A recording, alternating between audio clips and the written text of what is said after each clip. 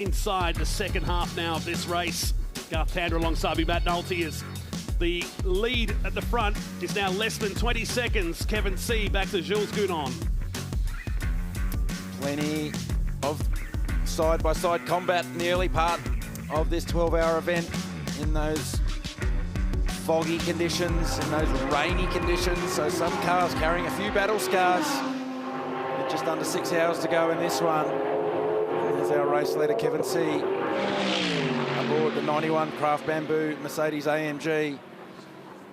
Has done an admirable job driving this car. Lap time-wise is right where he needs to be for the bronze competitor, but when you're trying to stave off Jules Gounon, one of the fastest GT drivers in the world, reigning Bathurst 12-hour champion when he was part of the Bathurst winning Bentley crew back in February 2020. Feels like he's got another point to prove, does Gounon. He wants to back that one up. Kevin C's no slouch as well. That's right. I mean, he's doing everything he needs to be doing. It's just that Gounon is another league at the moment. 2:07.94 last time round for C. 2:04.83. Gap is 17 seconds. We check in with the Grove Porsche, just making the move for 10th position on James Konduras, who's back behind the wheel of the Superbarn Supermarkets entry. And it shows you on the screen the last laps, lots of minuses in the greens and some big numbers being chewed out of the lead at the front here, but still a long, long way to play out. So Kevin C has just punched out his best lap of the race, 2:07.94 in car 91. So he's doing a ripper job. He is the fastest damn driver on the racetrack at the moment, but he's against an onslaught from Jules Gounon. This is an awesome stint we are watching at the moment. So his best lap in this stint is a 2:04.1. His average lap across 15 laps so far is a 2:04.8. Wow. Bang, bang, bang, consistent. And that includes dealing with the traffic. There's a couple of 2:06s in there. So that gives you an indication there's a serious amount of really, really low 2:04s in this run. There was a stint in this race. We just saw the highlights in the Shannon's Time Machine of the 2017 race. It was an epic show with SVG and Whincup boxing on at the end. But the driver of the Ferrari that day wasn't so much Jamie Whincup passing SVG for the lead. It was Tony Vilander in the middle of the race. And it's one of the great Bathurst 12-hour stints that I've ever seen. And anyone here who witnessed it would be very much the same. And the Finnish driver demolished the field in the middle of that motor race. And there was a 65 or 70 lap stint where he was on average 1.5 seconds a lap faster than everybody. That's insane. And on track at the time were people like Craig Baird. So absolutely blew the field apart in the middle of the motor race. But just that relentless consistency and raw speed that these Europeans bring to the table in these GT3 cars. And that stint from Vilander will remain with those who saw it for a long time. And we got a standing ovation from the garage and from the team as he walked back into Maranello Motorsport and in typical Finnish style had a slightly wry grin and walked out, and that was it. So very underrated. Just another day in the office, really. Underhyped. It was, no, I was just doing my job. It was all good, but he absolutely smoked the field, and that gave that Maranello Ferrari the opportunity to be in position to win the race and take that call for tyres at the end of the day, which ultimately won the race for Vilander, Craig Lowndes and Jamie Whincup. Debris in the middle of Conrod there. In fact, there's a little bit more further down, and it's just been removed from the racing line very generously by Shane van Gisbergen, who, using the aero effectively underneath of that Mercedes AMG, has just moved it off the racing line. Thank you, Shane. Starting to see the marbles as well off the racing line down there too. With a lot of the morning session spent on wet tyres, we're now starting to see the chunks of rubber that peel off the cars lap after lap and narrows what is already a narrow racing line around this Mount Panorama course. So gap is back to 11 seconds now. We're watching 5th place Shane van Gisbergen. We had Brock Feeney up in the box a while ago, who opened the batting account, to use your cricket expressions, as you've done today. Thank you. It's more to come. Exactly. Earlier today in the dark conditions. But SVG out there now with the likes of Bates, Shaheen, Gounon and our race leader Kevin C. We just set a 2:08 on the previous lap, and again, Gounon's 4 seconds quicker on this lap. Sub 10 seconds now, the margin first to second. And this is exactly what Jules Gounon needed to do. And we were talking before about the fact that this is making hay while the sun doesn't quite shine But when you're the pro driver against the AM drivers, you have to do this. You have to go as hard as you can. It's all about track position. And they've still got some AM driver time to make up between Kenny Habul and Martin Conrad, the second driver in this car. So it's a 4-driver team.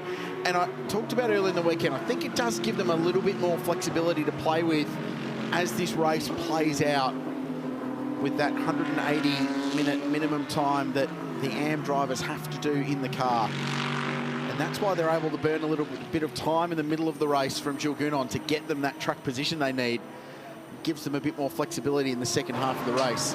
So they've been through pit lane 13 times. It's only one less than the Craft Bamboo racing car, but 2 of those are drive-through penalties, which came back-to-back. Remember, for that overlap, the 2 overlaps under the safety car restart conditions when Kenny Habul was behind the wheel. So I think there's still at least one compulsory stop to go for car 75. So they're going to give away a little bit more pit lane time relative to car 91. But this stint from Gounon is doing the job to get them right back in the game. 2:03.9 for Gounon on the previous lap. Stop it. Just reeling them off. Took a while to get to that point. That was set on lap 123, the fastest lap that was, 2:03.6, but just 3/10 slower on the previous lap. He was flashing the headlights to the Porsche, then it's cleared out the way. And it's just a matter of time before you'll see the Craft Bamboo Mercedes that didn't make it out to qualifying yesterday. It spent most of the time in the TAFE here in Bathurst. As we look at the 95, Declan Fraser, Mark Ford Mustang in the pits, that was third outright there for a while. And comfortable leader in the Invitational class here today, back in 12th position ahead of Alex Davison, who's behind the wheel of the 222 Porsche. Dry ice going into the driver cooling suit system there. 2:03. Yeah, stop it, right? Remarkable, isn't it? What is this, Saturday? Yeah, bit of time to adjust the AC. Smack the brake pedal 110 metres from 275.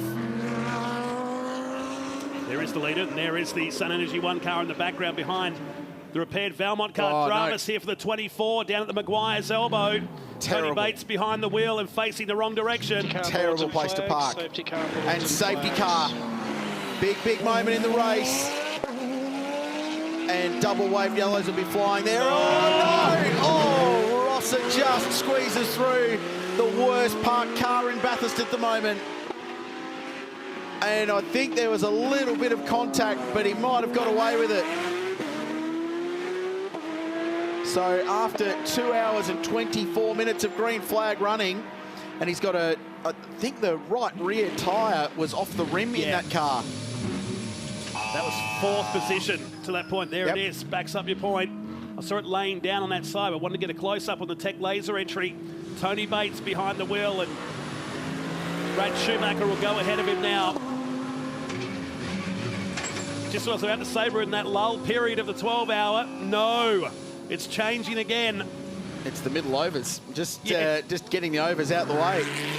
But couldn't have been parked in a worse spot. And instantly Mark Rosser dives into pit lane. So the safety car gods are working the way of car 17 again. I'm just trying to rack my brains as to how this works or doesn't work for our 2 leading cars. And Chad will be down in the lane to help us out with that as it plays out. What a stint from Jules Gounon that was. Flying his way up to the back of the leader, and now all that margin will disappear, but it wouldn't surprise me if they'll get in the lane, and quite a hefty impact into the fence. That explains the tyre. Well, was tyre cause or outcome? Cause. Oh. So it hit quite hard left front too, hasn't it? Yep. Up by Bathurst Goldfields there, the Bathurst Light Car Club next. And check this out. So close. Oh, I don't think he hit him. No, he hit the wall on the right-hand side just. And Rosser bailed to pit lane straight away, as they call that AMG safety car. Oh, Bathurst. There he is, crabbing his way back to the pit, so he's got away from the incident. At least he'll get the 24 that was 4th in the race. This will be good too, because what we're going to do is get some lucky dog out of this and some cars back on the lead lap as the leader pits. Kevin C into the lane. What does Sun Energy One Racing do? Oh, they follow. That's not a surprise either. So Jules Gounon in the lane now. We're into the second half of the race, so they can throw an AM driver in 75 and run them for an hour, and then they'll probably get close to ticking off their AM driver time as well. They won't be that far out of the window from car 75 point of view. Here's Craft Bamboo Racing. Bang on the mark, literally, as Gartander mentioned earlier in the race. And here goes the driver change. So I think on the whole, that's a very good stint from Kevin C. He got that car into the 7s. He retained the race lead, and the safety car has worked for them from a point of getting them into the lane for a free pit stop. He did what he had to do. Now jumps out and gives Murrow Engel the seat for the run. This is fuel going into the Sun Energy One car of Jules Gounon. Second position. So 2 hours and 10 minutes in now to his driver time. 15th time in the pits for those keeping up at home for the Craft Bamboo car. Still got 5 hours and 38 minutes to go. Like, there could be a 20 pit stop race for them, if not a little bit more. So the race changes again. Pit stops underway at Mount Panorama with 6 hours and 22 minutes in.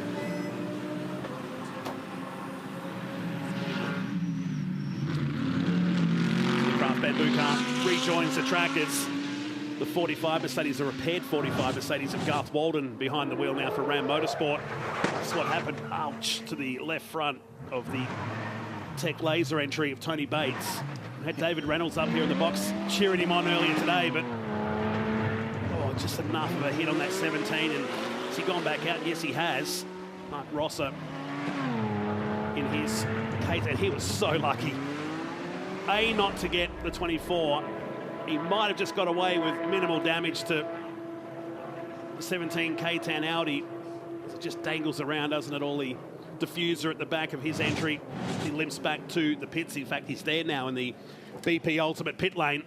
Fuel goes in first, remember, and then they can go to work and just make sure that this car's all right. So they'll throw tyres on it first. They'll have a look underneath, make sure that there's nothing damaged in both the right rear and the left front, which fair smote the wall. He did have the steering straight when it happened, so hopefully there's no bent steering arms in the front corner of that car.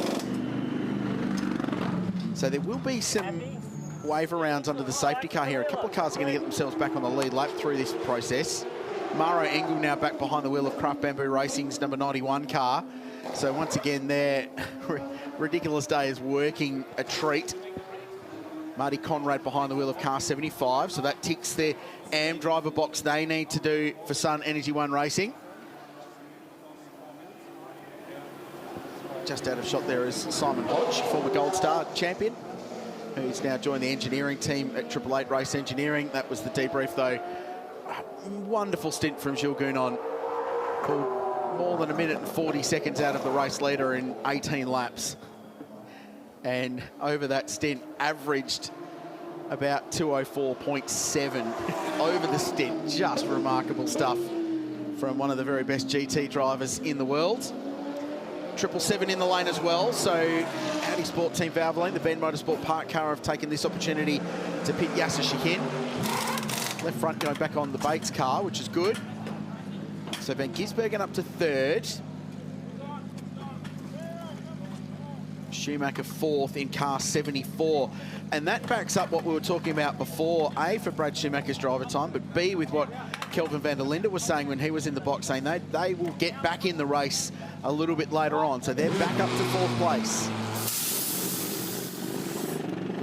And this is good news. This is not a car we wanted to see have these dramas. So it looks like it's not good news because it's actually been pushed into the garage, isn't it?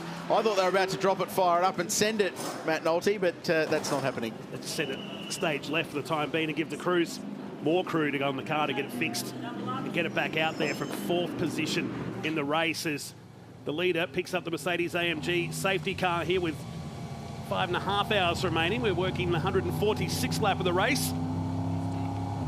There's still a long way to go at the Liqui Moly Bathurst 12-hour here for 2022.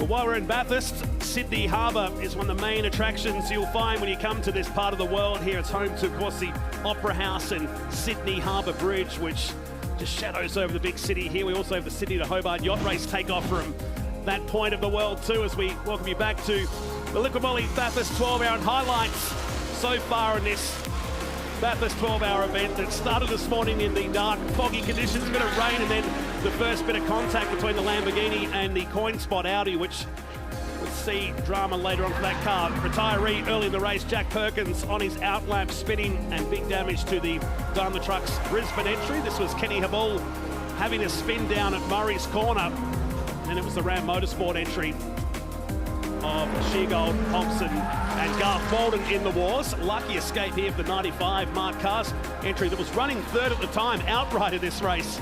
Hard to think this was Bathurst earlier today as the sun came out and said hello for a little bit, Richard Crail. It's been a crazy day, proper full enduro spec for the last couple of hours in people pounding around, just working to get to the end. The coin spot Audi, this was a massive shame. The car that led the race early with Chas Mostert behind the wheel. And then this was the first time that car 75 got past car 91 in the battle of the AMGs. And remarkably, for all the domination that we've seen from Audi so far this weekend, Mercedes AMG at the moment, first, second, third. It's remarkable how the swings and roundabouts of GT3 racing work. But what a stint it was from Jules Gounon. Just utterly crushing. And then this is the reason why we are under safety car once again at Mount Panorama. It's the 7th safety car period of the race. Race average is 11 in the history of it, so we're still below par from a 12-hour point of view. That's the scene at Mount Panorama. Let's get the scene from the lane. Here's Mark Beretta. Jules Gounon, the 2020 champion here at the Liqui Moly Bathurst 12-hour race. Jules, you've been out in the car, you've had it all today, the fog, the rain, it's cleared. You're feeling better about it now? Yeah, let's see what's coming, because when you are driving around Skyline, you just see what's happening in the area, and it's really dark, so I don't know what's going to happen. But yeah, this morning was definitely crazy weather, but at the moment the track is feeling good and our car also, so let's see. Yeah. You know what it takes to win this race. You're feeling good about this team and the car right now at this stage?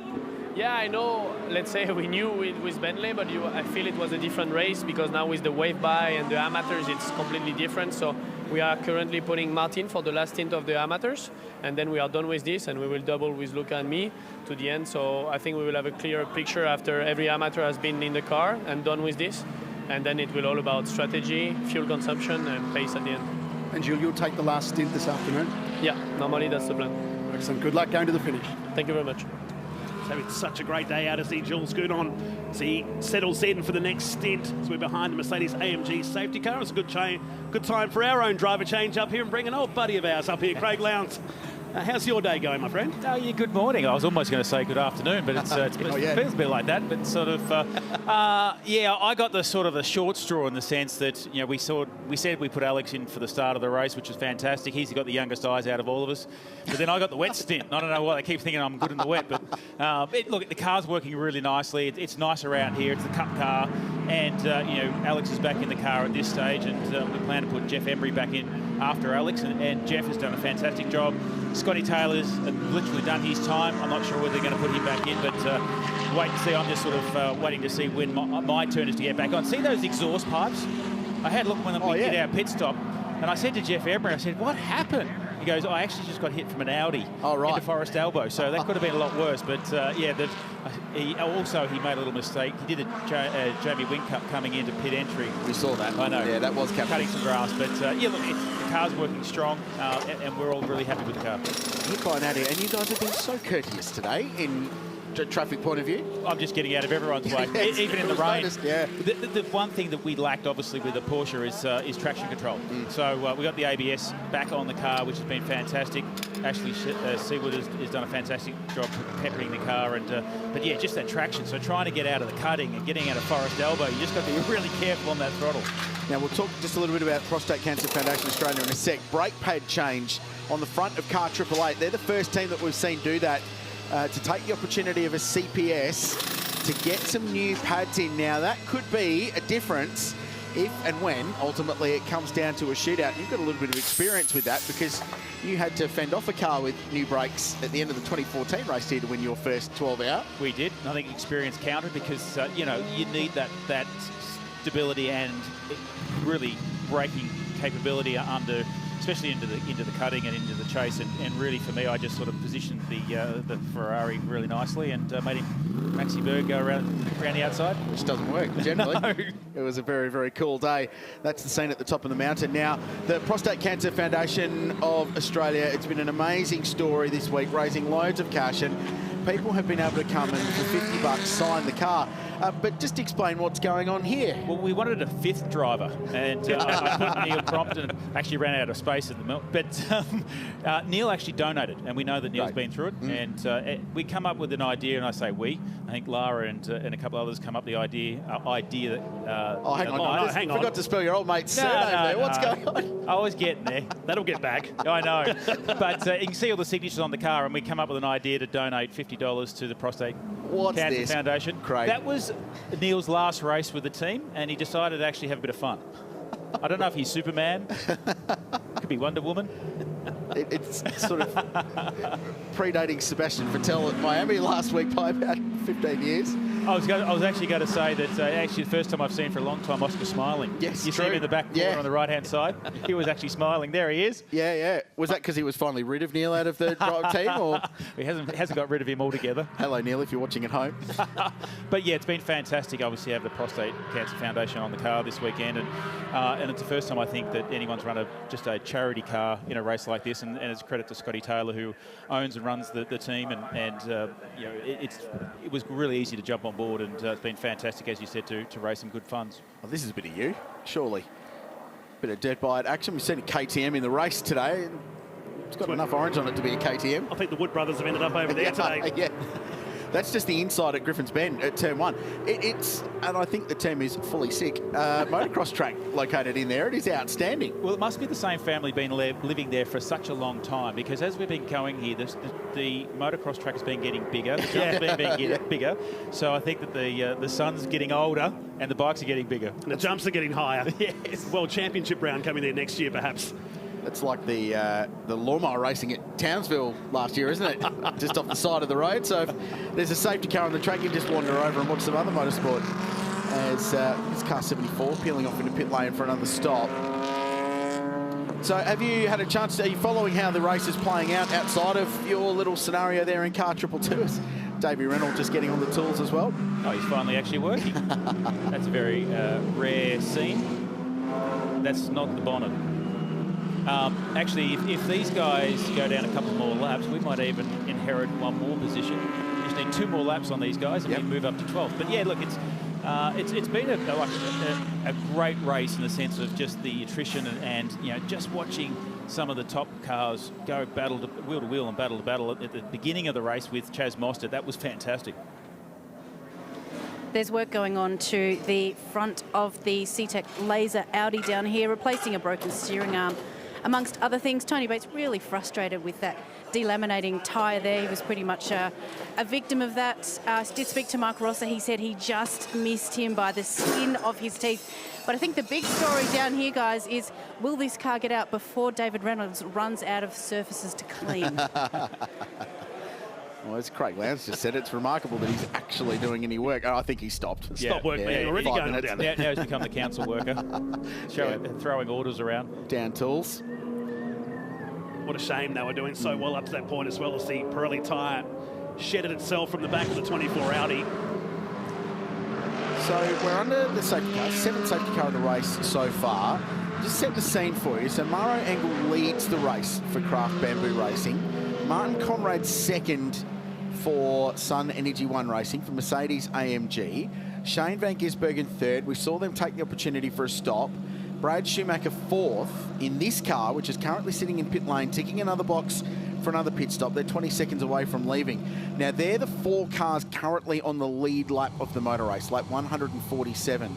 The first car off the lead lap is car 777. That's the Yasushi Hin-driven Audi Sport Team Valvoline, the Ben Motorsport Park car. Now, it's not wet. Everyone's on slick tyres. Race control has the right to either add or deduct the wave-by rule for the first car a lap down on the race leader. So that would be car 777. So my read of this is that they're going to get their lap back, or at least some of it. They'll be back on the lead lap. So that brings us 5 really good cars. And then the next one down the road will be Tony D'Alberto in the World Racing Lambo and Nick Percat in the Team BRM Audi R8. James Kaduris on the same lap, Lee Holdsworth on the same lap, and Ben Barker. So those 5 cars from 6th down to 10th place, all on 145 laps, 2 laps off the lead.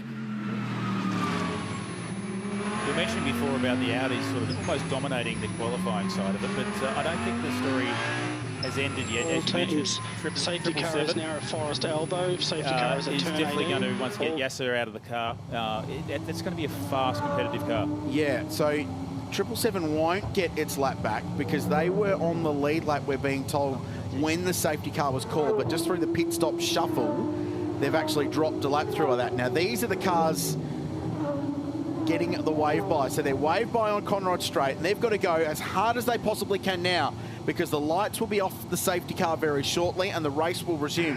So it's not a full lap back. You don't get back to the train and then go and restart. Lights out as normal procedure, 19.5, please. So lights are out now. We go back to car racing. Are you celebrating because you're back on in the top 10? You're far out of it, actually. Well, not just that. Just saw Alex Davison get a wave through as well. So he's just going to go past the commentary box. I'm going to give him a wave again. He's cheering up him. I'm cheering him.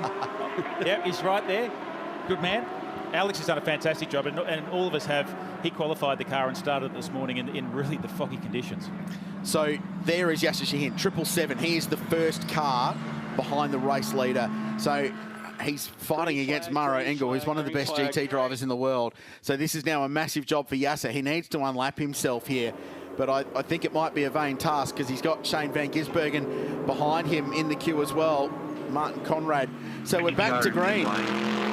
The safety car's in the lane, back underway, big moments down at the final corner. And away we go. And it's a strange little restart because there's 5 cars on their own. Everyone else got the wave by. So they're all halfway up, if not further up the mountain, trying to catch up to the back of this group. So what they all need now is another safety car. And we all know what happens when safety cars happen here at Mount Panorama, gentlemen. They will need another one to get to the back of the queue. But Maro Engel now needs to go head down, drive on, and build that margin. Shane van Gisbergen needs to pass that Audi and that Mercedes AMG and see if he can go after the German that now leads the race. I was just going to comment, there you go, because we know Roland Dane is looking after Kenny Bull and that car. I was just wondering to see whether he's going to be nice enough to let Shane go by, which he has. He knows that Shane's on a mission at the moment, and as you mentioned, he's just got to try and keep that gap now to Maro Engel. Engel, of course, started this car earlier today, no stranger to Mount Panorama or to Australian motorsport. You remember him from the days back at Erebus Motorsport in the supercars. Across the top of McPhillamy Park we go. That's Yasser Shahin in front. He is the reigning champion in GT World Challenge. In fact, our own Gartanda co-drove for a good chunk of that season and helped Yasser to the title, but he's been gobbled up by Van Gisbergen. I still don't think this car's got the raw speed from a outright fight, arm wrestle point of view, because even in that last stint up against Jules Gounon, Gounon got into the high 3s. SVG couldn't do any better than a 204.4, and he only did one of those. It's there, but I don't think it's quite there. Now crossing the line right now, and Craig's cheering on Alex Davison, is the remainder of the field. So they're all blazing across the line. Leaders going through the kink at the chase. So that shows you what the wave by does. Here they go. There's triple 2. And the funny thing is, I love this part because the Cup car, which Alex is in, which we're running in, is actually faster in a straight line than the GT3. So you give him a bit of a wave by down Conrod, but of course, then when you come to the other end of it, the braking, the turning, the acceleration out of the corners, these cars, the GT3 cars, just excel, and it is quite humorous chasing them down Conrod Straight. So Martin Conrad behind the wheel of car 75. Now we jump in car with the Sun Energy 1 Mercedes-Benz. Jules Gounon just did a mega effort in the previous stint.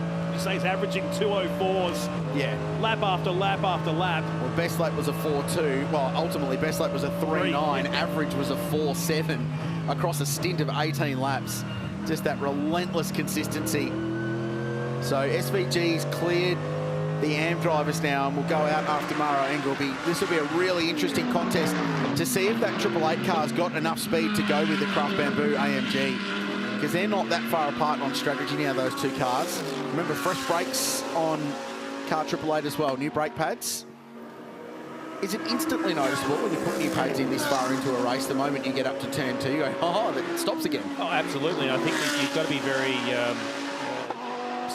I'm just trying to get the right word. You've got to plan it really nicely because you don't want to do it at the end because you've got to push the pistons in the caliper back so far. It takes time. So you really want to do it when the pad is about half worn, and I think probably halfway through the race is perfect for these guys to be able to do that. So yes, you can. As soon as you go out with a fresh brake pad, even on a used disc, which is what they've done, the brake pedal is more solid, got more pressure, you can feel it, and it retards much better. So, and again, that gives the driver a lot more confidence, especially going down here, flat down into the chase, especially in these conditions right now. That'll give Shane a lot more confidence to be able to attack harder, especially if he can close this gap down, which at the moment is sort of stabilised at this stage, but it's only been the opening couple of laps. But yes, it does, makes a big, big difference, and I think that'll pay back dividends, especially later in the race. Just had a few little reports, unconfirmed, that there may have been a telltale bit of blue paint on that Tony Bates Audi, and on the side where the tyre went down, which would indicate perhaps a brief brush of the wall at the top of Mount Panorama, which could have led to that tyre going down. Just hearing that via social media. Don't forget, you can join the conversation wherever you might be watching, whether it's here in Australia, in New Zealand, or around the world. Hashtag B12HR is the official hashtag. Hashtag IGTC as well.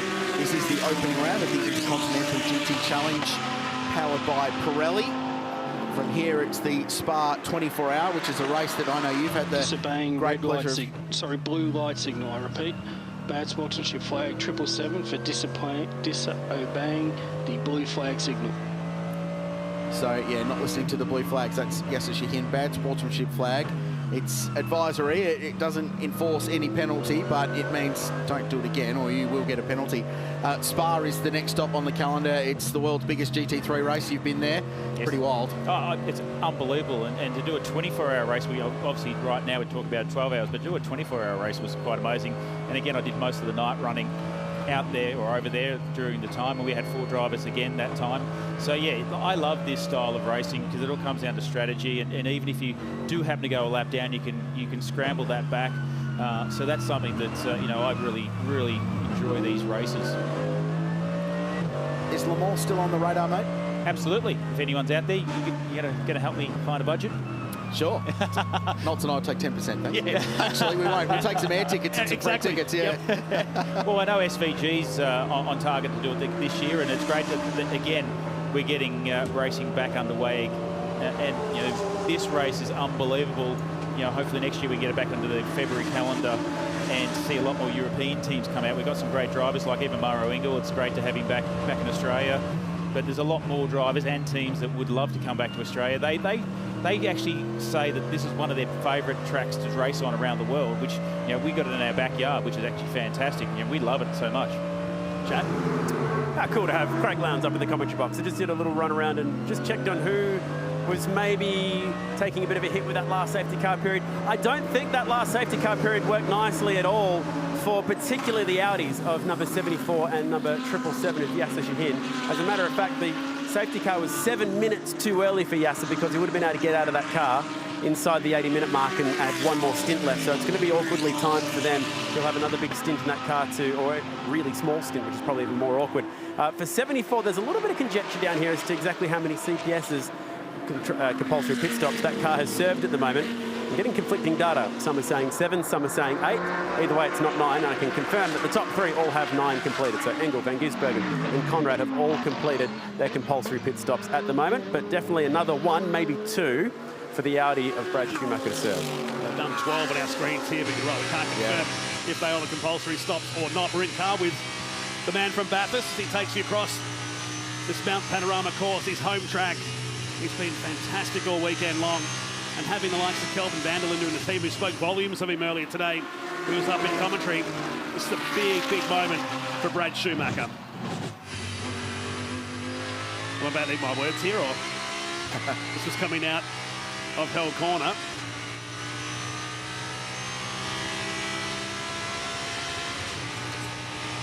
It's interesting that Kelvin did the same, qualifying, that they use that vent, and that vent is very powerful. It's almost sort of cooling their right hand off before they get back onto the gear, the upshift button on the right-hand side of the steering wheel. But interesting to hear the throttle trace across the top of the mountain, because all they do now is have a slight lift. They don't brake anymore. The downforce that these cars generate is unbelievable.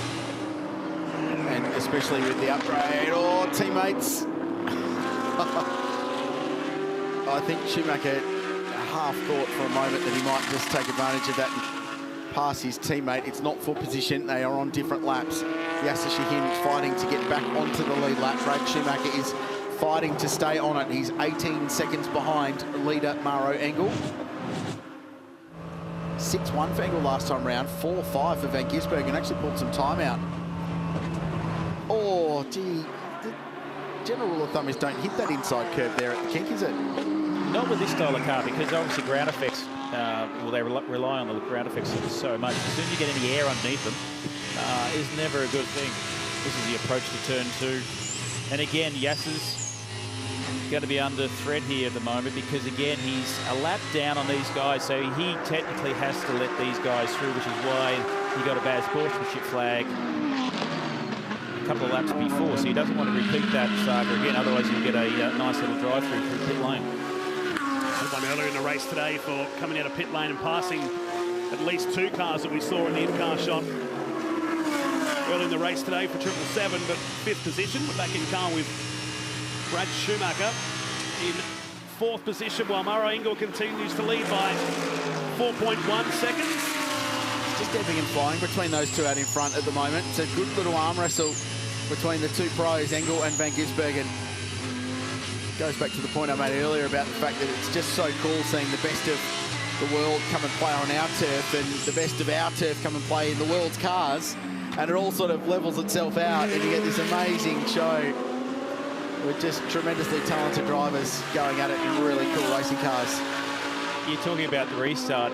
When I was in the Porsche early on in the wet, I had Kenny Abul behind me in the 75 Mercedes, and the green flags were waving. We were just coming out of the chase, and he went past me, past the car in front, and past the car in front of him.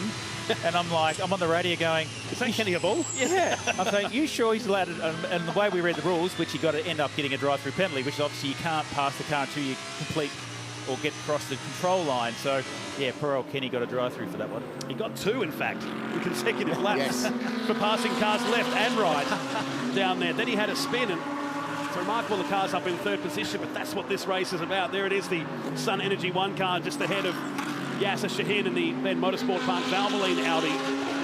But that's the story of the day, Noel. Yeah, so absolutely. They had all those adventures there 3rd. Maro Engel's team's pitted 485 times today, and they're leading the motor race. It's just crazy how this day plays out, and there is so much more to come. Brett? Oh, guys, Stefan Wendell's with me. He runs AMG Motorsport, customer motorsport worldwide. Stefan, great to have you back here. I know you've been before and enjoyed Bathurst. Last time you guys were here, you got top 3 or 3 of the top 6 cars in the 2020 race. Looks like you may do even better this year, which is promising. Yeah, this is what we try. Last race was quite unlucky for us, because we faced 2 tire punctures with 2 different cars in the last hour, which was, we tried to bring it to the max, and unfortunately we couldn't make it happen. But now we have the former winner in our car, and we are stronger. And Stefan, racing around the world with AMG Motorsport, you've had some great results in GT3. What have been some of your most memorable? There are a few. I would say one of the most impressive races being the 2016 24-hour race of Nürburgring, where we finished 1-4 in our first attempt with a new AMG GT3. And further, there was a 24-hour win victory in Daytona last year. And for sure, the World Cup titles in Macau with Maro and with Edo Mortara and Raffaele Marciello. How much interest is there from your customers in coming to race this race at Bathurst, and how important is it for you to get the win here? Oh, Bathurst is one of the iconic races, comparable with those races I named before. And I think a victory here is good for all our customers in the market, but also worldwide. And we see a lot of effect to our car sales, but also on the marketing side for success we can achieve with our cars. Steph, it's great to have you here. AMG have been great supporters of this event, which we love. You've had the customers here enjoying it as well. It's a great event for AMG. It is. I'm always happy to come back to Australia. It was a long break, so you closed the country and we couldn't come to here and to this country, and I'm so happy to see all the faces back after 2 years, and we are happy to have such a strong relationship to our customers. It's great to have you back. Great to have AMG with such a strong presence here. Good luck this afternoon. Thank you, thank you. Things looking very good for Mercedes AMG at the moment as they sit 1, 2 and 3 on the road. This is very tight down at Maguire's elbow. Just another further strategy update on the Audis, cars 74 and 777. They're getting very close to the window when they'll need to be coming into pit lane, so they will be desperately hoping for a safety car to pop out somewhere in the next 15 minutes. There's Adrian Burgess from Head of Motorsport here at the 12A. Just having a chat to, I believe that's Chris Stuckey there in the balaclava, who's been working as car controller this weekend for the Audi crew. And I'm guessing it's probably about that conjecture over the compulsory pit stops down there at the moment. So Yasser Shahin has been in that car now, guys, for 66 straight minutes. He's only allowed to do 80 straight minutes continuous driving time, so they desperately need a safety car in the next 15 minutes. It would also work for Brad Schumacher because in another 8 minutes' time, he would have completed his minimum 1 hour in the second half of the race. Long story short, Audi want a safety car, bang on the hour. Well, see what the Bathurst gods can deliver for Audi, whether it's their day or not, as it was for Bentley in 2020. BRM car into pit lane with Nick Percat behind the wheel. Just to finish the point on Mercedes AMG, they won this race in 2013 with Erebus Motorsport, who became the first team to win the 1000 and the Bathurst 12 hour. But since bringing the AMG GT3 to this part of the world in 2016, they've been the bridesmaid. Close, but not close enough, as Schumacher looks up the inside of Conrad. That's for position. It's for third, wheel to wheel. Pit stop's not far away as they rattle down the hill to the final corner, and Brad Schumacher's going to get that thing past, and that is for a spot. So P3. Had to work for it. Yeah, not wrong. Just to finish that point on Mercedes AMG, and it's really cool to see Stefan Vendel here, the boss of their customer sports racing enterprise. It shows how much this race means to them. Second in 2018, third and fourth in 2019, third in 2020. So they've come so close so many times. They qualified first and second in 2020 and couldn't convert. They really want a victory at this place so badly. Just as badly as Brad Schumacher wanted this position. He'd been sitting behind Conrad for a while and then forced the issue down here. This was the in-car replay through the chase. Pulls out, and Conrad, late as you like on the brakes, gave enough racing room, and in the end the Valvoline Audi getting the job done on the outside. Puts himself up into third place now, 31 seconds behind our leader, Murrow Engel. Thoughts on that? No, it's a great pass. I think it's been, the battles have been going on from lap 1 right through now, lap 155. So it shows a little bit of the strengths and weaknesses of the both manufacturers.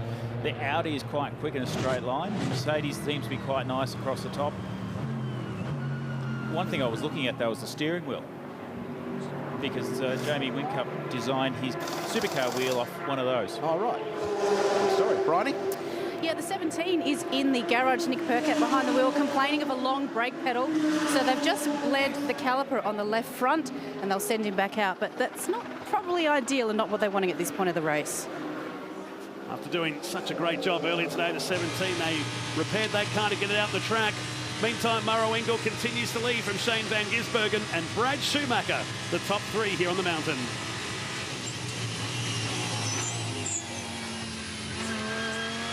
And there were cheers from the commentary box because it's almost another position potentially for car 222. Lownde's almost in the top 10.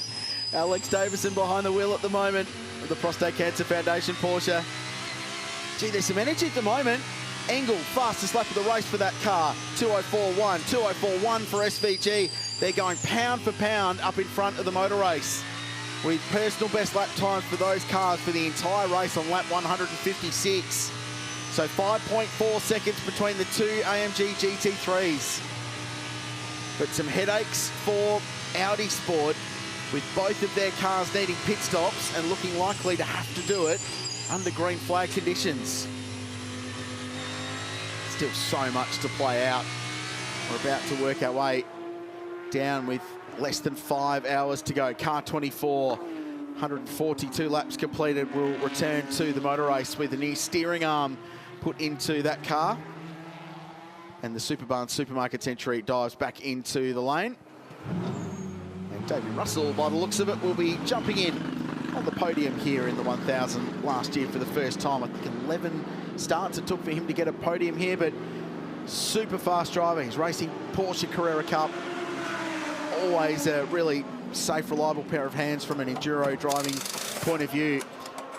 Got the attention of the global GT scene here when he plonked Roger Largo's Lamborghini Gallardo GT3 in the front row of the grid for this race. Really impressive performance, and was by far and away the best performance from a Lamborghini in the history of the Bathurst 12-hour racing. Super fast over a lap. They had a couple of really strong top 10 results for the Largo racing team, which were the best results for a Lambo at this place. Just haven't quite had the strike rate, but then they've never had the numbers either. Speaking of, Tony D'Alberto, currently P6. Still just that frustrating lap and a bit behind the race lead. So they're another one that needs a safety car to get them back into the mix, because they've got pretty decent car speed. I don't know if it's outright race-winning car speed, but certainly they'd just like to be in the show on that lead lap for the final shootout at the end of the day. Tony D'Alberto into the Toyota Gazoo Depot. Started the race today for the Wall Racing prepared Adrian Deet's own car. And running to find 6th position behind Shaheen, ahead of Ben Barker, who's back behind the wheel of the number 4 Grove Porsche, and Holdsworth Russell now inside the 47 Superbarn Supermarkets entry, just rejoining the track after their pit stop. Declan Fraser's been in the pits now for a long time as well, back in 13th position after ruffling the feathers of the fast cars earlier today in the wet conditions in that Mark Ford Mustang.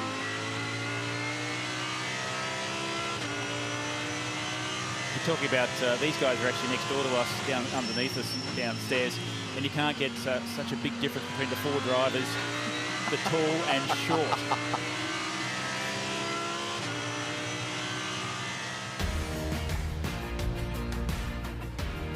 Great to be back here at Bathurst once again, the first time the Liqui Moly Bathurst 12 hours been held since 2020. It's a beautiful city to come and check out. Of course, the Mount Panorama Motor Racing Circuit's where we're at here today. It's just 3 hours west of Sydney, across the top of the Blue Mountains.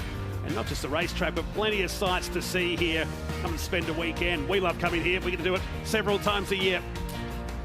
And we're going to say thanks to Craig Lowndes for coming up here. Got a bit of work to do this afternoon. It's not your usual mount next to me in the commentary box, but enjoy the rest of the day. It's great to see you as always. Yeah, thank you. It's got to be great. Hopefully the weather stays away. Very quickly, pcfa.org.au is the website to go to /2022 Bathurst 12 hour. Just go to the website, you'll find the links. You can donate online to raise money for this amazing cause for the Prostate Cancer Foundation of Australia. More than $58,000 raised so far, which is outstanding. Well done to you and the team for putting that all together. Enjoy the rest of the day. Well, what do you reckon? Top 10? Is that?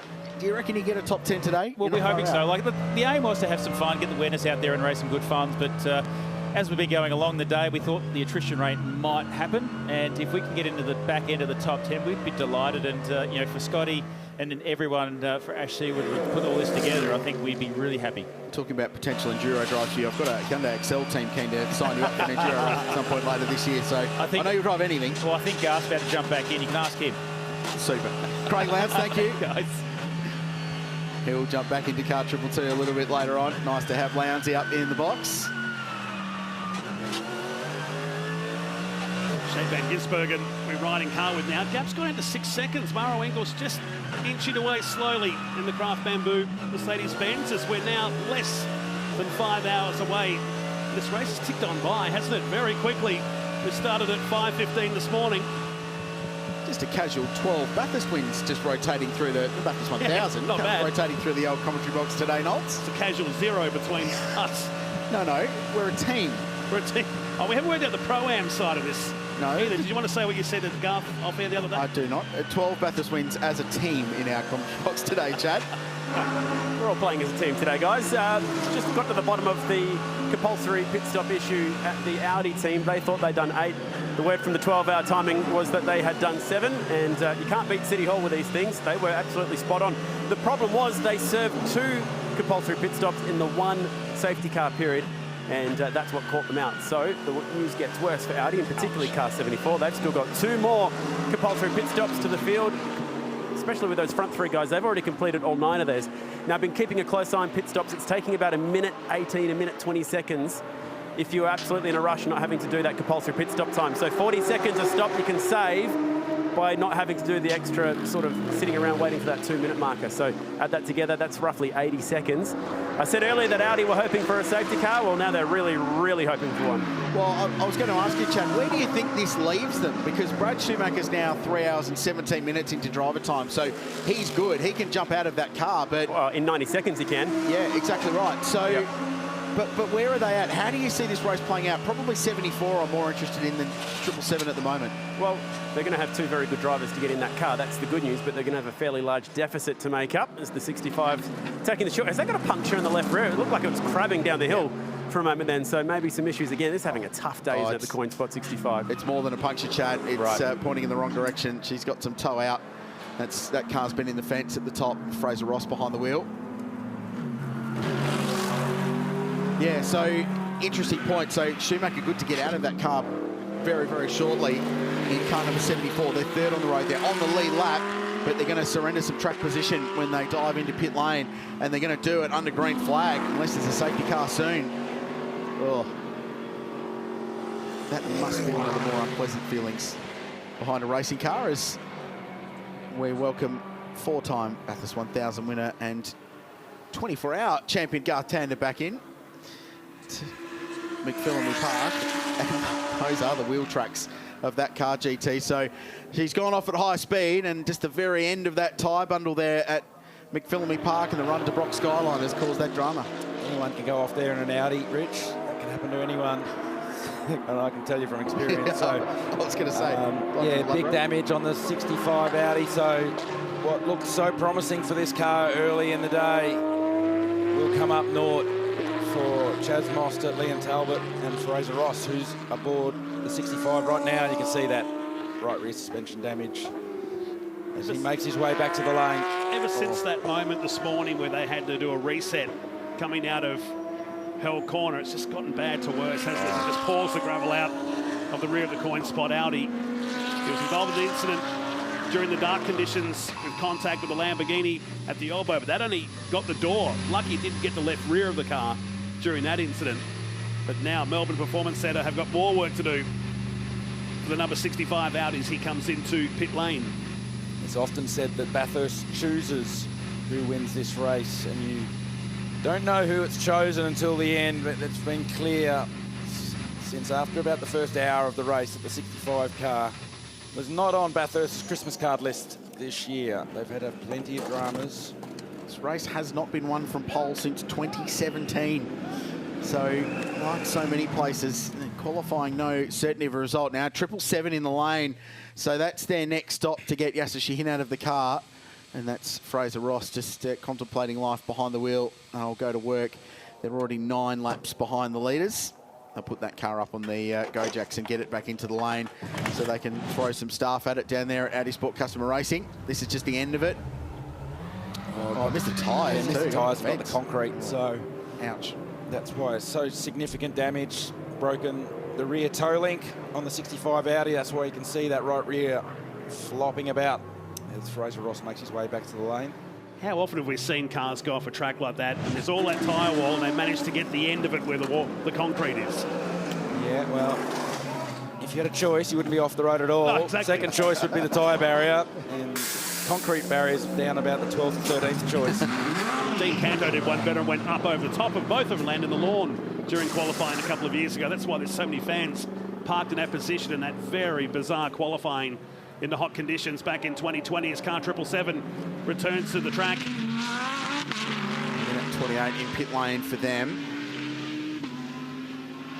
So that's another stop done for this team, but they're just that frustrating 2 laps off the lead from where they want to be. Even with the shuffle and the cars in front yet to stop.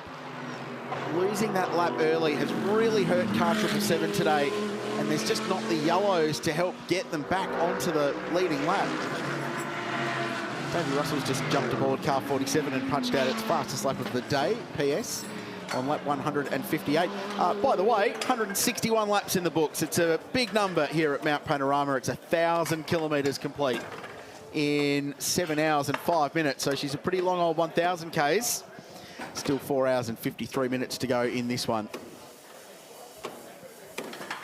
Chaz Mostert and Liam Talbot just getting the lowdown from Fraser Ross. Exactly what happened. I think the boys have pretty much put the cue in the rack prior to that one anyway, so they're not too perturbed. Murray Engel boys out to 8.1 seconds now. It's doubled since we've gone back to the restart with Shane van Gisbergen. About a tenth away from the previous lap set by Engel. He's just got this race under control a bit. Great stint from him earlier today, kicking off the Liqui Moly Bathurst 12-hour. I think Van Gisbergen's been able to have the same peak lap speed as Engel, but he hasn't had the consistency lap to lap. I noticed that Van Gisbergen did lose a little bit of time behind Fraser Ross there, as Fraser was collecting the car up after he made contact with the wall at the entry to Skyline. So that's probably accounts for probably 3 or 4 of those 8 seconds. But Engel's just had that consistency lap after lap, and that's what we saw from Jules Gunon as well earlier, that mega stint aboard the 75 AMG Audi. So the 888 Merc's got the lap speed, but maybe just not the consistency. Cameron Waters in the centre of your screen down in the Audi pits. Troy Russell there just looking on, chatting to Chaz Mostert. This team has been trying to win this race for a long time now, the factory Audi squad here in Australia. The last Audi win came in 2018 when the red flag came out with WRT, one of the best Audi sport teams in the world. But right now they're on the back foot. Mercedes AMG are leading the way. Murray Engel, the race leader, by 8.3 seconds.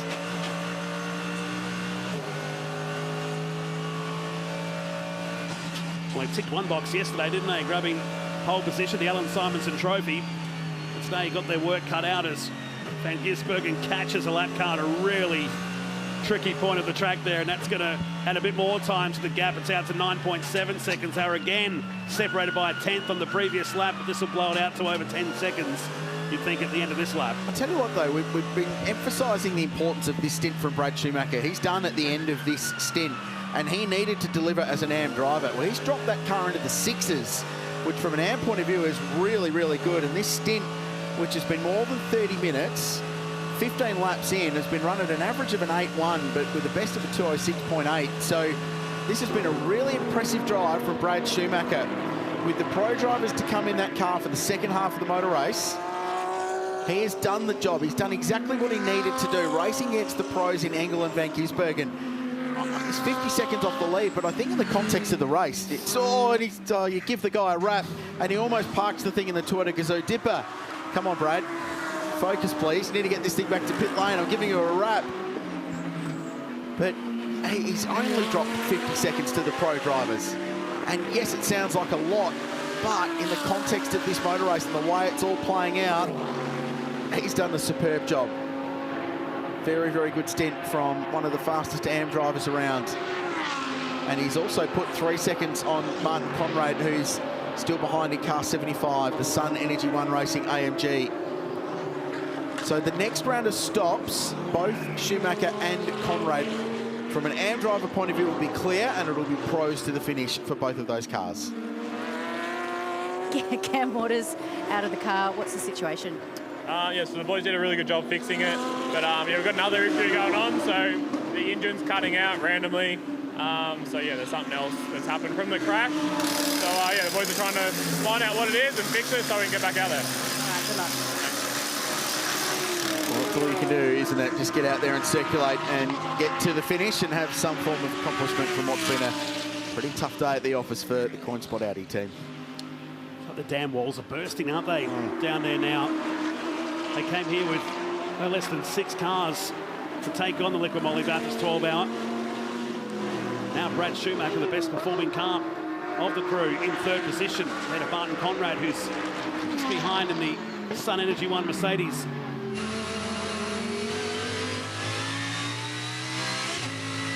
heavy rain clouds out in the distance. It looked like they were going to drop some rain earlier. Seem to have blown away now, but we've managed to miss most of it because it's all gone behind the mountain today towards Canberra. There's the curse if ever I've seen it. We've got a fairly firm point about not talking about this today, Nolts, in the commentary box. Chad's been dealing with the weather forecasts. Schumacher dives off the top of the mountain one more time. So 163 laps complete. Tony D'Alberto pits from 5th position in the Wall Racing Lambo, and Grant Denyer will jump in. Love a driver with a bright helmet, and Grant certainly ticks the boxes. So he will jump into that car, and they will resume in the bottom half of the top 10.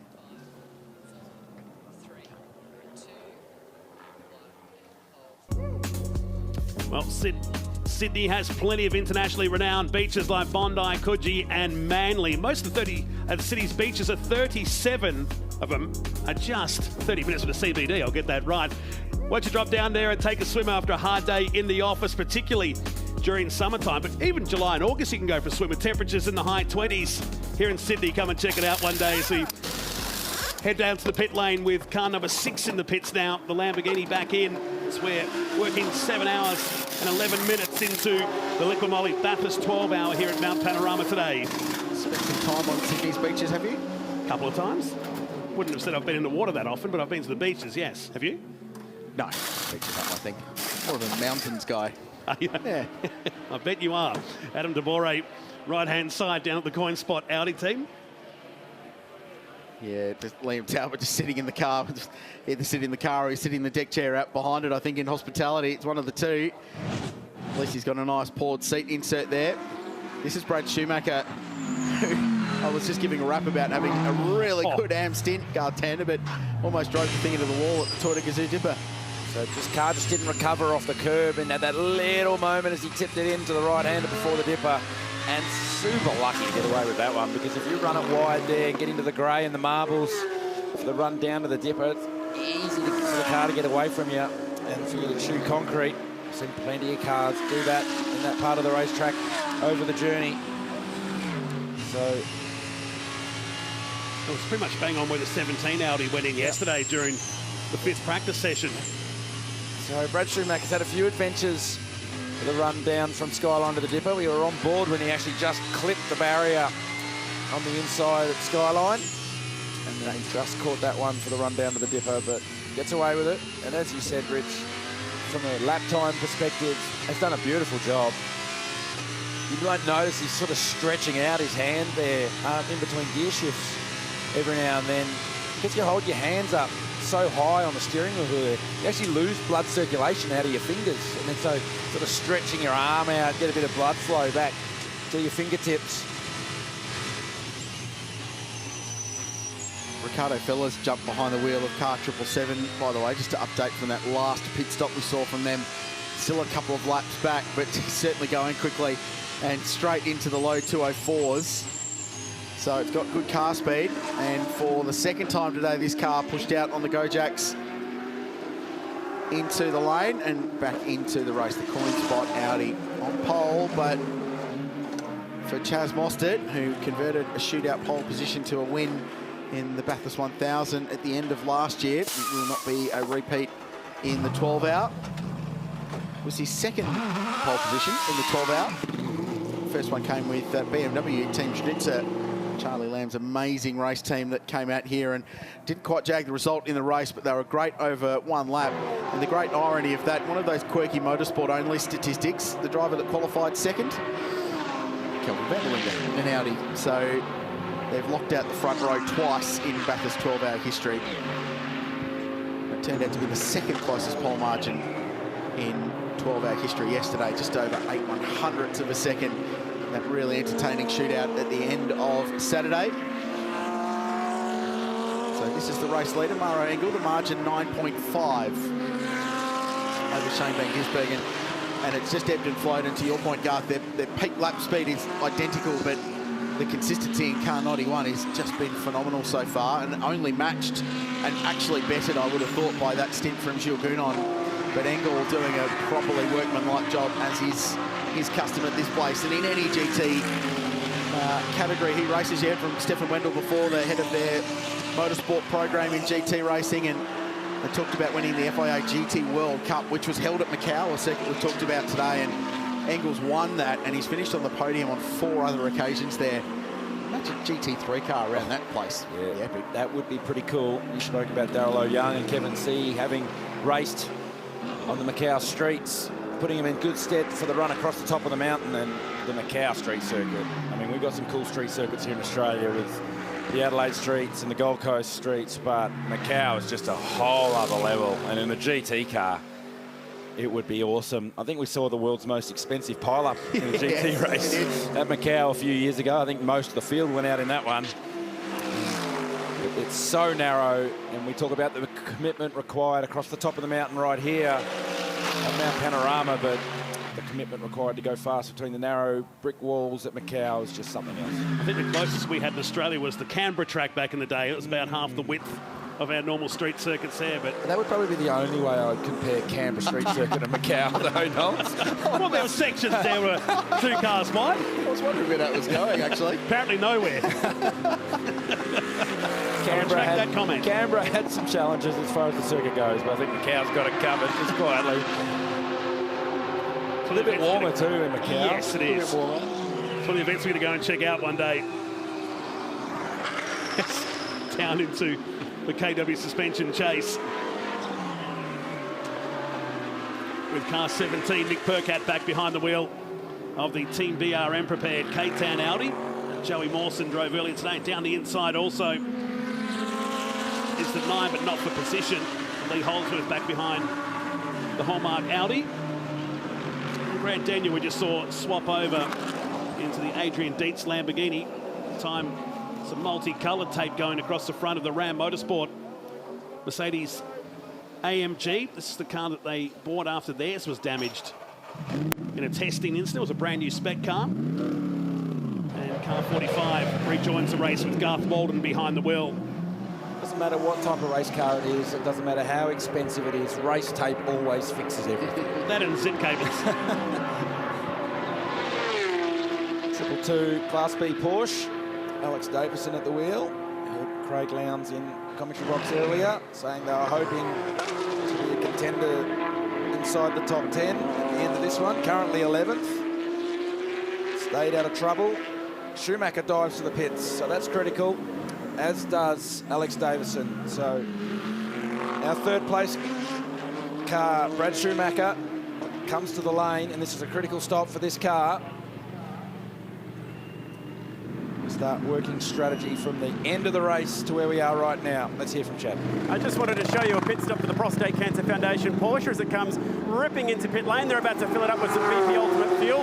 And this car is running 98 octane fuel, one of the only cars in the field that's running the exact same fuel that you could use down at the BP Bowser here at Bathurst. So that could be a bit of a strategy update for these guys later. Connect that up to their frequent flyer points. They'll be doing very nicely. But unusual way to fill up a Porsche. You could actually climb onto the bonnet because the fuel receptacle is right in the middle of the car. So that's why they're climbing all over it. It's going to take them about 40 seconds to fill up this 100-litre tank. So 2.5 litres per second is the fill rate. They're going to do a driver change here, by the way. Jeff Emery's getting into that car to complete the last of his AM laps. And if you're wondering what sort of fuel mileage these cars are getting, well, this is doing 32 laps of green flag running, which is about 200 kilometres of racing here at Bathurst. So about 50 litres per 100K. So if you're cruising down the highway on your way to Bathurst, you want to get about 10 litres per 100K out of your SUV on the highway. So about 5 times the fuel mileage that you'll see in a road car. Now that the fuel's done, they can do the tyres. New Pirelli tyres ready to go for this car, and they'll send it back out there, hopefully, for another 200Ks of green flag racing. Nice work, Chad. I like the 50 litres per 100 kilometre stat. That's a good little real-world economy standpoint. If you're getting that in your road car, it's a pretty serious road car, or are you going too quickly? Simple as that. But that, yeah, that's an interesting statistic, using the 98 pump gas, as they do in Porsche Carrera Cup racing as well. Little driver connector in there, so drink hose, and there's an RFID chip in there as well, which is the identifier for the driver. It's got to put the window net up as well. Drop the car. Send it. Away we go. So really good sit from Alex Davison there. They're 11th. They are on the cusp of the top 10. And this car about to just tick over 1,000 Ks of racing at Mount Panorama as well. As we go back to the other Cup car in the field, with Indiran Padiachi behind the wheel. His son Devarshan one of the Mercedes AMGs. And Indy's been racing Porsche Carrera Cup for a long time. Drives with that Garth Racing's outfit. Running in Sprint Challenge as well. They run a business in Sydney called Rent Corp. They've actually got a really cool little foyer area there where a lot of their old race cars are parked up. So they've got a couple of generations of Carrera Cup cars and GT cars down there on display at Rent Corp in Sydney. Bronny. Brad Schumacher, your Bathurst 12-hour is done. You've met your compulsory laps. Congratulations, super effort from you. Thanks so much. Yeah, no, the last stint was quite a nice stint. It was nice cruising along, taking past my neighbour, Kenny Habul's actual car. So actually caught him for the first time this weekend and said I'll offer him a little jar of sugar or something once he's been here. But no, was able to get down into the 206s and just circulate at a consistent pace and leave it, the car in one piece, of course, for Kelvin to go out now and see if we can put us into a good position. Awesome. We could see you doing something with your right hand as you were heading down the straight on the in-car vision. What was that all about? Sorry, can you repeat that? We could see you doing something with your hands as you were heading down the straight. What were you doing there? Oh, okay. So that's just actually a really annoying thing that I do. My glove, for some reason, I've just started doing it years ago. I just like my glove to be pushed as far back as I can on my hand. And then, I don't know, I just started doing it. Now it's just like a little ritual thing, and I'd actually like to stop it. It annoys me. Well, okay. Well, we'll see how you go. How do you think the team is going to go? Because you've got two really good drivers, obviously. Kelvin van der Linde behind the wheel now and Nathaniel Berthon still to go. You guys are really in the running for an outright position here. Yeah, look, for sure. Obviously, I'm hoping that we can win. That's what we're here for, of course. If you come here for any other reason, you shouldn't be here. So, yeah, look, Nathaniel and Kelvin, of course, are exceptional drivers. I'm glad that I could get my amateur time out of the way and then, as I said, leave them in a good position and let them go for gold at the end. All right, good job. Thank you very much. Great job by Brad Schumacher earlier today. Kelvin van der Linde behind the wheel of car 74 now. Engel continues to lead.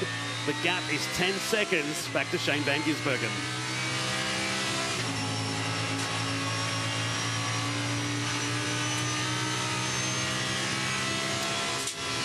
Ben Barker back in 5th position. Had to set their fastest lap of the race with the fastest second sector, personally anyway. His stay-in car with Van der Linde, who joined us in commentary earlier today during the race. Got a busy year ahead. Plenty busy out there right now as he works his way through Toyota Gazoo Dipper. Great to see this car back on the track too, Kralsey. It is, Matt. I love it when they do the repair job and get back out there just to get the Bathurst laps, just to circulate and get a finish, because for some drivers that's a lifelong ambition, is to finish an endurance race at Mount Panorama. I've just been crunching some numbers. So we heard from Brad Schumacher. So he's the first bronze driver in this field to tick the box from a driver time point of view. Been banging on all day about the fact that they've got to do 180 minutes of the race. So he's ticked all the qualifications. So car 74 now can go flat out to the end of the motor race. They are the first one of those 4 cars on the leading lap to be in that position to do it. Martin Conrad is about 15 minutes now away from car 75 ticking their driver time box. So they're the next one that will be able to go full pro to the end. Right. The question marks for mine are the cars currently 1st and 2nd, and this is where the fact that they've got track position will work for them. So Maro Engel behind the wheel of car number 91. Kevin C will jump back into that car. He has to drive again. He's got about 50 minutes of driver time left, but he'll have to do 60 minutes because you must do 60 minutes in the second half of the race. Car number 888, so 888 Race Engineering. Prince Jeffrey's got almost exactly an hour to do left in his minimum driver time. So they've got a big stint towards the end. So that's going to put some pressure on SVG and Brock Feeney to bring it home. So right now, who's in the box seat? Well, on a track position point of view, 75. From being completely good to go to the end as fast as you possibly can, it's the 74 Audi. I know that sounds as clear as mud, but what I'm basically saying is that the cars 1st, 2nd, 3rd and 4th, the car in 4th place could be the best position of anybody right now in this race. And that's good, because it means we'll get a payoff a bit later on, right? Exactly. So stick around, don't go anywhere. This race has lots to come. That's the customary SVG, thanks for letting me by salute. Not once but twice that time by. Very generous. Into the chase. It's Lee Holdsworth. There we go. He was indicating that too in the Hallmark Audi. as he runs back in 6th position, but 2 laps down at the moment. So we're approaching 7 hours and 30 minutes of this Liqui Moly Bathurst 12-hour here today. Engels crossed the line, gap stays at 10 seconds, and Engel a further 0.6 quicker, but that was the fact that SVG had 2 cars to put a lap on that one alone. Engels climbing up through Griffin's Bend right now as SVG works Mountain Straight. Conrad in 3rd, Van der Linde in 4th, and Ben Barker still holding down position number 5 as we work the 172nd lap.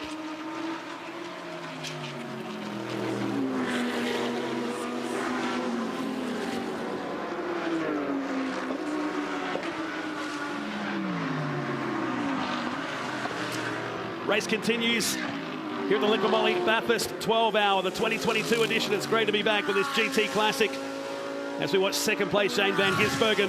We take a look. The Maguire's highlights Richard Craill of the race that starts in the dark. And we'll finish in the dusk the way the day's been going. The 5:15 checkered flag. Well, there's been all the action that you expect from a Bathurst Enduro. There's been wheel-to-wheel racing. There's been drama and disappointment. Jack Perkins brewing that error, but slick tyres on a wet racetrack. We're about to hear from a driver who got to experience some of that earlier as well. That was Kenny Habul, who came within inches of backing that thing into the gravel trap and being bogged. That car finds itself in a really good position now. Mark Carr's Australia car for a time was running inside the top 3. Jake Camilleri had a brief little spin, and this was the first of the moments for the Coin Spot Audi team when that car shut down exiting turn 1. The Control-Alt-Delete didn't really work because they've since spent a whole heap of time in pit lane. It's really only the blemish that 91 has had here today, tagging the wall at the top. Not so was this big impact for car 24 down at the Maguire's elbow, which also had Mark Rosser going the outside and just lancing the wall in the number 17 car. This was Brad Schumacher, who was working hard for the gravy on this pass down at Murray's, getting the job done on the 75 Sun Energy 1 entry. And worse was to come, wasn't it, for the Audis, the Coin Spot Audi for 2nd time today, crabbing down the hill in car 65. There's several laps down back in 12th position with Liam Talbot behind the wheel as the race continues here today at Mount Panorama. 172 laps in the books, 4 hours and 31 minutes to go, and I'm delighted to welcome to the commentary box another guest driver. We're only bringing the champions up today, Matt Nolte. I can tell you what, we're joined by the reigning Australian Drivers' Champion, a Gold Star winner, and got a Gold Star for his stint this morning to launch the race in the Team BRO number 17 car that's currently in the lane undergoing a driver change. Percat out, Mark Rosser in. The 3rd driver in this equation is Joey Mawson, and Joey, congratulations, mate. Your opening stint this morning was sensational. How was it for you? Thank you. No, well, to be honest, I was so in tunnel vision that I didn't realise, you know, how good it kind of went until I got out of the car. Yeah, obviously it was very tricky with the fog, particularly following cars. Reminded me of kind of like in the wet driving. You wanted to, you know, try and get some clear air to see where you were going. But yeah, you know, the boys did a mega job to put the car together, and obviously the car was straight and ready to go. So really happy with how that went. What an amazing job they did yesterday. Did you think when that car was in the fence, man, are we going to make the start tomorrow or not? That was the main, target for me. I mean, obviously we knew we'd probably be ruled out of Saturday's running, but yeah, you know, the boys were working all day and night yesterday to get the car ready, and yeah, big thank you to them. So yeah, look, we're back in the race now. And this has been a huge job from BRM. They're acknowledged as an open wheel racing team, and they've won the Gold Star 7 times, once with yourself last year. But this has been a huge performance from them in GT racing, which is not necessarily a part of the motorsport world that they're overly familiar with. Absolutely. I mean, this is all new to us, which is really cool. And you know, just as much for me, the team are having an absolute ball being at such a massive event like this. So obviously today, you know, after today's running, if we could get a top 10, that would be absolutely amazing for our first time here. Car Triple Eight has come into the pits while we talk to Joey Mawson up here. You're back in Australia now. You spent a long time overseas. We spoke yesterday in the pits. It's just good to be back home. No thoughts of going back overseas for a while now, right? No, definitely not. I mean, I'm loving being back home. I'm enjoying my racing more than ever, and just happy to be back with my family and friends. I mean, I had a good stint there, 8 years there. You know, took what I could from there, and yeah, just having a ball racing back home, and enjoying my time here in S5000 and now in GT3. Well, I know you've got ambitions for a supercar co-drive. Teams have got to ring you up this morning, mate. Seriously, that was a huge drive, and I'm assuming you'll jump back in that car a little bit later on today. Yeah, definitely. So Mark's jumping in for a stint now, and then as far as I know, I'll be in for the next stint. So looking forward to it. So there's Nick Percat just debriefing with Marcus Koch, the engineer there, and Mark Rundle on the right of screen, team boss. So driver change underway at T8. They're going to work from second on the road. So this is the next role of the strategic equation we've been playing out over the course of the race. We know we've ticked the box for car number 74. And just to touch on that, Kelvin van der Linde just went quickest for that car for the race. Of course he did. So Prince Jeffrey will jump back into that car. So he now has an hour worth of driving to do. So I would expect them to run that car for just over 60 minutes. It won't be a full stint from a fuel point of view. They'll hope that in an hour and 2 minutes time they get a conveniently timed safety car, which would certainly help their cause. So he's got 59 minutes of driver time to rack up now, Prince Jeffrey, and then they're clear and good to go to the end. But while he's on the racetrack, he's got to deal with Kelvin van der Linde in the Audi, who's going very, very quickly. Here's your car on screen, Joey, just having a bit of a battle with Ricardo Bella, who's been flying in car 777. Challenging day.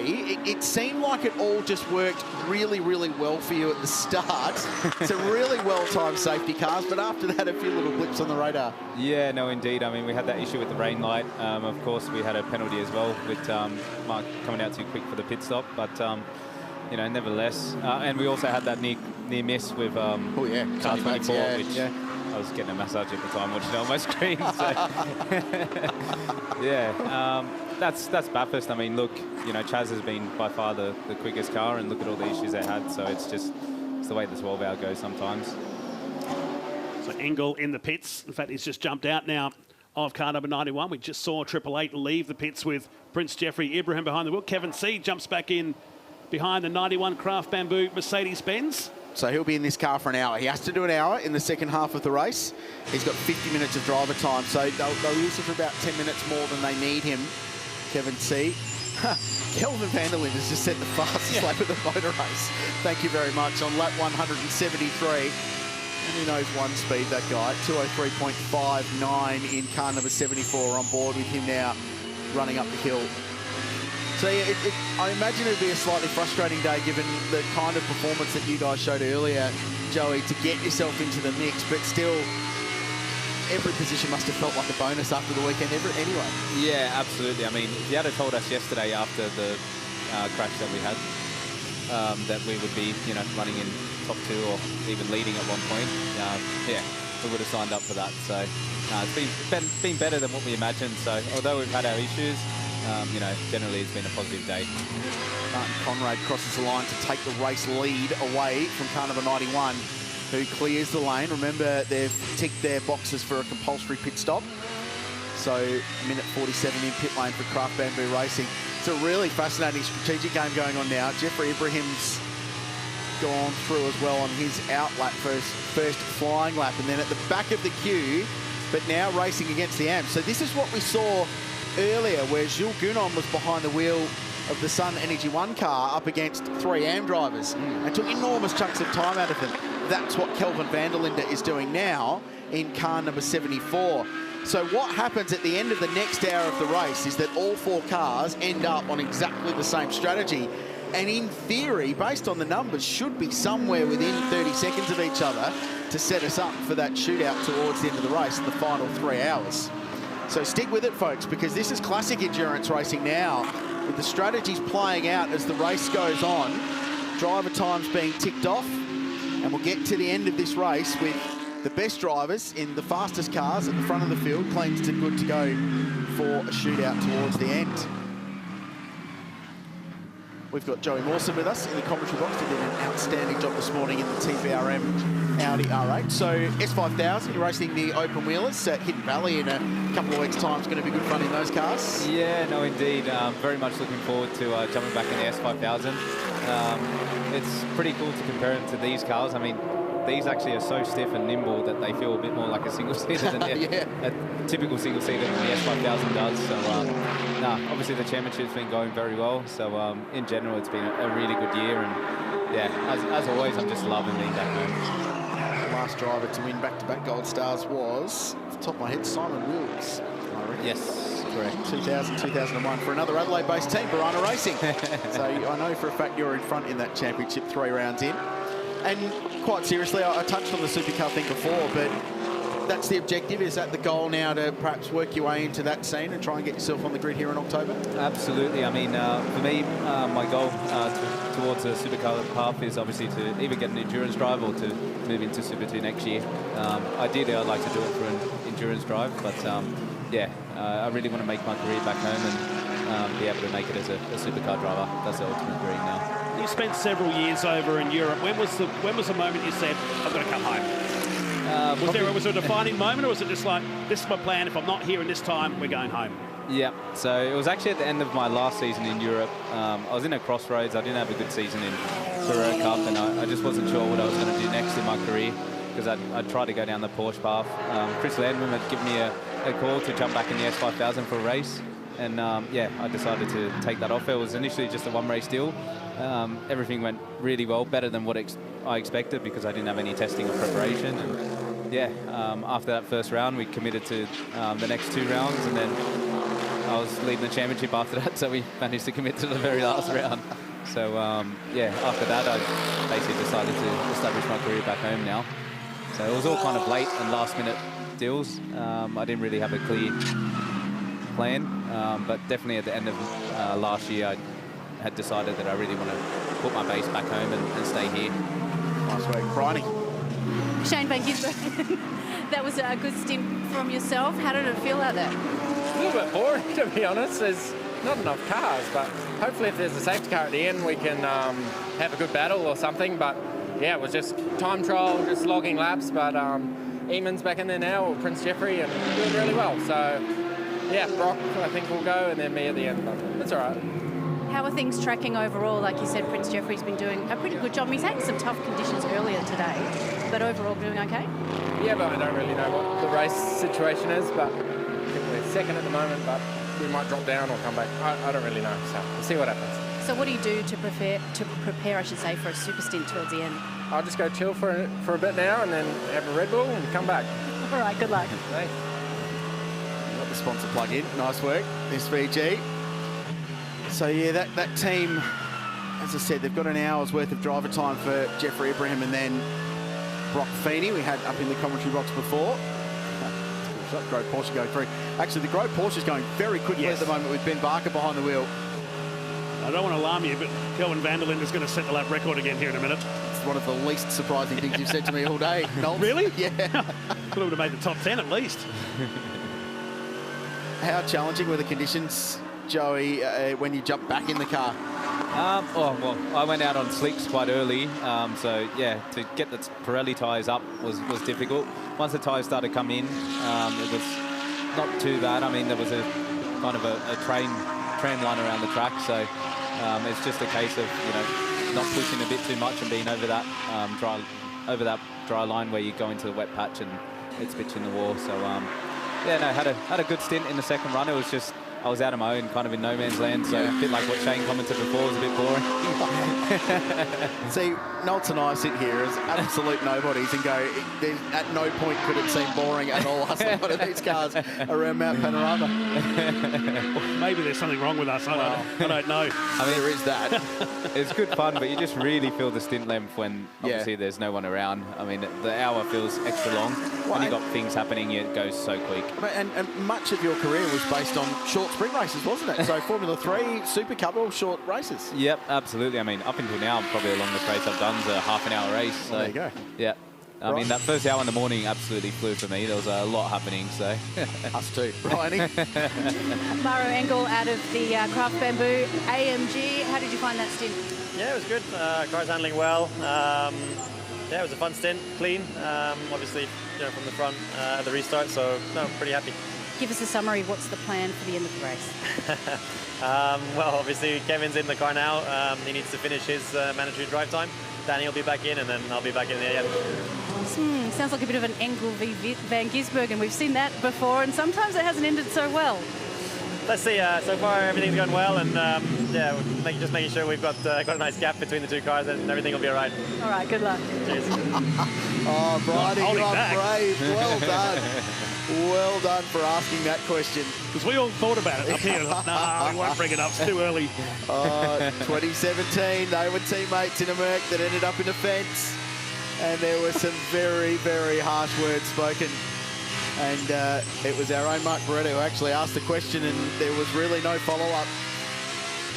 Yeah, very firm words were spoken. It was water under the bridge since then, I think. But it was one of the biggest 12-hour moments ever. Gee, it got some people talking. Oh, just, if that doesn't help you continue to keep watching the end of this motor race and stick around to the finish, nothing will.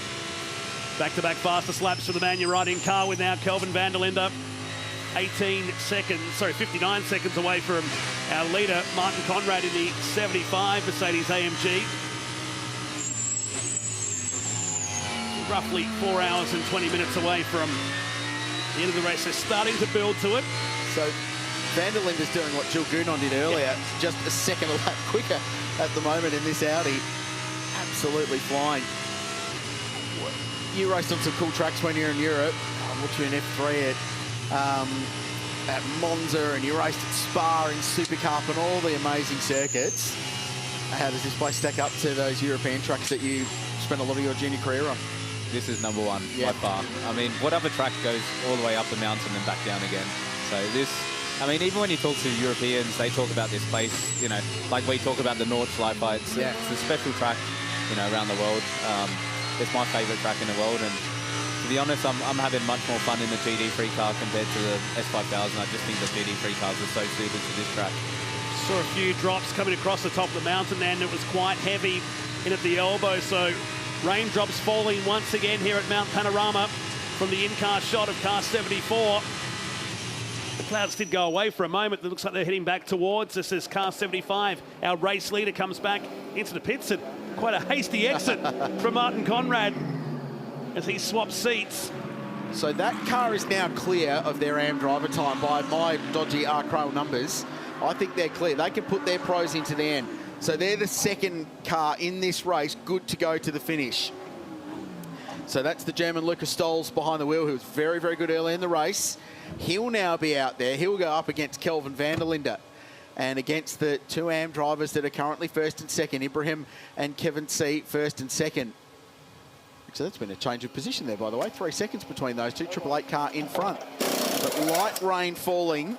We've had a few reports over the last 4 hours, basically, since it dried out, that there's been rain sprinkling around the mountain, but there was definite visible spots on the windscreen exiting the elbow, top of Mount Panorama.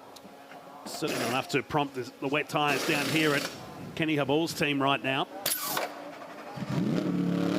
So puts Ibrahim to the lead. That happened during the last pit stop cycle. He rejoins the race now in car 75, back in fourth position. 179 laps into this race today. Joey, so much goes into a race like this, doesn't it, from a strategy point of view? And how do you manage that from a driver? Do you just do what Marcus and the team tell you down there, or are you sitting there thinking about the numbers and how it's all playing out? To be honest, I'm pretty much just doing what I'm told. I mean, the only time I had a call on the strategy was in my first stint, when obviously we had that sprinkle of rain. Yep. Which, yeah, I probably should have pitted a lap earlier. I mean, we didn't lose anything in the end because we managed to get to lead, but it would have been nicer if I judged it the lap before. But it's always tricky because I only had rain at that first corner. The rest of the track was dry. And then by the time I got to the last corner, it was bloody wet and sketchy again. I'm like, oh, shit, it's too late now. So, welcome to Bathurst. Chad? Indeed. Just wanted to give a little bit of a compulsory pit stop update. Just a reminder that the top two drivers in the field so far, the 888 car, Prince Jeffrey Ibrahim at the wheel. There it goes, swinging it through the final turn, and the 91 of Kevin C. They have both served their 9 compulsory pit stops. So every pit stop from then to the end of the race is a free pit stop as fast as they want to take it. And an update on car 74, it has 1 to go. So there's been some conjecture whether they had served 7 or 8. And it looks like everybody has settled down here at timing on 8 compulsory pit stops served for car 74. The missing pit stop was somewhere around 9 a.m. this morning. So it looks like they've just got the 1 more to go. And a reminder, it's about 30 seconds at advantage for those who have already served all 9 of those compulsory pit stops. So, Chad, one more pit stop you're saying for 74. Correct, mate. That is A-OK. And so Lucas Stoll's behind the wheel of car 75. They have done all 9. So they've ticked the box. So that's excellent. Well, that changes the game again. It's almost advantage Sun Energy 1 at the moment. And there's a really good battle on the racetrack at the moment because Ricardo Fella is about to unlap himself, and he does it at Reed Park on the entry to the BP Ultimate corner at the top of the hill. So he goes past both of these two. So this is actually a battle for the lead between the two AM drivers, but they are being absolutely reeled in by Kelvin van der Linde. So the top 3 cars now covered by 3 seconds, and motor race engaged and energised all over again. So Ibrahim leading C, first and second, almost bowls a wide down there at the Kazoo Dipper, and van der Linde catching them. Been a few cars doing that today, Joey, just pushing wide on the entry to that corner. Yeah, absolutely. I mean, it doesn't take much to come off there. You know, if you're going a little bit hot or you have a moment and have to drop the brake, you know, you're straight in off the line. And especially here, as soon as you're off the line in a race like this, the marbles just suck you out. This is built really, really nicely. So the 2 AM drivers, they need to tick the box for their driver time requirements. They've got about 45 minutes to run, and they're being hunted down by the feisty, fast South African as Kevin C, the Macanese driver, goes down the inside of Jeffrey Ibrahim and gets the spot. Van der Linde gets past car 888, and I don't think the Craft Bamboo car will be that far around. That's second for the Audi. These guys have come from a lap down to get themselves back into the mix, and they are good to go to the end with pro drivers. But as we heard from Chad, needs to get in front and build some margin because he's still got that 2-minute compulsory stop to make. Van der Linde was 3 seconds quick on that last lap as he tries to find a way past the Craft Bamboo car, and will do it nicely on the way up Mountain Straight. 2:12 for C, 2:09 for Van der Linde, and 2:15 for Jeffrey Ibrahim in 3rd position. And Van der Linde goes to the lead. So he's gone 4th, 3rd, 2nd, and now 1st. There's a cheer from Brad Schumacher, factory Audi driver for this weekend, who has done a really good job today. And now Van der Linde needs some more of those 3s, punch out some fast lap times and build that margin out in front. So this is now head down for car 74. Lucas Stoll's behind the wheel is 53 seconds behind Jeffrey Ibrahim. That's the next margin to watch, because Sun Energy 1 Racing are good to go to the finish on both pro drivers and compulsory pit stops. I still reckon it's half advantage car 75 at the moment. I think they are the car to watch. From a strategic point of view and from a driver point of view, I think they're in the best position of everybody. And if Lucas Stolz can get within 30 seconds of Van der Linde, by the time they roll through their next pit stop, they're going to gain all of that back, because Van der Linde will be stationary for much longer. These are the strategic games you play in long-distance motor racing. And that's why you should never turn your TV off in the Liquimolly Bathurst 12 hour. What's your money on, Joey Mawson? You've got no irons in this fire because you're a privateer Audi team. So what's your thought? How's this going to play out? I mean, it's going to be a shootout surely at the end of the race. I was hoping Chaz. I was rooting for Chaz, to be honest, but obviously they've had a lot of issues today, unfortunately. So yeah, I mean, personally, I think it'll be a shootout between Van der Linde and possibly Gunon's in the 75, isn't he? Yes. Yeah, Gunon. Between those 2 cars, I would say, on pace. I think that's fair. The question mark, of course, and I appreciate that was a hard question. Sorry for asking it. Well answered. Yeah, the question mark, of course, is your traditional late race Bathurst safety car, which always happens at this joint, and whatever happens from above. I did look at the weather radar, but I'm just not going to comment on it because that's Chad Nolan's job. In moratorium on talking about potential weather or not in the commentary box today. Back into pit lane, he goes the coin spot car.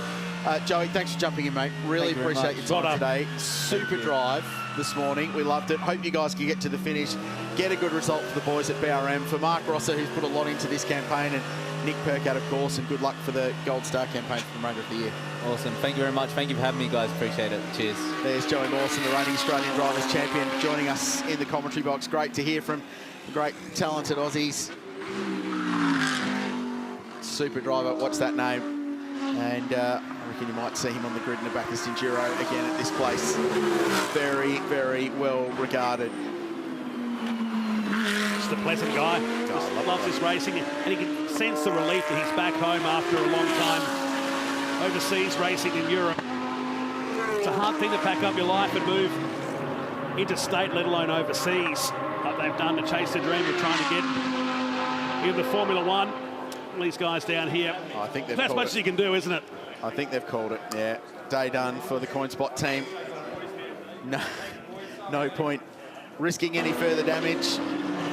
Trent, who's just the crew chief for that car, has worked his behind off to get that car back on the racetrack.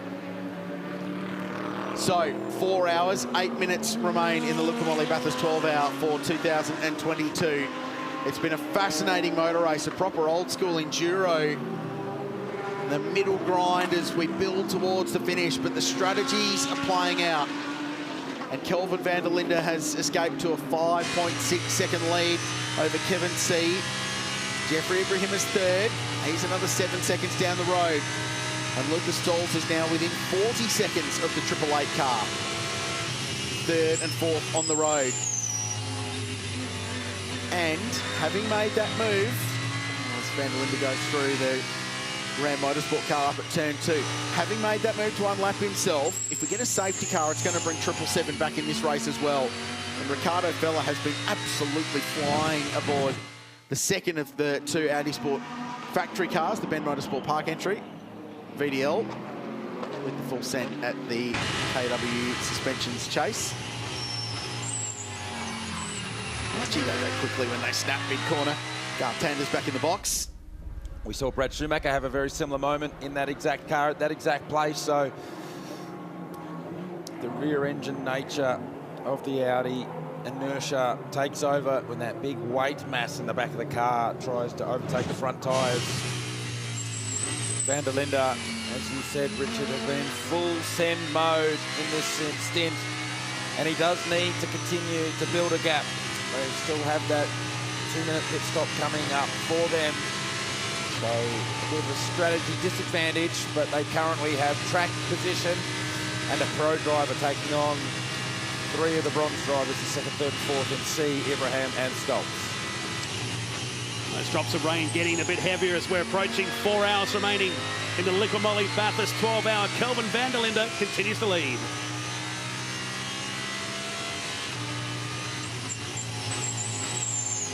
Those drops were quite heavy out of Forest Elbow, sort of making its way down Conrod Straight. We'll keep an eye on the radar from our perspective up here. But at the moment, overcast conditions, only the wind. It's a headwind heading down the Liqui front stretch now. We had 0 wind here earlier today, but just starting to pick up. And if the weather's going to come, it tends to come from over the back of the mountain. Yeah, so the wind direction, as you said, Matt Nolte, direct headwind along the front straight. So the weather will come from the cutting, turn 1, that direction, if you like, and make its way across the circuit. So small drops on the screen of most cars, not enough to really affect the racing surface or to even consider a wet tyre, but I can bet you that every team up and down pit lane will be rolling out their next set of wet tyres and making sure they are pressured and ready to go should the skies open. But we're not going to call the rain coming. Like we said, that's Chad Nailon's job.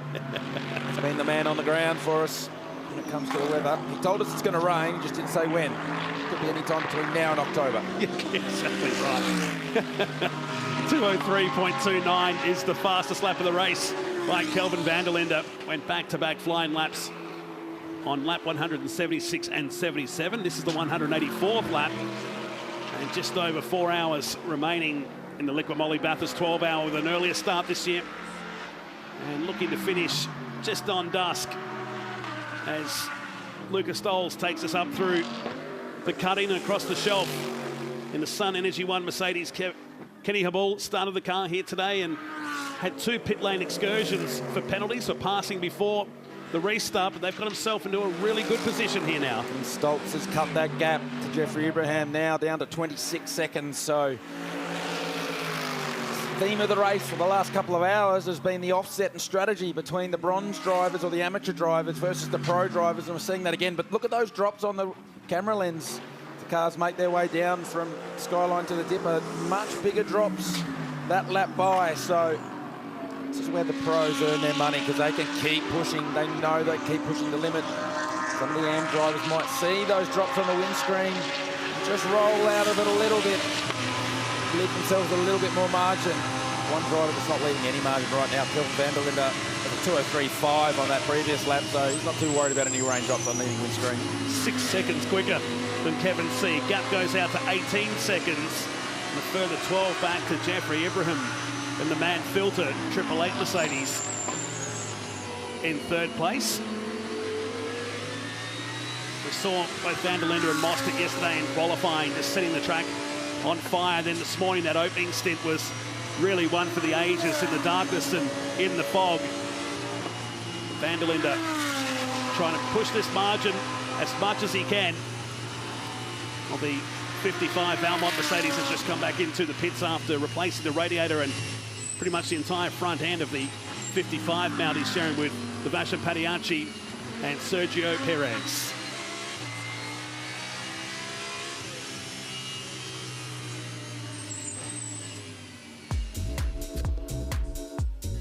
Well, the action at the 12 hour isn't just on track, with one of the most popular attractions located in Harris Park, the Maguire's Cars and Caffeine Display, where 12 hour fans have brought their cars along to be voted best in show. Certainly some cool cars, and it's a bit of Garth Tander if ever I've seen it. Well, that's probably a bit more Garth Tander. That's Shelby Cobra, Matt Nolte. You can keep the Jeep, but I didn't mind that RX-7 Alan Moffat tribute car. Saw in the opener there. It's the 55 Belmont AMG in the lane. Great to see these guys repair the car after damage early in today's race. Currently down in 17th place. It's not about positions now, it's about getting to the end of the race. Yeah. Ticking one of those bucket list things off in these guys' racing career. Driving a GT3 car around the mountain. It's a pretty cool thing. Well, they were racing head-to-head in Porsche GT3 Cup cars, both he and Sergio Perez, and decided let's get in and buy a full-spec Mercedes AMG and take on the 12-hour. And with the help of Sebastian Pagliacci earlier today, the three-prong attack were actually well under the radar yesterday during qualifying, and particularly in the early stages of the race. They went and contested the Abu Dhabi 6-hour early this year with Theo Kondouris, and looking for a bigger and better race when we come back in February. First weekend of February next year, the Liqui Moly Bathurst 12-hour returns to its traditional date. We'll see probably the summertime conditions that we're not having here today. Be a tad warmer in February, there's every chance, but who knows with the weather. Mount Panorama. Kelvin van der Linde leading currently. He's got the gap out over Kevin C now to 24.5 seconds. So mindful of those raindrops now, getting more and more prevalent as the cars make their way down through the Toyota Gazoo Dipper. They run down the Forest Elbow. But van der Linde, there's a lot of risk versus reward in this sort of stint when there's a lot of rain on the circuit. High risk, van der Linde's reaping the reward. Brett? With Mark Johnson and Belinda Narby from Liqui Moly, and we couldn't do this event without great sponsors. And Liqui Moly have been with us for so long now. You've been a long-time sponsor, Mark. It's a great event. Yeah, we love the 12-hour. It's such us. Like we have our product in the cars. We come here with our team. We bring often international guests and our customers. So it's really about our customers and supporting our brand and our workshops. And Belinda, the good thing about you guys is you just don't sponsor and write a check. You get involved. You bring a crew along and they enjoy it as well. Yeah, absolutely. Yesterday, having that relationship with one of the teams, in particular through TCR, we were able to take our customers down there and do a really good garage tour and give them the behind-the-scenes look. So, those guys are using our product, and it's great for these guys that are using it in their workshops and selling it. So, yeah, it's a great event. And Mark, you guys, you obviously invest a lot into it. What does it give back to you? What does Liqui Moly get back out of this event? It really just helps us tell our story. We are actively a motorsport engaged brand. We love to give back to the motorsport community, and I think the main thing for us is we just see people using our product, and they tell us really candidly how it performs, and that helps us with our everyday customers. And Belinda, this is one of the places to be. You obviously have good customers who are passionate about motorsport because they're always having a good time up here. Oh, absolutely. It's a fight just to get tickets. I mean, we'd probably fill every suite if we could. So, yeah, they love coming here. They're already making plans for Feb. So, yeah, we're looking forward to it. Oh, it's awesome. You're great supporters of the event, and we love that. Thanks very much, guys. I'll let you get back to enjoying it. Cheers. And they do love their time here, the people from Liqui Moly that have been supporting the Bathurst 12-hour event for a long time now. And talk about the atmosphere. We talked at the top of the show earlier today with the crowds coming in. A lot of people just walking from town to be here. I think you were one of those, Matt Nolte, that potentially just wandered in from town overnight. Let's hear from Chad in the lane. I just saw the magic number 30 pop up, the gap between Van der Linde and Kevin C. This has been an incredible stint from Kelvin Van der Linde. He's been pumping out 204s for fun at the moment. His actual average lap time in this stint is a 204.7. He's on his 20th lap of the stint so far. So, like clockwork, just bashing out fours. He's coming down to the last lap, the last sector right now, last couple of corners on this last lap. Let's just see exactly what this another lap time might be. And if he can go into the 204s again on his 20th straight lap, he's got that 30-second gap which he needed to negate that extra time that they were going to need for their next pit stop, and that one's a 206.2. So a little bit off the mark. He might have had some traffic, but this has been an awesome stint, and he's now got that gap that they were hoping for. So that next compulsory pit stop is not going to be as bad for them. I wonder, Chad, whether the 206 this time was the drops are getting heavier and more around the Mount Panorama circuit.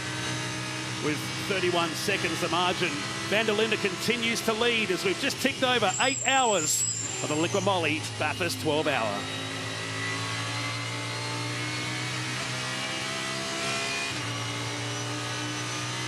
So the drops were also happening from Forest Elbow down Conrod. Now we're starting to see more right around the course of Van der Linde. He's dropped 2 seconds. Would you say he's doing 204s for fun, to quote Chad Naylor? Yeah, I would imagine so. I imagine so, yeah, but I'm with you, Matt Nolte. I think that previous lap where he dropped back into the sixes with potentially a little bit of traffic and also maybe a little bit of caution as those raindrops get a little bit heavier. I just saw Matt Nolte's helicopter out there checking out the weather conditions as well. Lies, that was yours. Here we go down the run from Skyline to the dip, and you can see those raindrops there on the screen. So Van der Linde keeping the pressure up. So coming up on lap traffic, one of the fellow Audis.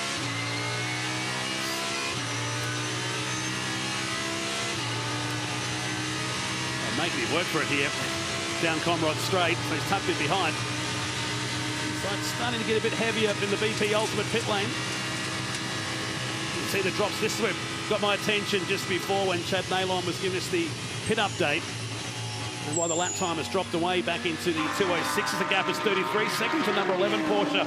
Vanderin Padiacci, oh dear, parked right in the middle as the two Mercedes come around through Hell Corner. He's got to grab half a race here and try and get himself out of harm's way. There is car 777 with Ricardo Fella behind the wheel. The race leader shouldn't be too far away from arriving at this part of the track. Here he is, right on cue and in front of our leader as cars scatter either side of the QK number 11 Porsche. He still punched out a 204, so maybe they extinguished now. He's having fun again, Matt Nolte. 204. Indrian Padiacci gets himself back underway again. A little Austin Powers moment down there at turn one. Gets himself back on the way. Yeah, just grabbed the edge of the tyre barrier, the edge of the concrete, and around he went. So lost the side mirror off the Class B Porsche. Took the front splitter off as well. Need to stop and put that on. That's worth a little bit of downforce in these Cup cars. And then how about this moment for Kelvin Van der Linde? Fortunately, there's a pit exit there, a little bit of extra concrete to use. So the gap sits at 35 seconds. there's so many different vantage points, and young fans just trying to find the best position to watch the back half. We're in the final quarter of the Liqui Moly Bathurst 12-hour for 2022, and dramas now for Ricardo Fella in car 777. I thought I saw Fella slowing on the side of the circuit as Van der Linde went past, and that looks to me like potentially a tyre aboard the 777 Audi. Ricardo Fella slows the car down. It's important you get the car back to pit lane with no damage, but this is certainly going to hurt the 777 Audi.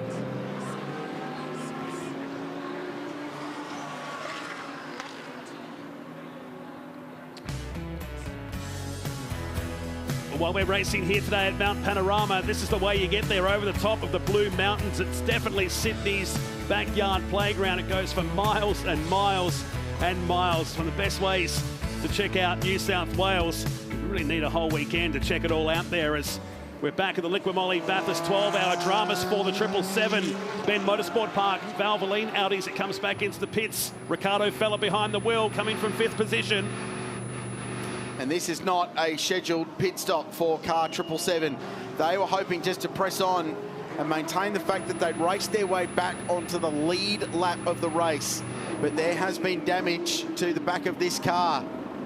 Telltale signs of smoke coming down the mountain. Strange though, because it looks like the tyre's still got air pressure in it, so it's not like the tyre's gone away. Maybe Bronny has more. Yeah, just wanted to let you know that the team were prepared for the 777 to pit. Yasser Shahin has been standing here for some time, ready to get in as he's getting into the car now. I know they're going to put a sticker tyre on, but we'll wait until the fuel's done, and then obviously that's when they can get to the tyres. So there's the right rear. Standard procedure for the incoming driver to be basically suited up, helmeted on after the halfway point of the previous driver's stint, because if you do get a safety car after the halfway point of the previous driver's stint, the next driver will jump in. So Yasser Shahin was suited and booted and ready to go, but this car was not expected to be here at this point. There's an issue, and you can see that tyre debris in the wheel arch of that 777 Audi. So yeah, and it's wrapped itself around the suspension. Have a look in there, you can see it quite evidently. Steel belts from the tyre wrapped itself around the right rear suspension of the 777. That's not an easy fix. You need to get that out of there. You don't need that getting tangled up in the suspension and, more importantly, the brake system. It's a great shot. It shows you inside the rear axle of this car. You have to saw away at that. You can see that the tyre that's come off is laying down just the other side of the mechanics, and it's basically half the inside tread's gone, so that tyre's delaminated. On the 777. I think they might be putting this back in the garage to get that out, Garth. Yep, yeah, the wheels are out, so another Audi down. They brought a fleet of them. Yeah, lucky. This is another big name car, and they had worked so hard to drag themselves back onto the lead lap. The irony was that Fella was being caught by Van der Linde gradually. So Van der Linde was leading and was about 5 seconds behind on the road from Ricardo Fella, who was the last car on the lead lap of the race. So it was a little arm wrestle between the two of them to keep 777 on the lead lap. Now, I'm sure the team would have communicated that, but it's all for naught now. And that will put a little bit of worry in the 74 crew, because if Van der Linde is punching out lap times faster than what Ricardo Fella was doing, then that's going to put a lot more tyre stress through the Pirelli tyres aboard the 74 Valvoline Audi. So whilst we've been marvelling at the speed of this car, they need to make sure that there's no inbuilt issue, whether it was just a bit of tyre debris or a bit of debris that the 777 picked up, or there's a setup issue with the lap speed that the Audis are trying to punch out right now. Remember, we had the issue with Tony Bates' car earlier in the race as well. He had that spin at the elbow, but that was down to a tyre going down as well. Whether it was related or not, there was a theory that right rear. Yeah, true. There was a theory that the 24 car had brushed a fence at the top because there was some of the Swift X blue from the branding at the top of the mountain, but that has been unconfirmed, we will hasten to add. Still light speckles of rain on the windscreen of the MPC Audi. And there's some tyre debris. Where is that? Top of the hill? That's McPhillamy. So lots of tyre load going through the right rear at that part of the circuit. As the crew still continue to remove what's left of that right rear Pirelli off the 777 Audi. Plenty of pace left in this car. 2:03.8 last time round for van der Linde. His margin 47 seconds now over Kevin C.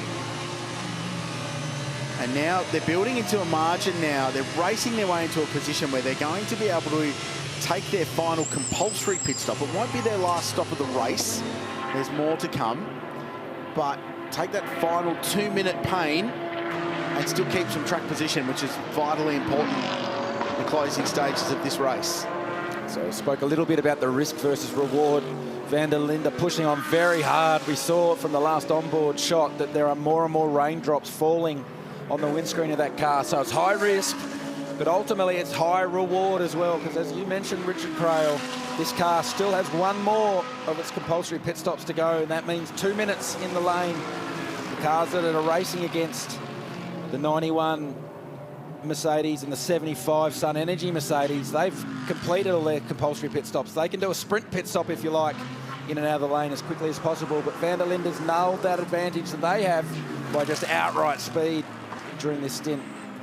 Gets up the inside nicely at Maguire's Forest Elbow of the 55 AMG. It's Kevin C making his way into the cutting aboard the 91 Craft Bamboo AMG. So for this car to get to the end, for car 74, sorry, the Audi that leads the race at the moment, we'd expect Nathaniel Berton, the Frenchman, to jump back in at the next pit stop, and then Van der Linde to go to the finish will be the plan for them. And then for car 91, who we're following now, Kevin C, he won't be that far away from his minimum driver time that he has to complete in this race. In fact, I can tell you exactly where he's at. He's 13 minutes away from completing his minimum driver time. So from there, they'll put Danny Juncadella back in this car for a stint, and then Maro Engel will go to the finish. And then if we look at 888, Jeffrey Ibrahim has ticked over 2 hours and 41. So they're the last car in the queue from a driver time point of view. So they'll be the last ones to dive in. He's still got 20 minutes of driving to tick the box. Bryony? Ricardo Fella, you were in the car when that tyre delaminated. What did that feel like for you? Well, I was a bit surprised because it happened in the fast section of the track, but in the end, I could bring the car back into the garage in one piece, so I'm happy about that. But obviously, we lost a lot of time now, so we need to analyze where it came from. And yeah, let's see if we can still manage to improve a bit. You should be very proud of your effort, though, your first time here at the Bathurst 12 Hour, and you've really impressed. Well, to be honest, I'm just enjoying it. I love the track, I love the car. Team is doing a great job, so yeah, normally when you enjoy it, then also the pace is quite okay. So yeah, that's it. Well, a job well done. Yasser Shaheen just taking off back out onto the track in 777.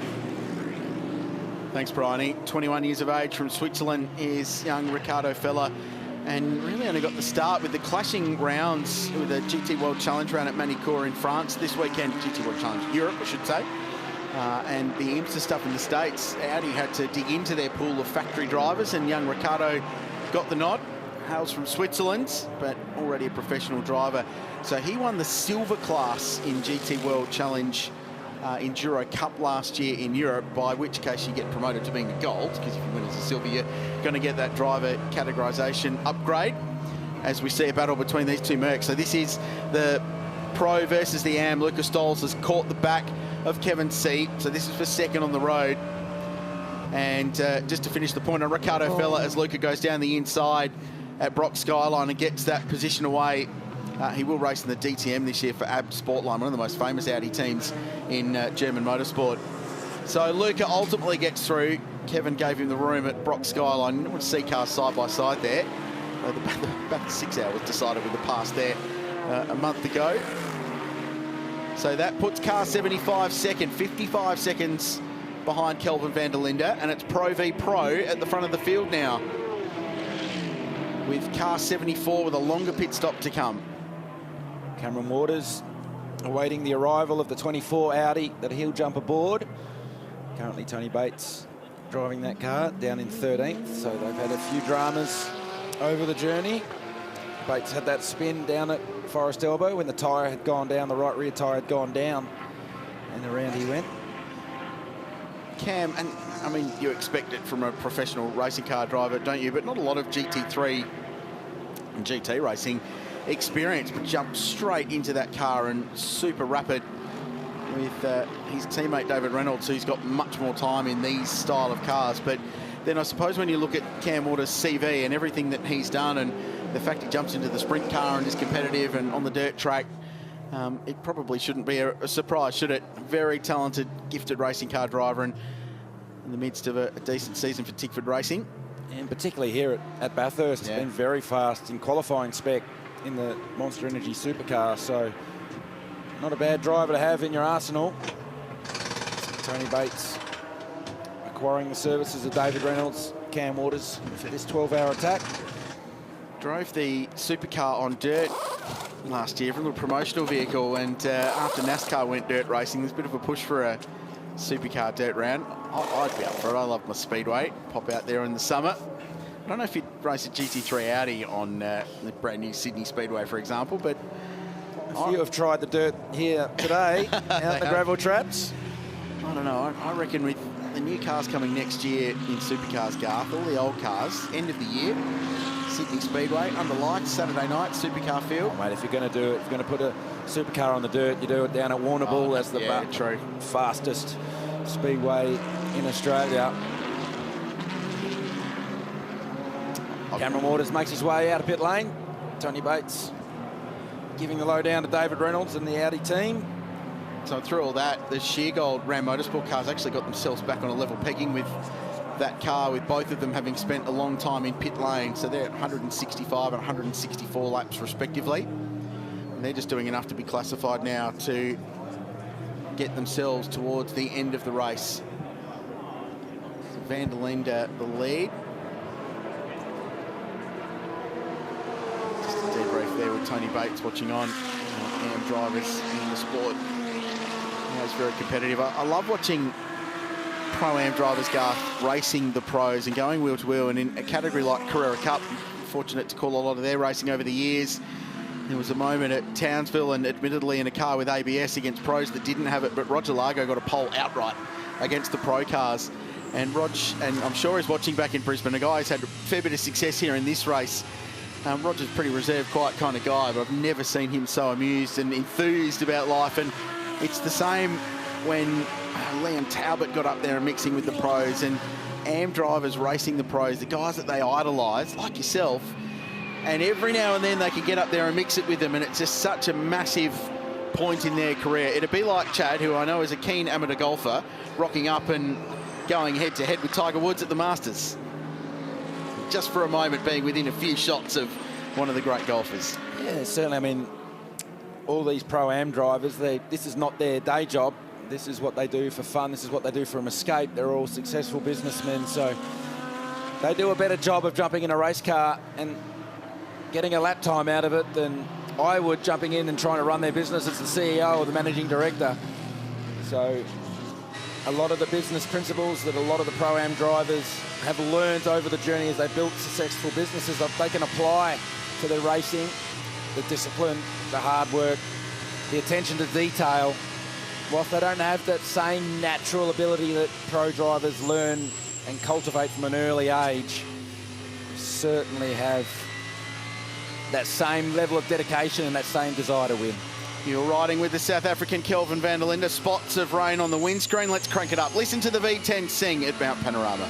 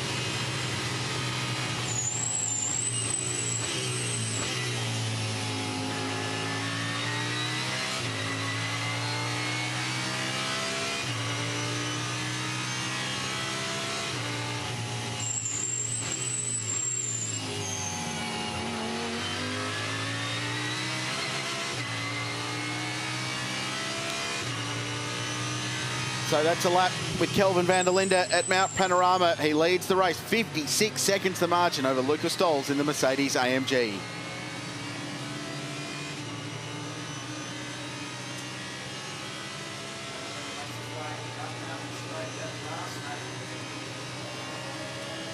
Van der Linde makes his way up Mountain Straight that previous lap out to 2:08.6. So as we look out the front windscreen of the 74 JMEC Racing Valvoline Audi, more and more raindrops falling, even the windscreen wiper starting to sweep its way to move some of that rain from the screen. So Chat Nailon promised us earlier that it was going to rain.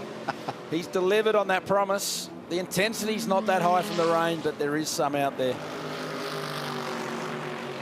Prince Jeffrey Ibrahim on screen, currently 4th place. Oh, he's had a big moment coming down the hill. So that rain now starting to take effect. The run from Skyline to the Dipper has been the wettest part for this longest period. And now, you would call the circuit is now starting to lose grip, starting to lose adhesion. Jeffrey Ibrahim, very lucky to get away with that one. I'm just going to check their driver time. Garth, they are 10 minutes away from him completing his minimum. They do not need rain now. They do not. They do not want to pit in the next 10 minutes. So that puts a huge amount of pressure on Ibrahim. If they choose to leave him out there, that means he's got to work incredibly hard. Here comes van der Linde to put that car, to put a lap down. So at the start of this stint, van der Linde started behind Ibrahim. He's passed him and he's about to put him a lap down. That is a mega stint from Kelvin. Yeah, this has been an enormous drive, much like we saw from Gilles Gounon earlier in the race with the amount of performance they've got. Oh, yeah, he was almost looking like he was going to bail into pit lane there, but too early, surely, for a pro like VDL. And margin 54 seconds at the moment. Kevin C further back, but the real pressure now is car 888 potentially going a lap off the lead, and that is not what that team needs. There it is. Car in 4th place on the road versus the race leader. The other challenge for all drivers on circuit right now is how much more rain falls at the top of the mountain each time you come around. Each time from Skyline down to the Dipper is a new adventure, and you just don't know how hard to push. So right here, right now, this is where you've got to start easing it back, play the percentages. Van der Linde's done an amazing job in this stint. And you can tell, just see how much he reefed the steering wheel coming into the cutting there. That's a good way. That's how they use a feel of how much grip's on the circuit. So again, reefs the steering wheel into Solomon Park. 888 need 3 laps. They need 3 laps out of Jeffrey Ibrahim. The visible rain on the Superbarn car. That's all they need. It's basically 7 minutes of driving to tick him over that 180-minute, 3-hour mark, which is the minimum he has to do in this race. Then they're clear. Then they can put Brock Feeney in the car and throw wets on. And look at the margin Van der Linde's hauling out of this car, and he's limping it around in these wet conditions. And for the race lead, or to put that 888 car a lap down, Van der Linde goes past. This race is building. And this is the city of Sydney. The harbour, the beaches, the skyline. It's an incredible place to see. Go to the zoo, always a great thing to see. And of course, the Opera House is worldwide famous. So too, that incredible bridge. It's a must-visit place when you come to Mount Panorama, and just 3 hours up the road from there, 100 k's over the Blue Mountains. Big moments always in the Liqui Moly Bathurst 12 hour. It's raining. Kelvin van der Linde has just lapped Prince Jeffrey Ibrahim in car 888, who was struggling across the top. But the story with the 888 car is that they need the Prince to be on the racetrack for another 5 minutes to complete his minimum driver time. Control to all teams, time penalty of 2 minutes to car 74 for exceeding mandatory drive time. Penalty to be served prior to the next pit stop commencing. That is 2-minute penalty to car 74 must be served before any work can be conducted on the car at its next pit stop. That is race-changing news, and probably race-ending news for car 74. The regulations for exceeding the driver time are significant, so they're not allowed to touch the car. So, Chad, go Chad. There's confusion in the pits. They're telling them to not do the driver change because they've got to wait for the 2 minutes.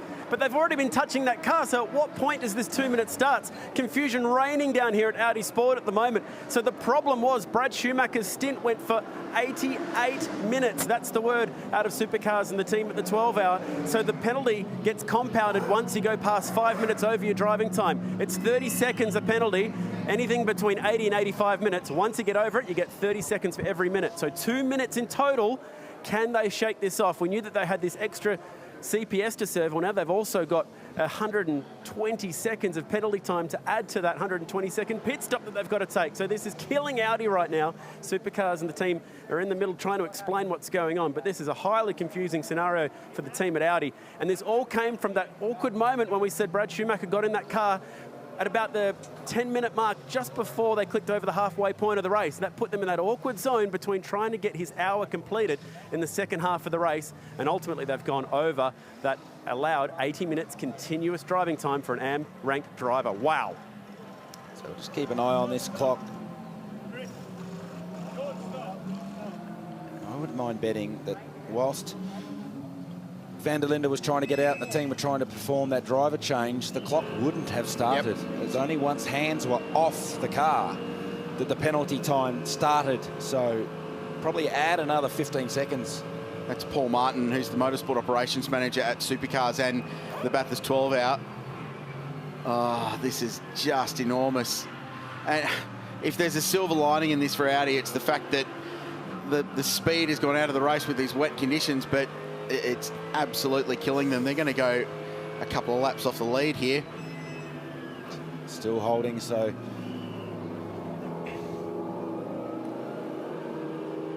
we're over the 2 minutes. So that this period now is the period where the team were touching the car. 10 seconds, yep. So now they can start and go to work and perform the regular pit stop after the car was sitting there for 2 minutes. Oh, man.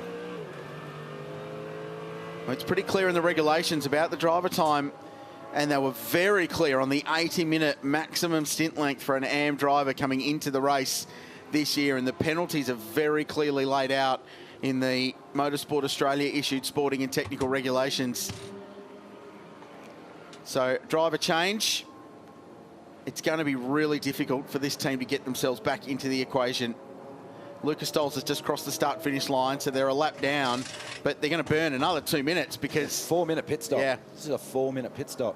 It's Chris Riker, the head of Audi's GT program, walking Kelvin van der Linde out. Chad Nailon trying to get the scoop.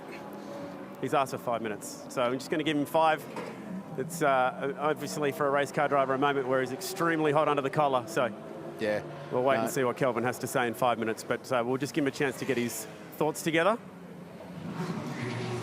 I'd be interested to know, Chad, what led to that confusion around when they could serve the penalty and whether the team were aware of what was going on or whether that was just an error on their part or whether they saw VDL jumping out of the car. A confusing moment for everyone, I think, in that really messy sort of situation. And here it is again. So this is critical. The rule is that when you stop right there, that is supposed to be not touching the car. Sit there for 120 seconds.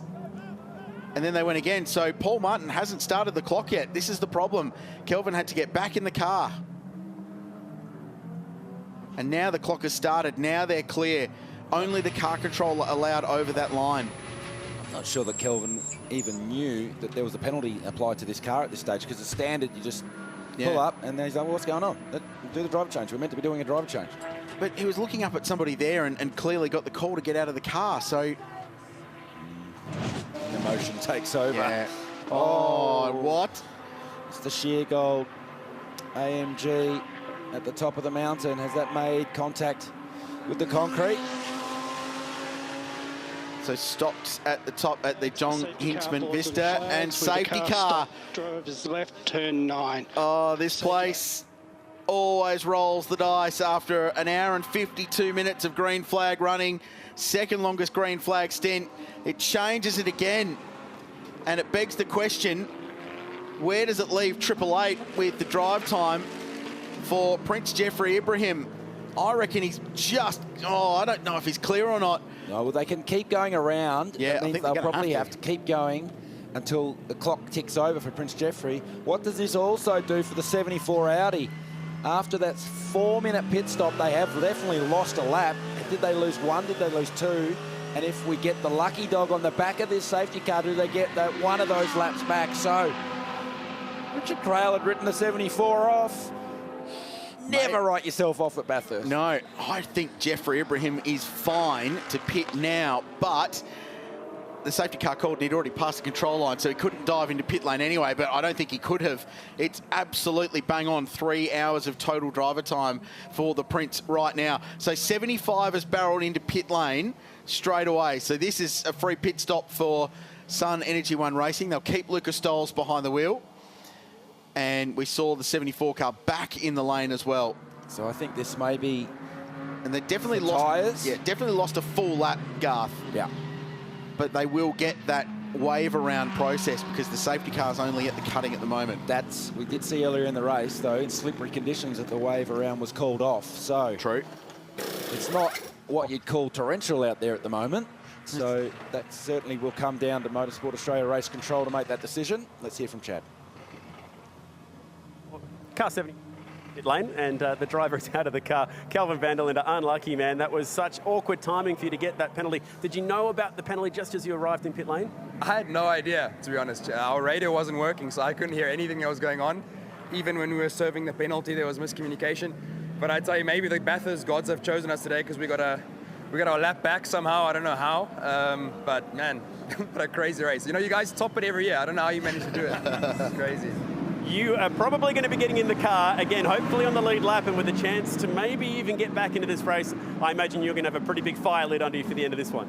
I'm fired up. I'll have a go, like always. But right now we're going to stay calm. So Nate's got to bring it home in our stint now, and then I've got an hour rest time, and then we go double to the finish. So I'm pumped, but yeah, let's see what the Bathurst gods have got planned for this one. You're doing a good job to put a smile on your face right now, but how angry were you when you went into the trailer then? You needed just 5 minutes. You know, race drivers need a bit of we need a release valve, you know. Normally it's the radio button, but the radio didn't work today, so I needed a different release valve this time anyway. But we'll keep pushing, all good. I love the attitude, Kelvin. Well done. Thanks, guys. Great approach from Kelvin van der Linde, a fast South African from Johannesburg. Came up through the junior ranks. So his teammate Nathaniel Berton in the lane now in car 74, so they'll get another pit stop out the way. And here's a look at what happened at the top of the mountain. Mike Sheargold. So it wasn't outside wall, it was inside. Quite hefty impact at John Hinksman Vista. Slick tyre on a wet surface across the top of the mountain. Not an easy prospect for anyone. So more contact to the front of the car for the 45 AMG. Real shame for those guys. Put up a big fight this weekend just to be here.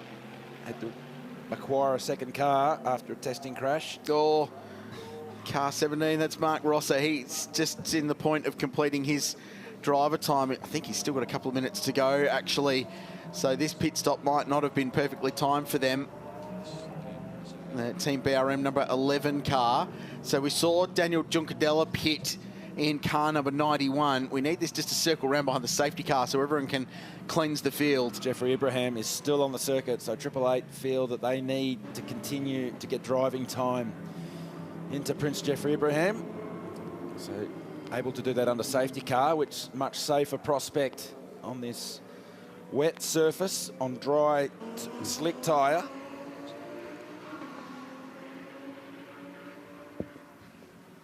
So just picking up our race leader down here at Murray's Corner. We've seen plenty of the Mercedes AMG safety car here today, the Liqui Moly Bathurst 12 hour. Let's learn more about the car right now.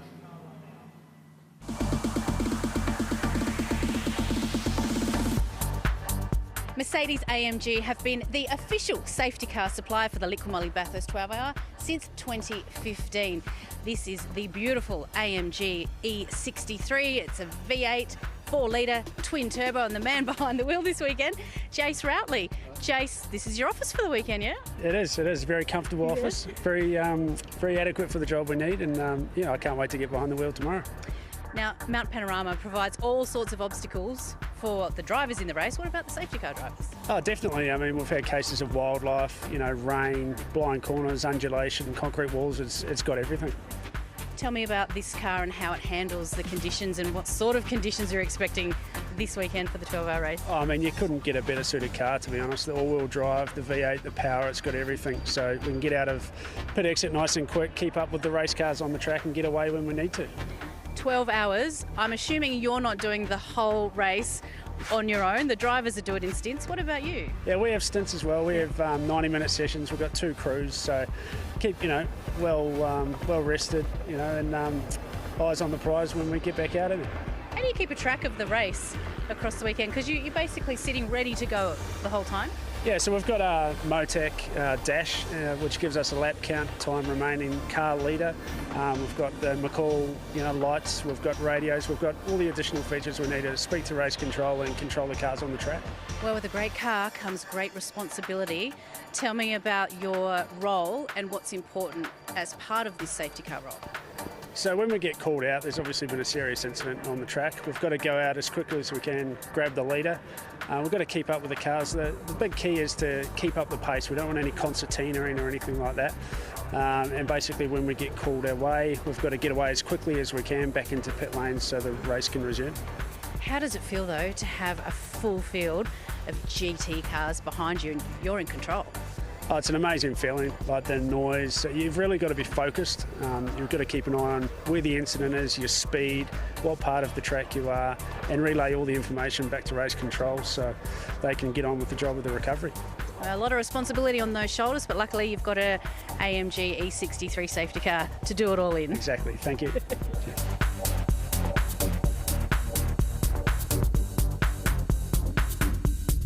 And absolutely the right man for the job as he leads the field around now across the top of the mountain, raining properly. We also hear car 4, here it is, right on cue, has had a crash as well. So the Grove Hire Porsche is in trouble in 7th position. Stephen Grove was behind the wheel, and these conditions just coming back to haunt us as they did in the 2nd hour of the Liquid Moly Bathurst 12-hour earlier today. Yeah, they dragged this car into the top 5 knots. They were right in the mix for a really solid P5. They were a couple of laps off, so they would have needed a few safety cars to get some wave around action. But yeah, massive shame, and just another car caught out by these conditions. So they'll tumble down the order. And it elevates the Mark Sini Hallmark Property Group car up into 5th place. Let's have a listen.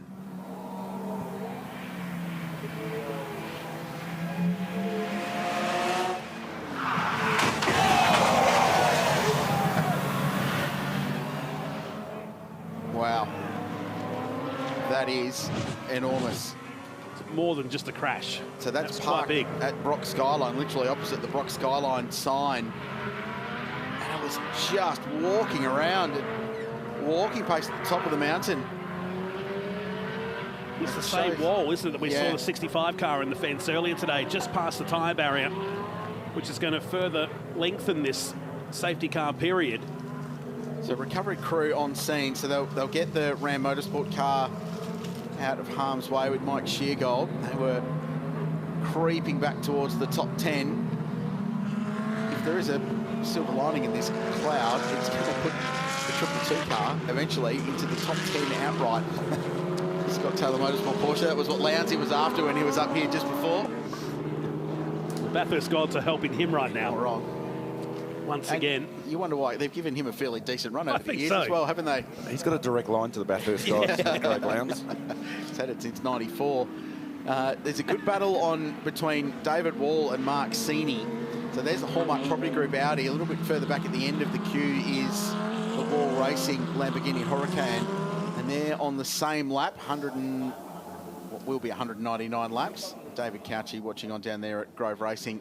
There's Brenton. Hopefully, Stephen, who was behind the wheel, is A-OK. Bryony? Yes, good news is I can confirm he is okay. He's out of the car. They haven't spoken to him, so they're not entirely sure what happened. But, yeah, pretty disappointing down here in the Grove Racing garage. Now, remember, that car's been packed up to go across to Spa soon as well for the race. They might need to survey that before they make the decision with car number 4. As Grove Racing console each other down there. They were just inside the top 10 when that happened. Lucas Stoles continues to lead with 203 laps in and heading towards the 9-hour mark of the Liquid Moly Bathurst 12-hour here, with the rain lurking around Mount Panorama. That was Ben Barker in the middle of shot, British driver who raced here in Australia in his junior career. He won the Australian Drivers' Championship, driving for BRM, ironically, so I saw him down there catching up with his old mates earlier in the weekend, and then raced Porsche Crow Cup Australia. Actually held the lap record here at Mount Panorama for a couple of years. And there is Stephen, who will walk away. Yeah, the point about Spa is a good one, because yeah, that car may not be all right to go in. A few pit stops happening, Nods. Certainly have been the hype cars, haven't they, the AMG GT3s? So let's learn more about them now.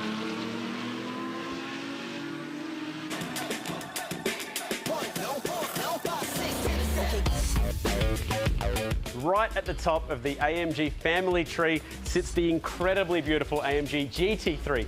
Daniel Junkadella is at Bathurst for the first time with the Craft Bamboo team. Let's go for a walk around this incredible car. Get me to explain a few things here, because, I mean, it's eye-catching and it's wonderful. What's it like to drive? It's a really good car. I think for not only pro drivers, but also for amateurs, it's a very popular car everywhere around the world. I mean, basic stuff, it's a V8 engine, 6.3 liter. Naturally aspirated, and it's one of the strongest points is the downforce in this car. It's very strong in the corners. That's where we have most of our lap time. We're not so quick on the straight. We're always very limited by BOP on top speed, but around the corners it's a proper weapon. You've got to see the back of this car to believe it. Come around the back and we'll have a look at the rear aerodynamics on this car. The first thing you notice is the rear wing, but talk us through the diffuser setup as well, because this car must generate so much downforce. Yeah, especially the new Evo configuration at the rear with a big diffuser. You can already see it's naturally very well built for aerodynamics. Rear wing is really strong. There's not many settings you can do with the rear wing. We can only change from like 12 degrees back to 0, so it's just on degrees. On the diffuser you cannot do much, but it's just, you look at it, it looks naturally strong, doesn't it? Absolutely. It's got a tough stance about it. Can you show me inside? I'm keen to have a look in there and learn a bit about the controls and certainly some of the things that you might be able to change on the fly. Yeah, I think most of the stuff, or most of the things we can change are, like you say, inside the car. Let me show you. There you go, turn it on. Yeah, first thing, as a driver, what is really important, since we're sharing the seat, since we're sharing the position, you might want to have a car that you can change the steering wheel position, so you can go up, down, back and forth. Also the pedals, there's a little toggle here which you can go back and forth. So you basically build the seat together with your teammates that you're pretty much fitting in. You don't look too much at the wheel and the pedals, and once you're settled in, you can move up and down. Then as a driver, things you can change on the steering. There's not a lot of things you can actually change. Mostly here is just starter to put the car neutral, pit speed, very important during the race. Flush, if the car in front is too slow, you're gonna be using that one, the radio. And then most of the stuff is on this central monitor, which has ABS, TC. Those are the two fundamental ones. Yep. TC traction control. Yeah.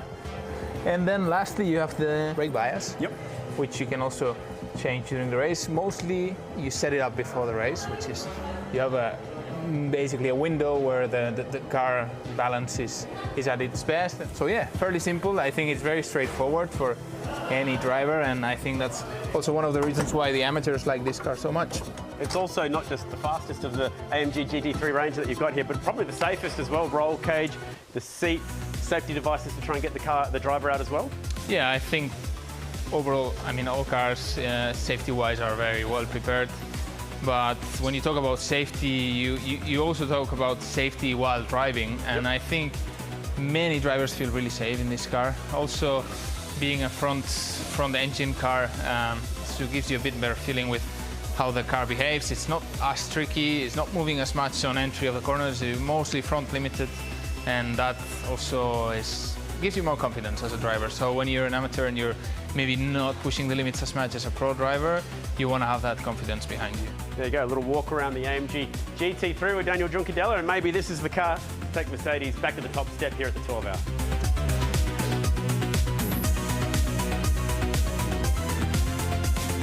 And they're running 1-2 here as the safety car continues to lead the field around with the wet conditions here Big thanks to Daniel Juncadella, his first appearance not only at Bathurst but for the Craft Bamboo team, Kralsey, and some news coming up from Race Control.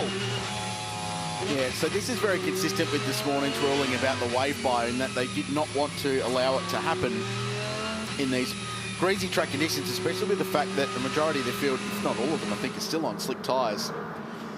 So they didn't do that this morning, and they won't do it at this point in time. So what it means is that car 74, which is the first car a lap off the lead, after all of the nightmare that they've been through in the last half an hour, admittedly self-imposed in many respects, they're not going to get their lap back straight away. But what I will say is there's still 3 hours and 14 minutes to go in this motor race. So there is plenty of time for them to get another safety car and get the lap back. I'm no mechanic, Nolts, but I don't know if that Grove Porsche is going to Spa. Doesn't look like it from there. They may need to source an alternative arrangement from Porsche. And that was the new car debuted in the GT World Challenge here 12 months ago. And the second time today, the Ram Motorsport team had front end damage. They spent a lengthy amount of time repairing that car. Mike Sheargold behind the wheel with 170 laps next to his name, and was just trying to get to the end, as we're 3 hours and 13 minutes and change from the end of the Liqui Moly Bathurst 12 hour. This race now very finely poised, Nolts, with Lucas Stolz leading Daniel Juncadella and Brock Feeney, all of them good to go to the end.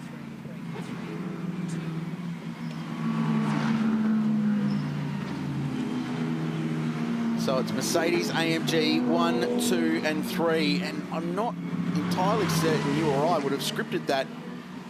What, 24 hours ago? No, not after the Audi domination of the weekend. And Audi have still been the fastest car of Grove Racing. Debrief what's going on.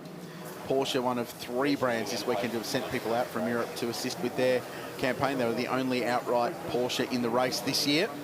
The brand won the Bathurst 12 hour in 2019, thanks in part to the efforts of Matt Campbell, probably in part to the efforts of Tim Macro, who was driving a GT4 KTM crossbow at the time, and it broke and brought a safety car out that allowed them to catch up to the back of the queue, and then allowed Matt Campbell to go berserk and pass Jake Dennis in the Aston Martin with a couple of laps to go at the elbow. But that was their first Bathurst win, remarkably, of a major enduro, a brand that has won every major endurance race in the world. And that is a very second-hand looking Grove Racing Porsche, and Brenton just assessing that. The team will be in action next week at Winton, the next round of the Supercars Championship. Took over the Kelly Racing team in the Supercars Championship at the end of last year. It was a joint operation in 2021. And now their weekend comes to an end. It's starting to build to that moment, isn't it? We had the frenetic pace and the wild moments in the dark and the fog, and then the rain came through early this morning. We went through what you call the middle overs. And then the second half today, the clouds just hanging around, and the mountain's going to choose somebody in about 3 hours' time in the Liqui Moly Bathurst 12 hour. No, we're to keep the test match thing going, Nolts. We're into day 5. Day 5 now? It's the start of day 5. We're looking to get a big result at the end of this one. All results are on the table. I don't know how we get a draw, but I feel like it's definitely still on the table as the field continues to run around behind the Mercedes AMG safety car. It was the closest pole margin yesterday in history. You might get your closest race victory. You never know. Be happy with that. Yeah. You and I will be punching on to see who gets to call it. Get another Bathurst Classic finish. And quite seriously, it's well poised to do that, because Jules Gunon will jump behind the wheel of car 75. Mauro Engel will jump behind the wheel of car 91. And Shane Van safety car, Gisbergen maintain speed at 80 888. kph. Lights out at 19.5 this lap, and return to pit lane, please. James Taylor in the centre of the screen there, been very busy today communicating to the Mercedes AMG safety car. And good news is it'll be going in at the end of this lap with Lucas Stolz in the Sun Energy #1. Craig Baird gives a wave for Motorsport Race Control, Motorsport Australia Race Control. We should say the tower in the skies here on Pitt Straight. It's an amazing complex, home to 36 garages, that was built back in the mid-2000s to replace the old garages that were built for the World Touring Car Championship round back in 1987. So a few cars to pick off. And again, we look at the radar down there, and It's just been patchy all day. The worst went underneath us towards Canberra, which is south of that shot for the benefit of the international viewers. A long way to play out in this one.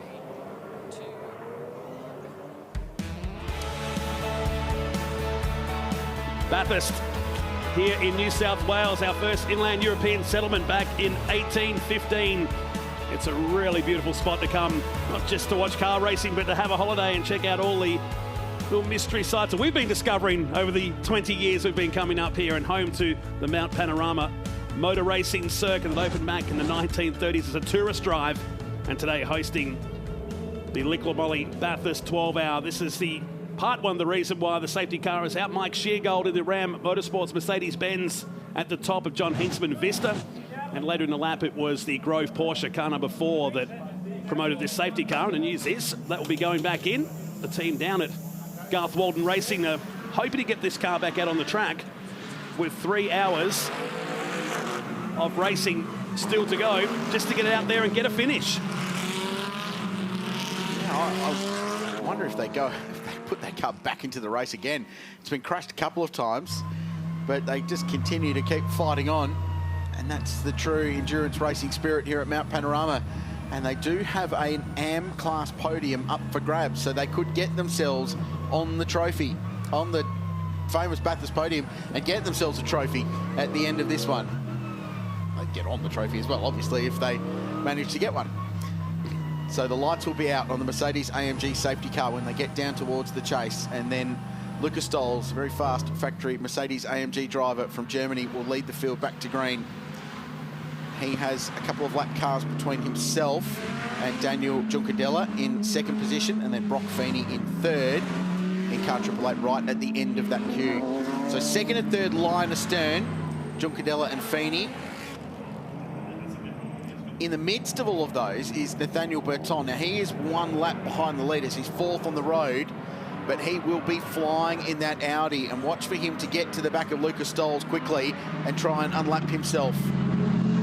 Because then when the next safety car rolls, if indeed we get one, they will get themselves back on the lead lap.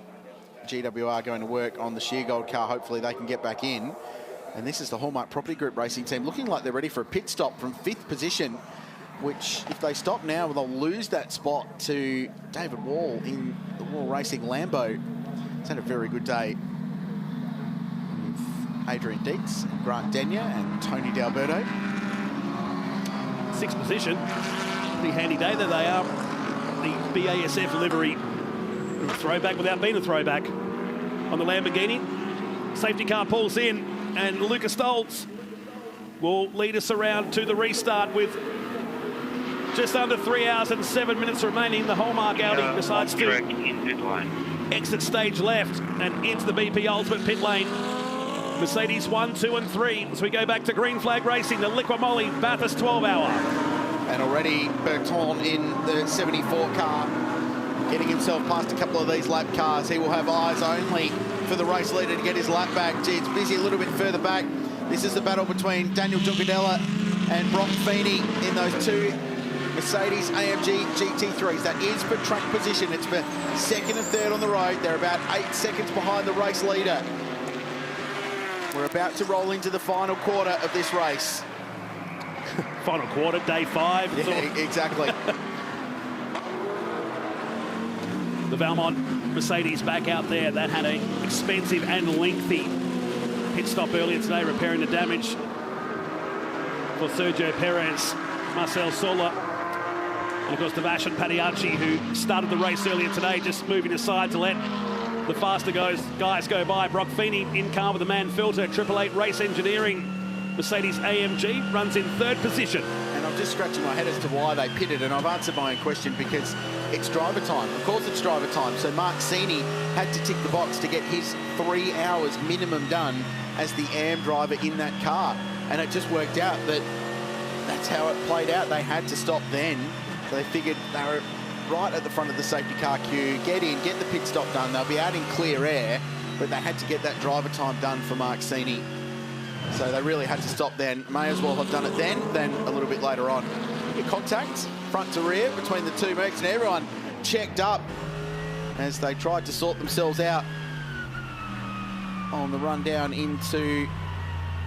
Control to all teams. Stop. Time penalty of 30 seconds for car 777 for exceeding the mandatory drive time. Penalty to be served prior to the pit stop commencing.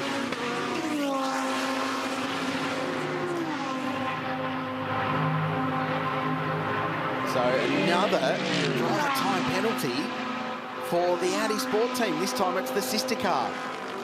And because it's only 30 seconds because they exceeded the minimum time by less than 5 minutes as Feeney almost drops the car off the road.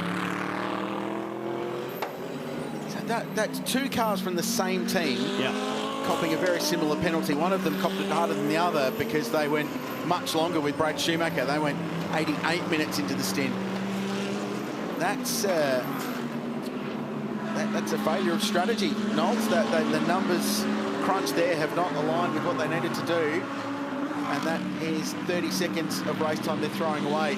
And that car probably not in contention for a win because they're now 4 laps behind. They spent some time in the lane, but they're on the same lap as Paul Stokel and Dean Fiore further up, and only 1 lap behind David Wall. So top 5 certainly still a potential for car 777.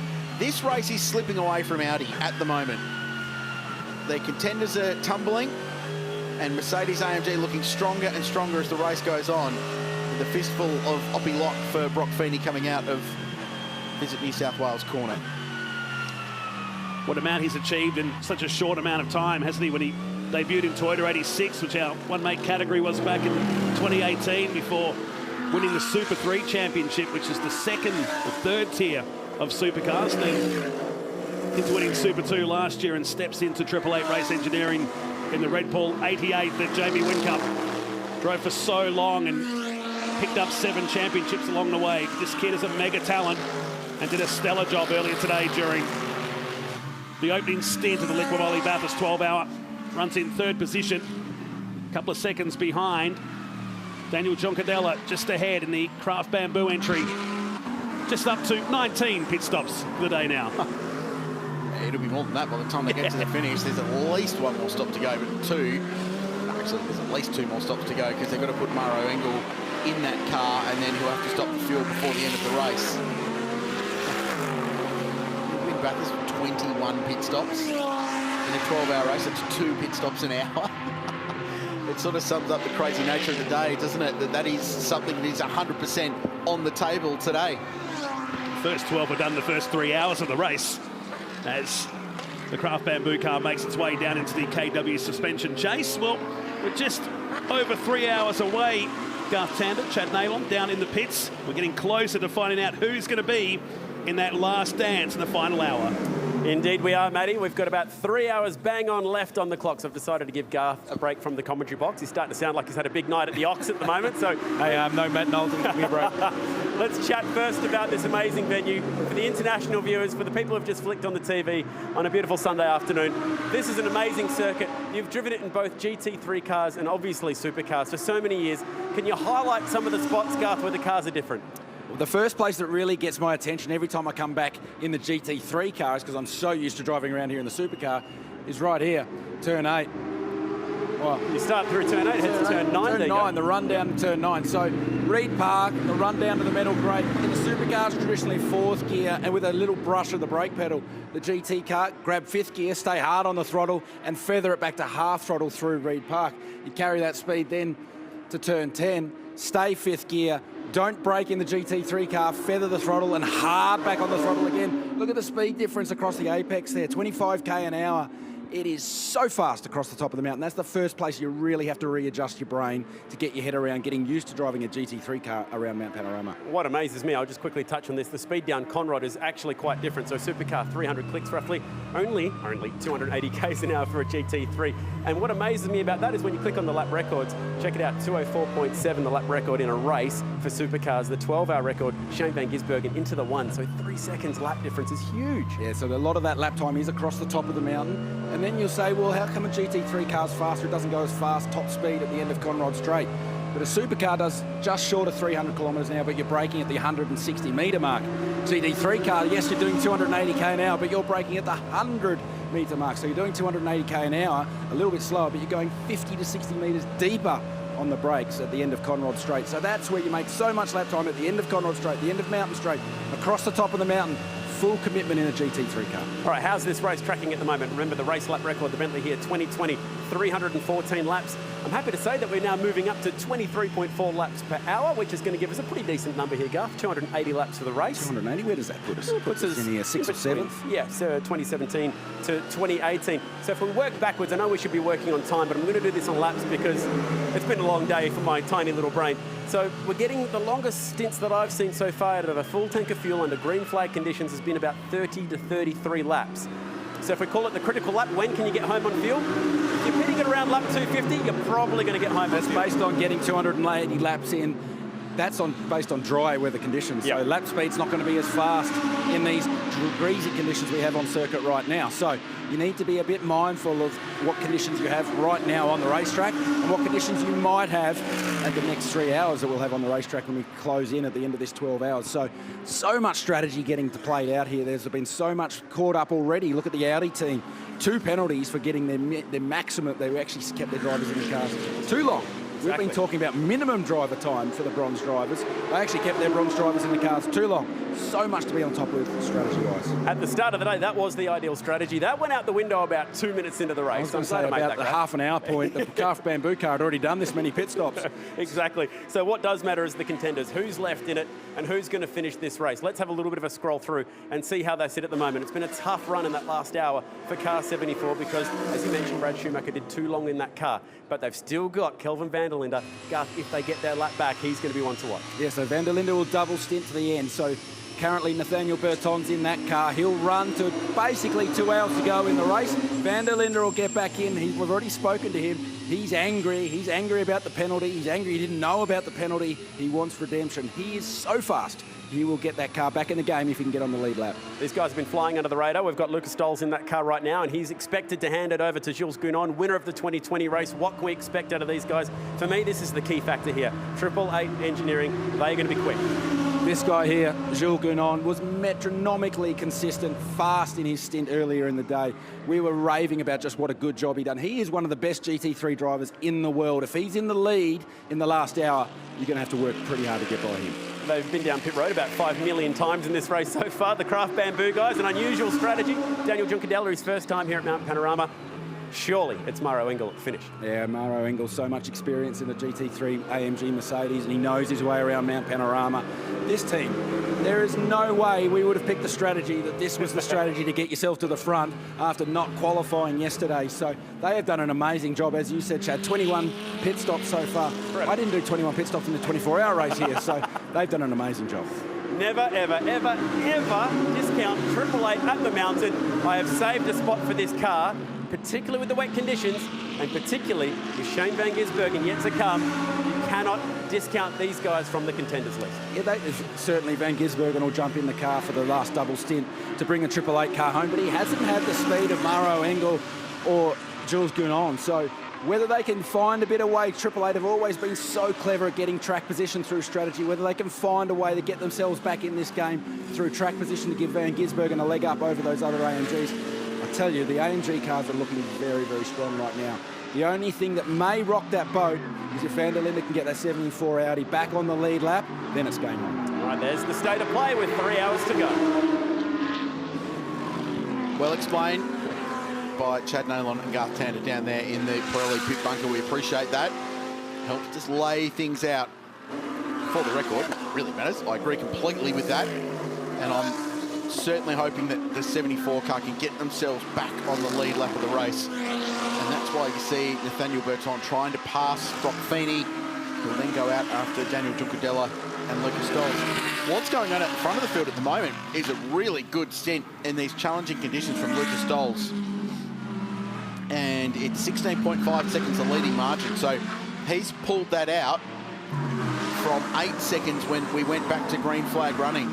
So it's been a very impressive job from Sun Energy One Racing. Could they be the team in the box seat in the Liqui Moly Bathurst 12 hour?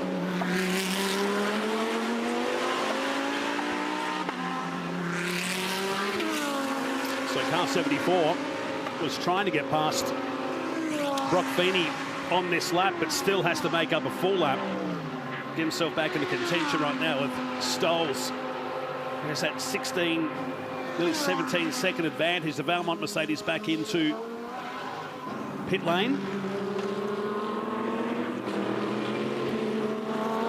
They're running down in 17th with Sergio Perez behind the wheel of that car right now. This is the Supermarkets entry, car 47. That's got Paul Stokell behind the wheel. Years and years of experience in open wheel competition and in particular a bit of GT racing as well. Originally from Tasmania, these days spends a fair bit of time on the Gold Coast. Team up with the Honduras brothers for this weekend's event. Behind them in car 17 is the Catan Audi, prepared by Team BRM with Joey Mawson back behind the wheel after that mega stint opening up the innings today. They run in 9th position, running with Nick Percat and Mark Rosser, who owns this car. He's been running in the Fanatec GT World Challenge the back half of 2021. We get the Powered by AWS in there as well, Nods. Yes. Full title. The global element of GT racing here in Australia from a championship point of view. Oh, that just brushed the fence on the exit there, Paul Stokell. Just going to say he's been running around a lot in both the GT World Challenge Championship and state level motor racing with Gary Higgin in his KFC sponsored Audi R8. So he jumped across the Superbarn car this weekend. The story's been well documented about their trials and tribulations this weekend. This is basically version 2.0 of their campaign, and yeah, just hit the wall. He scraped it for a long while up the cutting. Shows you how difficult these conditions they are.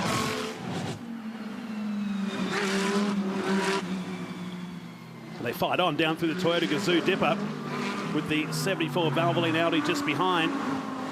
Daniel Baton behind the wheel is our second place car. Heads on down Conrod Straight. Craft Bamboo Racing's Daniel Giancadella. He's just searching there for a bit more wet track as he makes his way into the KW Suspensions chase.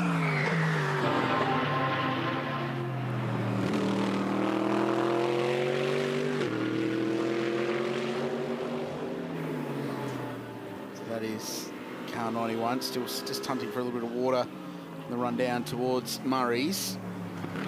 So Lucas Stolz has crossed the line. We'll do a lap time check, 2:20.2 for him, 19.7 for Daniel Giancadella. So this is the first time in a couple of laps that the Spaniard has been quicker than the German that leads the race. And the gap between himself and Brock Feeney now 7.4 seconds.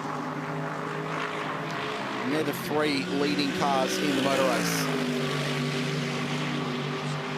Nathaniel Berton is 4th. David Wall up to 5th. The Lamborghini having a really good day for Wall Racing.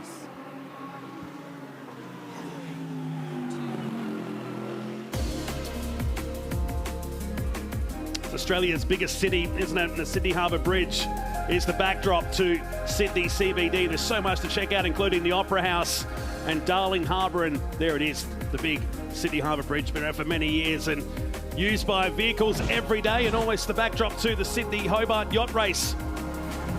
On Boxing Days, we check out a Pirelli replay here in the 9th hour of the Liquid Moly Bathurst 12 hour with the Craft Bamboo car just making contact down here at the Maguire's elbow with the Catan Audi. Don't need to be doing that. Joey Mawson a couple of laps back from the race lead.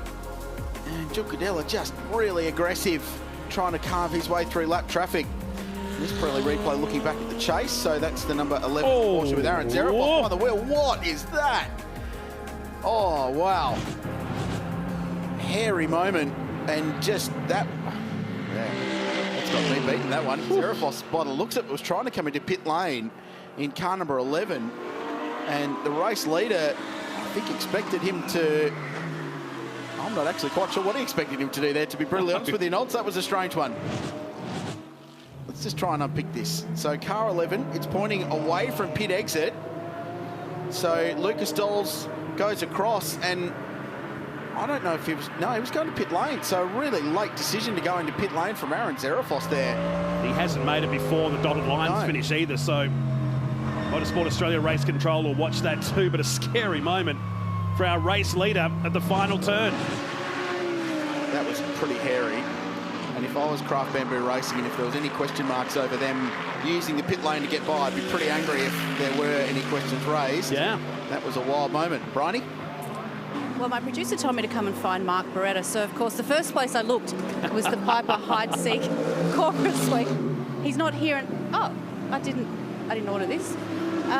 This is one of the corporate facilities that are available not only here at the Bathurst 12-hour, but also at our supercars events across the country. The next one is the NTI Townsville 500. It's amazing views. There's great food inside, so I've heard. And the best thing is you get to sample the product for free. So obviously it's back to work. we thank Brian Ingerson for her contributions at the 12 hours. The last we saw of her at this year's event. How's the I didn't order that? Yeah. Deadpan? Yeah, right. Well, nice gig if you can get it. It is a great view on the top of pit lane here at Mount Panorama. As Kenny Hibble watches his driver on, they're leading the race by 16 seconds. 16 seconds is a long way, but at the same time, at this place, it really isn't.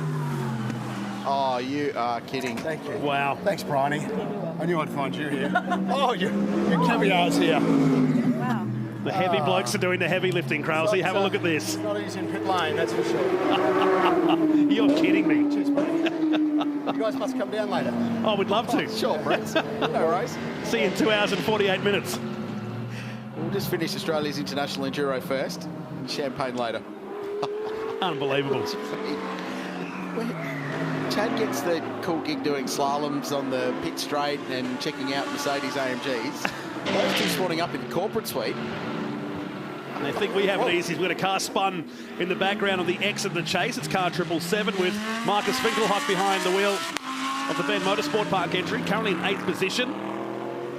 Just need a better contract lawyer, I think, what it is. Seriously. Our deal. Nice to see Tracy up there as well, who runs all of Supercars corporate activities. She is an absolute legend of the sport and the paddock, and friendly face that welcomes all the guests around. That is the view. Now, cameraman's up there as well, by the way, just checking out the sights and sounds. I notice he hasn't left either. So we're two presenter, a pit reporter, now cameraman down for the key part of this race. If you haven't been to this event, that's one way to do it, though. Here at the Liquid Moly Bathurst 12-hour now. Supercars Championship events as well. This is a replay, the Pirelli replay of car 777. And did he get the wall? No. That's a lucky moment for car 777. In fact, our race leader was coming through. Just saw a quick glimpse. Curbs? Yeah, I think we got that curb on driver's right. Marcus Winkelhock having a big dip at the moment, trying to recover for lost time from that penalty they had just before. Has the eyes wide open. Steely eyes, yep. Selects first gear, drives away.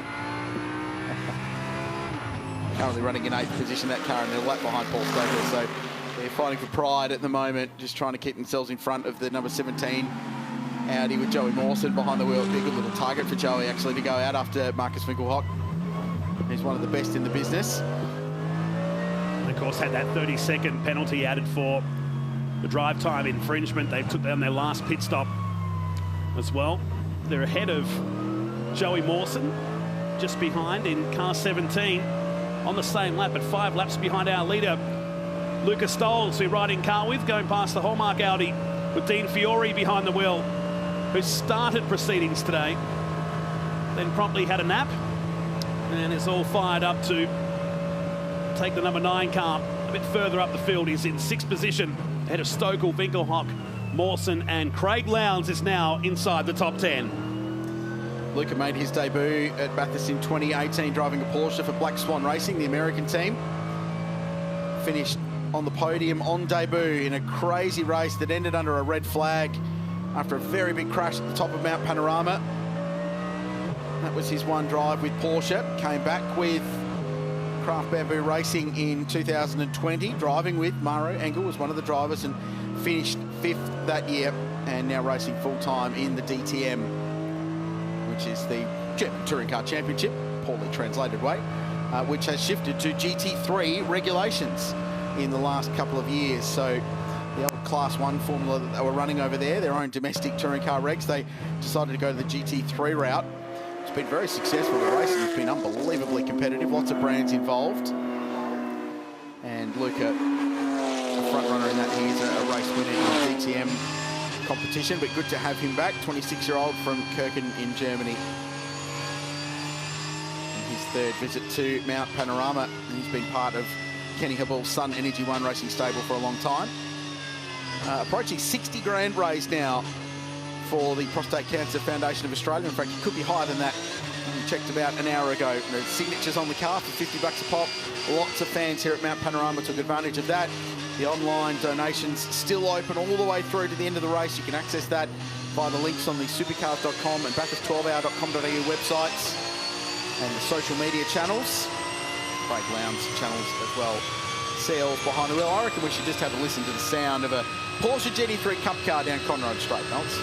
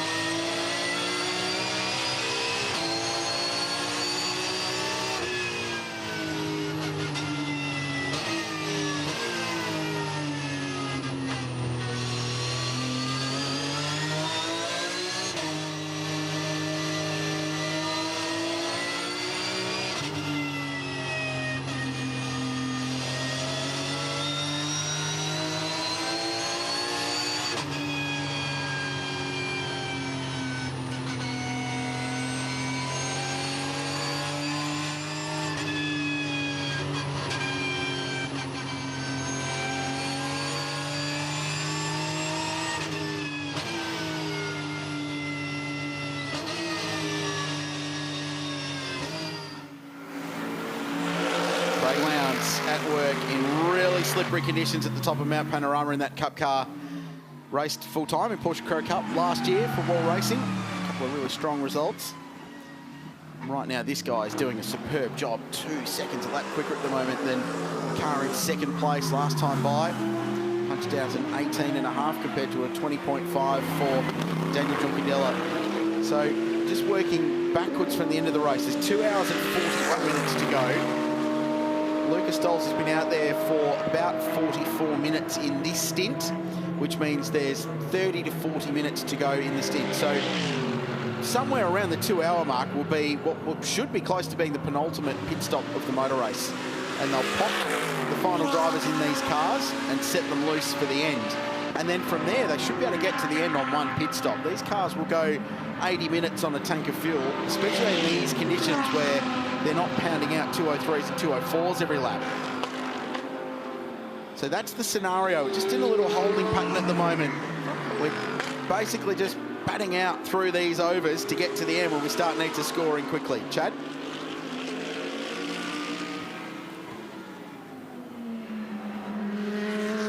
One thing we haven't talked about when it comes to discussing those final pit stops, guys, and that is the old debate which has raged at the 12 hour for the last few years.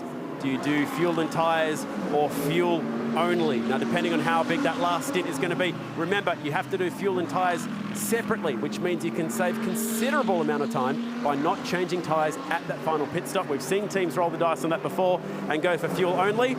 If you're, say, car 91 and you've got a decent chunk of time, say 17.7 seconds to make up to Lucas Stolz, that could be saved by not changing tyres. And then the question mark, Chad, is how does that play out with what the weather's doing as well?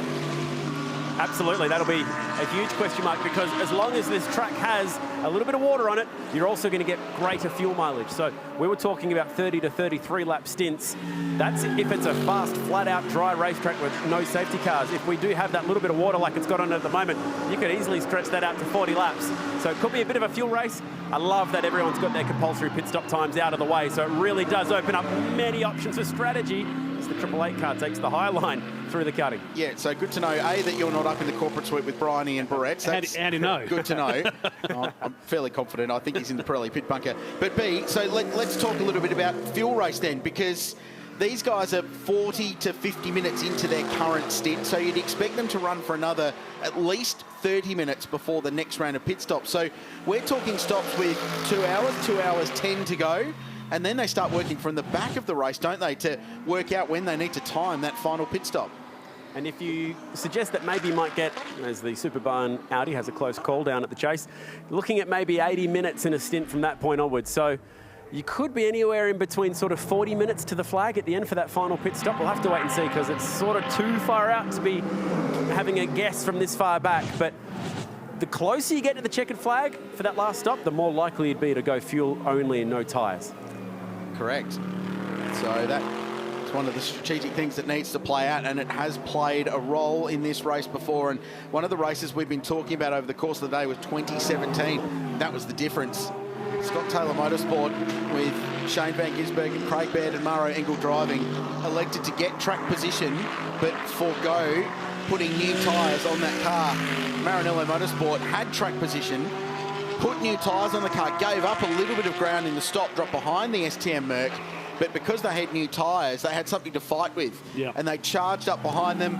We saw the little paint exchange earlier in the race down Conrod Straight, and then the famous moment when the car was crashed at the top of the hill. So 2 hours and 37 minutes to go in Australia's International Enduro.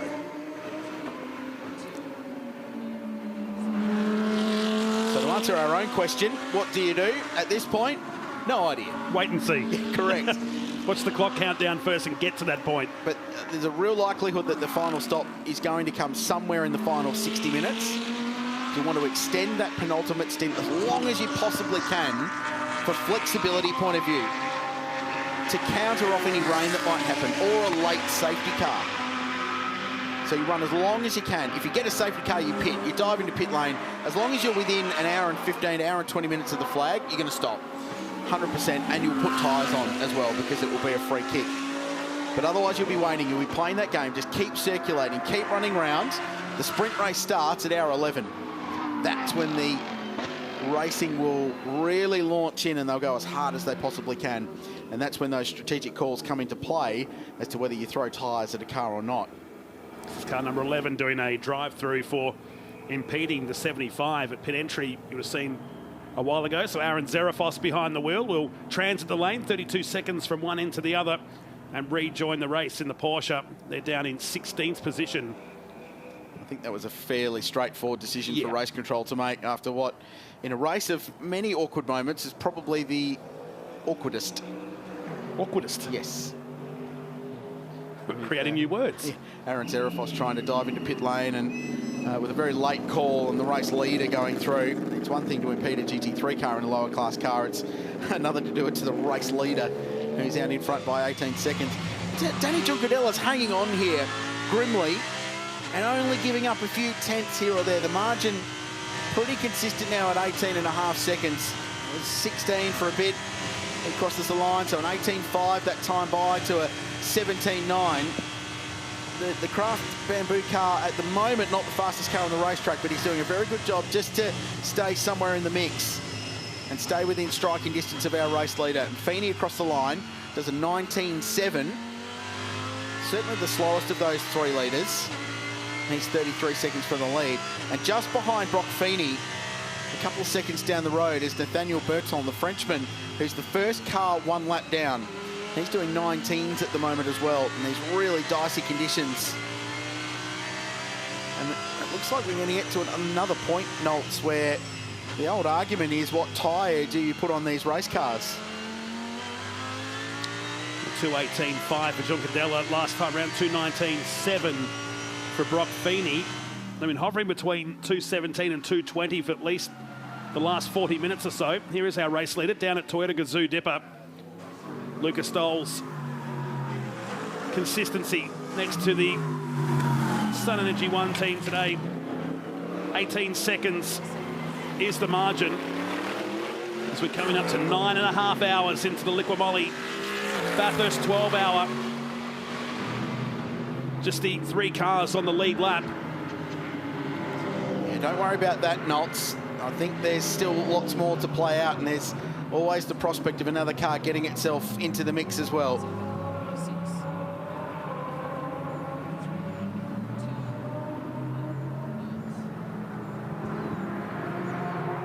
Watching second place, Daniel Juncadella, searching for moisture down Conrod Straight. Aboard his Craft Bamboo entry. Car number 91, it runs in second place behind Lucas Stolz. So we come up to 9.5 hours, but this is what it looked like at 5:15 local time this morning when the field took off in the Liqui Bathurst 12-hour with foggy conditions. That was the first big incident down at Maguire's Elbow and the first major shot for the Coin Spot Audi team. You look back on reflection and wonder if that contact had anything to do with the problems the Coin Spot car would have later in the race.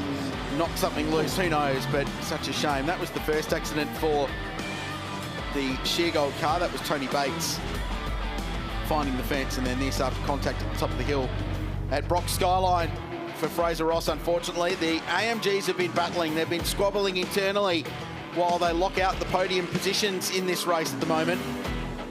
Car 74, gee, they were in good shape for a while there. Kelvin van der Linde punched out certainly the most exciting stint of the motor race, but then they were penalised heavily for a driver time infringement. There was confusion, there was chaos at the stop, and they ultimately had to sit there for more than 4 minutes with a pit stop and a penalty all rolled into one. This is Mike Sheargold in the Ram Motorsport Mercedes-Benz at the top of the mountain, and also the Grove car was in the wall. Their days were done. This was second place, Daniel Juncadella in the side of the Team BRM Audi, and a wild moment down here for Aaron Zerafos, who just served a drive-through penalty for impeding the 75. This was Marcus Finkelhock with a pair of 360s in the Ben Motorsport 777 car, and he finds on to run in 9th position. In fact, has come into the pits aboard his 777 car. Here's your race leader, Lucas Stolz, with 17.5 seconds.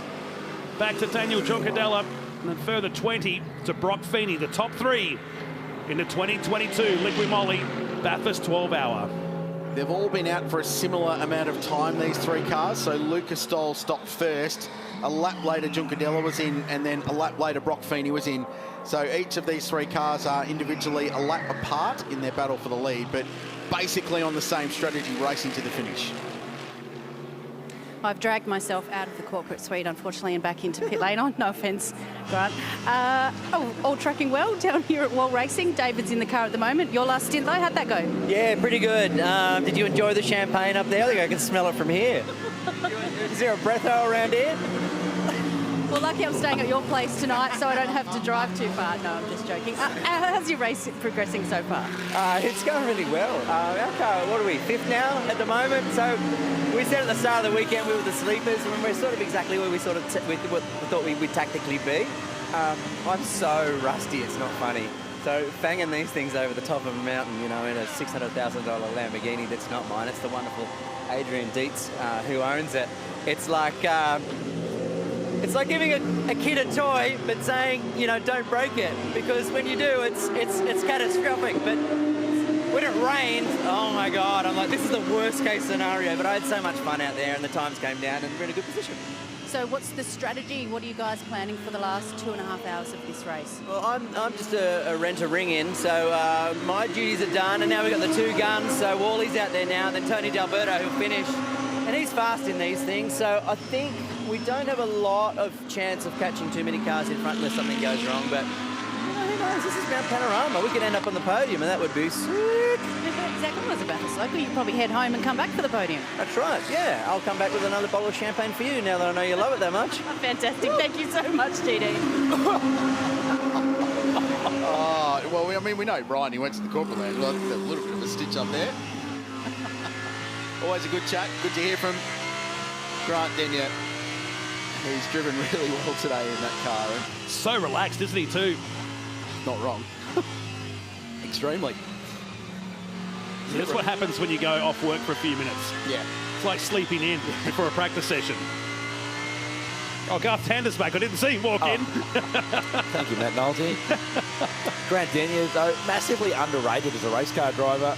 You often think of Grant as a TV guy that races every now and then, but massively underrated what he does in a race car. The very limited miles he does these days.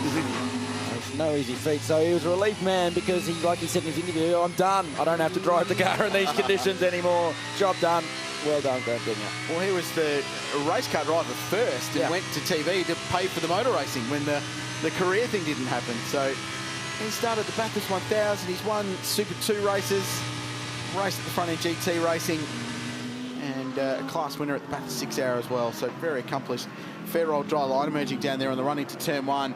And lap times now into the 16s. Yeah, and that was about the crossover point previously in the race where we started looking at what was the time to move from the wet tyre back to the dry slick tyre, and it was around the 16, so very, very high 16s for Lucas Stoltz and Danny Giancadella on that previous lap. Both did a 16.9.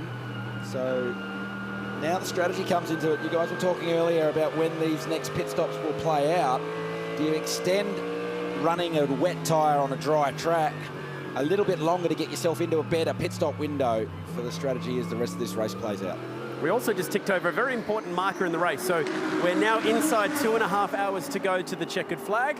Why is that important? 2.5 hours is the exact maximum continuous driving time for a pro-ranked driver. So from this point to the checkered flag, you can plug your best driver into the car and they can get it to the checkered flag from there.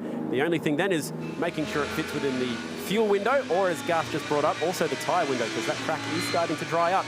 They would like to get a bit more towards that end of the fuel tank on this run, but they can only go as far as these wet tyres are going to hold. Yeah, you're right. So this is the million-dollar question now for these teams, is how long can you survive on the tyre you are on at the moment? Because that will dictate the rest of your race strategy as it plays out. But from a continuous driver time point of view, Chad, you're absolutely spot on. And that is good to go for all the pros to jump in the closing stages of this race and go absolutely flat out with a double stint. Yeah, as Chad said, though, the question mark, fuel and tyres. Lee Holdsworth just sort of kicking back. This is sort of feeling like the calm before the storm this afternoon. Yeah, it is. Yeah, I'm just having a relax because if I get in, I'll be in till the end. So that's 2.5 hours at the moment. Pretty big stint, and in conditions like this, it can be pretty mentally draining. So just trying to switch off, not think it too much. So Lee, how does this play out best for you? What needs to happen this afternoon for you to get on that podium? I wouldn't mind a wave by under safety car, but I think we've only got 26 minutes of that opportunity left before they lock that out. But I don't think with the conditions they'll let us wave through. So we're 4 laps down. We need to get some laps back, and then the plan was to finish on the lead lap, but that's gone out the door. So I think we're on the. If we can get up to P5, a top 5 result would be great for us. You know how to win at this place, and it's been a big, busy day today. How tough is it today on a driver? Yeah, it's just the changing conditions has been really mentally taxing. Just it's changing every second when you're out there. You know, at the moment it's gripping up every lap, and then we've had little spurts of rain up over the top or down the bottom. So people have been getting caught out by it. You're sort of, given it's a 12-hour race, you've probably got to underdrive it sometimes because you get caught out so easily. And now it looks like it's probably conditions to put a slick tyre on. So, but you can get caught out very easily. If you're a foot off line, you're in the fence. So we could see a couple of safety cars, I reckon, before the end of this race. Lee, any idea when you will get in? As soon as there's a safety car, I'll be in. So otherwise, I think probably in the next 25 minutes. Mate, all the best. Big finish, eh? Thanks, Brett. Cheers. Thanks, Brett. Just chilling out with Lee Holdsworth. I'd like to sit back and have a chat with. So those numbers Lee's talking about actually aligns with the strategies we've been talking about here. It's getting to that 2-hour mark, but I don't think you're going 25 minutes on these tyres if the conditions remain the same. And even just a brief glimpse of sunlight out our commentary box window before, and that'd be the last thing anyone wants to drive this track any further. So right now, they just want to run as long as they can on this set of wet tyres. I think that's doable in this instance, Rich, because there's certainly less sun on the circuit drying the track out that we had previously in the changeover period. And it's much, much cooler now as we sit local time 10 to 3 here at Bathurst. So the track's not drying out as quickly as we saw earlier today. So whilst the lap times are starting to reach the same crossover point from the wet tyre to the dry tyre, the narrowness of the dry line across the top of the mountain is still probably too narrow. So that falls into the window of maybe not 24 minutes, but probably extended another 10, 15 minutes on this wet tyre if we don't get any more rain. And then it starts becoming decision time, I think, for these teams up and down pit lane. We're looking at the cars that are first and second. Lucas Stoles versus Daniel Juncadella. Left of screen versus Rice. I think Luca looks more relaxed than Daniel does right now as he tries to reel in that now 19-second gap between the two Mercs at the front. Brock Feeney's fallen away now to nearly 40 seconds from our race lead. Shows you the relative position on the racetrack as well, with the race leader going up the top now to McPhillamy Park, and the McPhillamy Park's gates on the right. Amazing new pedestrian walkway that was built for people walking the track on the left, and an incredible vantage point up there. Very much worth a look when you come to Mount Panorama. Here is Lee Holdsworth's car with Dean Fiore behind the wheel. Moody slow-mo. Surprising, GT, how much the rear wings on these things move around, especially under load, and the braking as well. This new rear wing introduced for the Evo 2 package on these cars, the Audis, this year. Yeah, that grabbed my attention earlier today. The Audis, as they came through the chase and hard on the brakes, just how much the rear wing was moving around. There's your goon on. He's out checking the weather. He's got no interest at all listening to Chad Nailon's weather report. He wants to go check the weather himself. Know exactly what he's in for before he jumps aboard the 75 Sun Energy racing car. And it's not especially cold, 17.3 degrees at the moment, and even the feels like says it's 17.3, so it must be 17.3 degrees. That's the view in race control. Just on the back of the chairs there of our race director and driver standards observer, who's been friendly, is hashtag for Tilly's sake, which is a really important awareness cause that's being backed by Race Fuels, who are the official fuel distributor of the Liquid Moly Bathurst 12-hour and indeed the Supercars Championship and everyone. And it commemorates Tilly Rosewarne, who was a local who unfortunately took her own life after some online bullying and real-world bullying, and a really tragic story. And Race Fuels and the team just raising awareness for that, and a really important cause being embraced by that team this weekend. So hashtag for Tilly's sake, jump on there. A lot of really interesting stuff worth reading about, and a really topical thing in our society in this day and age. So well done to the team at Motorsport Australia Race Control for backing that cause. Been a good performance from this team today. Like what All Racing has produced. You heard from Grant Denyer, they would have liked to have been on the lead lap. The car hasn't had the raw speed to go with it, so a win was an outside shot regardless, but really consistent performance from this group of drivers. And one of those teams that went the 4-driver option to give them a little bit more flexibility, paid off for 75, splitting that 180-minute minimum driver time between 2 instead of 1 drivers. And it's worked for both combinations. P5 for that team. That would represent, should they get there, the best finish for a Lambo in 12-hour history. Hope I don't regret saying that either for their sake. Sorry, Wally. You're tempting fate a bit here. Oh, look, it's about as promising as Chad Nailon's weather predictions this weekend, seriously. Here's Brock Feeney.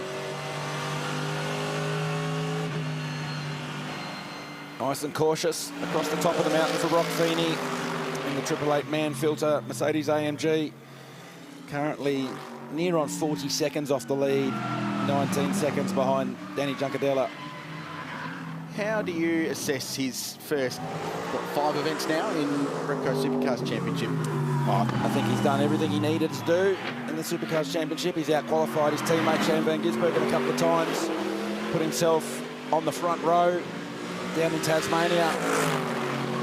And probably only it's the wheel-to-wheel combat that Brock's probably finding just how intense it is in the Repco Supercars Championship. They just really take it up another level, and especially in those opening laps. So Brock's finding his way with that, but his speed been very impressive, and his calmness. I mean, think about the pressure on the kid. You're driving a Red Bull Commodore, Jamie Wincup's old car.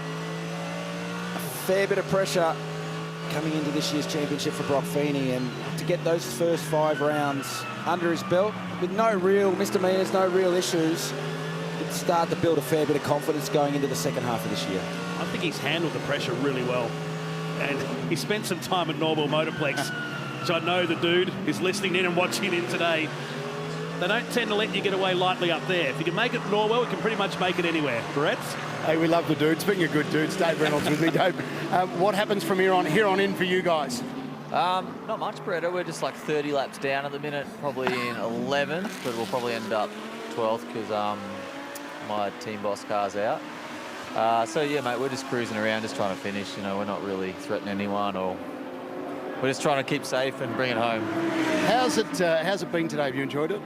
Yeah, it was pretty wild at the start of the day. Like, I kind of enjoyed bits of it, but when it got really foggy, I didn't enjoy that at all. I don't like seeing 50 metres in front of me. That's not fun at 200 Ks.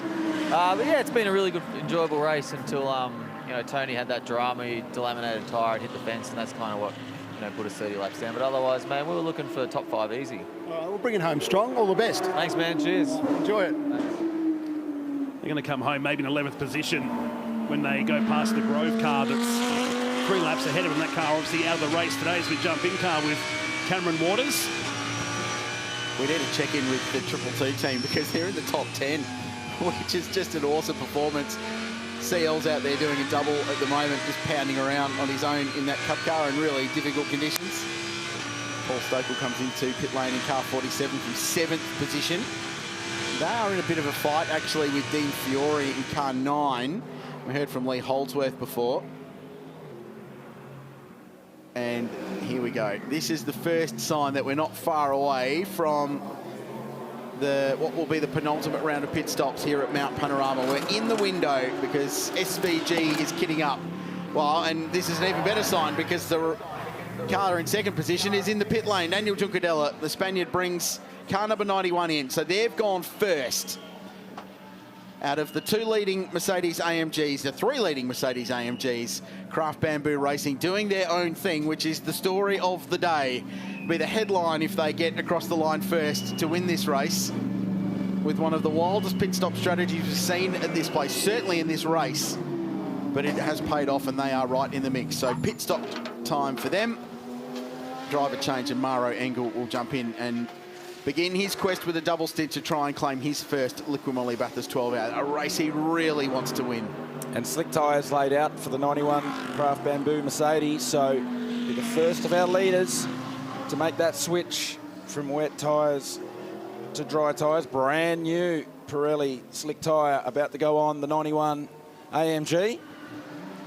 So clearly they thought that the crossover point had been reached and it was the perfect time from a track condition point of view to throw new slicks at it. And every other team in pit lane will be watching the sector times as they get out there and get up to the top of the mountain, especially that sector 2 across the top. They're almost slicks anyway at the back. The right rear, the centre grooves are completely worn down. So a really interesting part of the race about to start to unfold when we transition from the wet tyre to the dry tyre. Still a very narrow dry line on the race circuit as the racetrack continues to dry out. And the challenge ahead of Maro Engel is to get that tyre up to temperature as quick as possible and don't deviate out of that dry line, because if you leave the safety of the dry line, you're in a whole lot of trouble if you get onto the wet stuff. In comes the leader, so Lucas Stoles now responds to the Craft Bamboo team and brings Kenny Habul's Sun Energy 1 car into the pits. Yeah, I think they had to, basically covering off the move made by the other car. And we're not talking overcuts and undercuts at this point of the race, but if the slick tyre turned out to be 5 seconds a lap faster, then all that hard work and margin that 75 had built up would disappear. So they really did have to come in, but they were only a lap apart on strategy anyway coming into this round of pit stops. So not completely unexpected. This has been a huge drive from Lucas Stoles. He's been in the car since lap 175 Where are we now? 2:27. This has been a mighty double in really challenging conditions. And if they get this thing across the line and get onto the podium, he'll be an enormous component of why they do. And now Gilles Gounon will jump into this car. Brock Feeney's in the lane as well. So 888 going with their Mercedes AMG compatriots. And you can see Brock going to work, unplugging himself. Helmet connections undone. Loosen the belts, get the car into the lane and hand this thing over to Shane van Gisbergen. So this is the first roll of the dice. From here, it starts becoming more of a sprint race to the final pit stop. And then the decision you make in that final stop is whether you take tyres or not.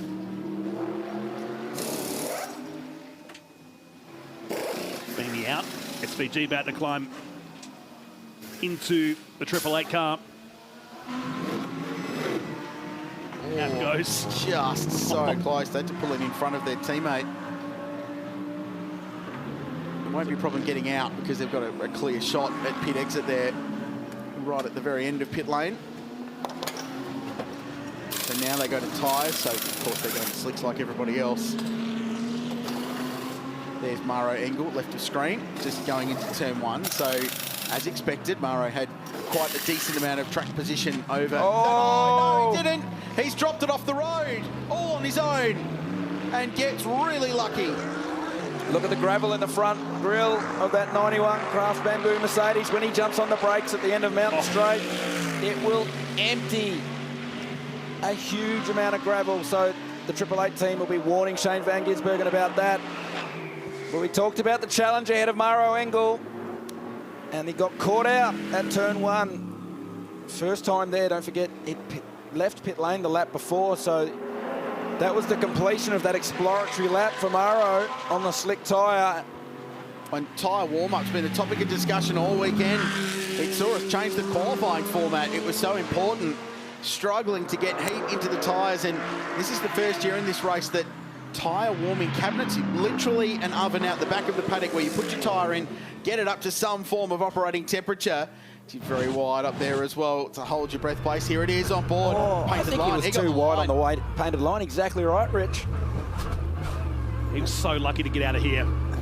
Racing driver 101. When it's greasy like that, you don't drive on the painted lines. And as you mentioned, Matt Nolte, not many four-wheel drive AMG GTs, but Maro Engel very lucky to get out of there alive. And the Grove car did it earlier today and didn't get out in the conditions. He carried more momentum in there for the 91 car to help him get back onto the track, but a costly mistake as the pit stop cycle continues. We are approaching the 10-hour mark of the Liqui Moly Bathurst 12-hour. Gilles Gounon is in the 75. He leads here at Mount Panorama.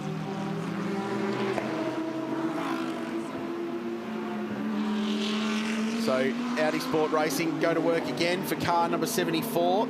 They're still frustratingly one lap off the lead. Yeah, that cycle right there was an opportunity for the 74 car to get one of those laps back. If the safety car happened to fall right as those 3 Mercedes ahead of them were in the lane, that could have opened up the pit window for these guys to get a lap back. It didn't fall their way. Just getting Kelvin van der Linde plugged in. We've seen what he's capable of early in the day. So we're getting all the gun pros that are left in the cars for the remaining stages of this race. But just wish that that car was on the lead lap. And I bet Audi Sport do as well. The debrief GT at Audi Sport tonight's going to be pretty brutal. I don't know if they bother having it tonight. If 4th place is all they come away from this race, and yes, there's still 2 hours and 11 minutes to go, with all the raw speed that they've shown, with the entry list that they bought, today has not delivered for that team. Certainly an opportunity gone begging, though the debrief will be extensive, that's for sure. Let's hear from Bryony. Well, Richard Craill suggested we come and check in with the 222 entry, so checking in we are. Jeff Emery, we've just had a pit stop. Alex Davison in, Craig Lowndes out. How are you guys tracking? You're in the top 10, 2 hours to go, not too bad. Yeah, look, we've had a great day. I mean, obviously the boys have done a really good job. The team's been faultless all day, and, you know, we sort of snuck into the top 10. We've sort of brought a knife to a gunfight here today, and we've sort of just hung in there and done the right thing, and it's paid off all day. We've had a great day. One of the main reasons, though, for this entry is to raise not only awareness but also money for the Prostate Cancer Foundation. How is that tracking? Can you give us an update on where you're at? Look, I've been in the car. I just got out of the car, so I don't really know how it's tracking. But from what I understand, it's been going really good. So we've got a lot of support out there, which has been fantastic, which is the whole reason we came here this weekend. Now, you said that Alex Davison, we just saw them put slick tyres on the car, that he's got the best of them, and Lowndesy's been dudded a little bit this race, hasn't he? Well, poor old Lowndesy got the run in the rain earlier, and then he got the run in the rain just then again, so he's only been on wets the whole day, so he certainly got the raw end of the stick, but he's done a great job and kept the car alive, and that's what it's all about for us. Absolutely, racing for a great cause. We wish you all the best for the last couple of hours. No worries, thanks guys. Top 10 finish would be perfect for us. Okay, thank you. We agree, solid result so far inside the top 10 with Alex Davison on screen now in car 222. Cameron Waters has got to 11th position now, but another 18 laps behind this car, and with 2 hours, I'm sure he's going to make up that amount of time. So 11th position will be the result at this stage for the 24 Audi, with Gunon leading from Engel by 18 seconds. Another 21 seconds back to Shane Van Gisbergen. So in car with Jules Gunon, climbing up through the cutting. And the Valmont Mercedes just stepping aside to let the faster cars go by, including Joey Mawson, who runs in position number 9. Driver change happening down there also in the Hallmark Audi pits. I think Fiore jumping out of the number 9.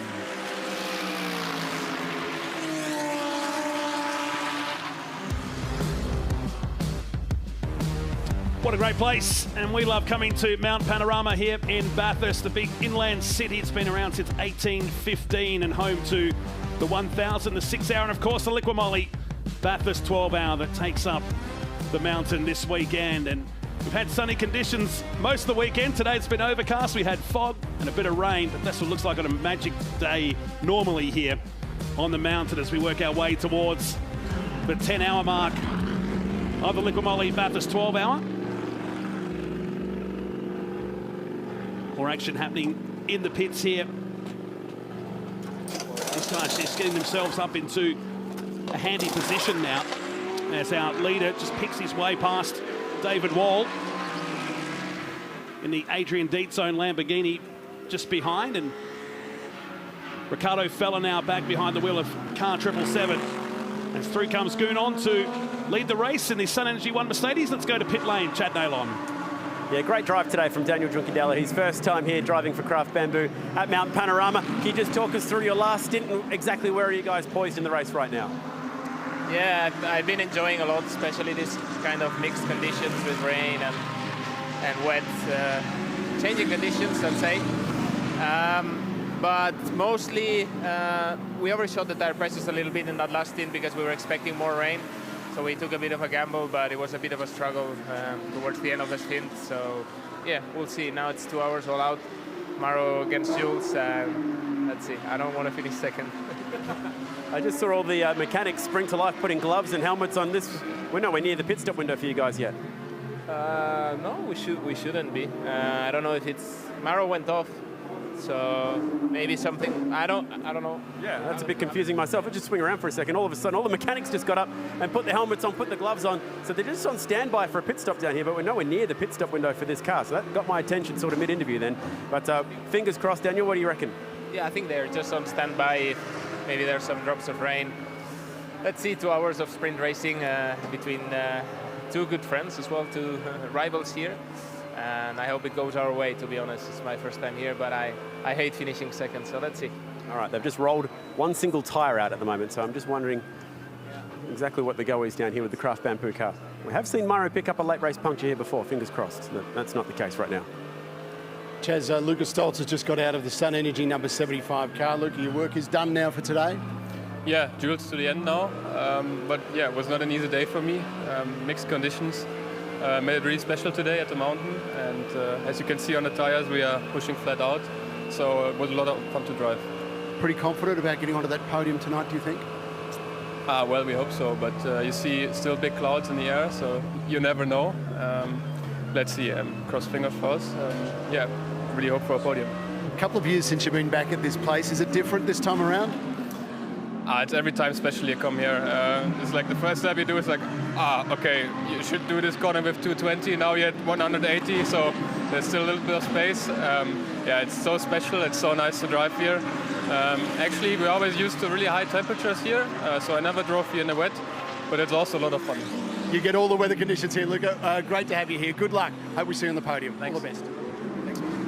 Yeah, it looks like Craft Bamboo are setting up to change the left front tyre at this stage on Mauro Engel's car, and he's reporting potentially a vibration from the car, so maybe related to running off. I'll see if I can get to the bottom of what's going on. They're standing by to potentially change just the one tyre for Mauro. Obviously unscheduled. They're hoping to get much closer to about 60 minutes remaining in this race, so this would make it very difficult for them from here on in. It really will, Chad. It's going to make it very, very tough without any safety car interruption, because it's not outside the window to make it, it's not in the window to make it home with one more stop. They'd have to stop again. You could bring the fuel tank as much as you can if they pit stop now, but you're not going to get 2 hours out of a tank of fuel.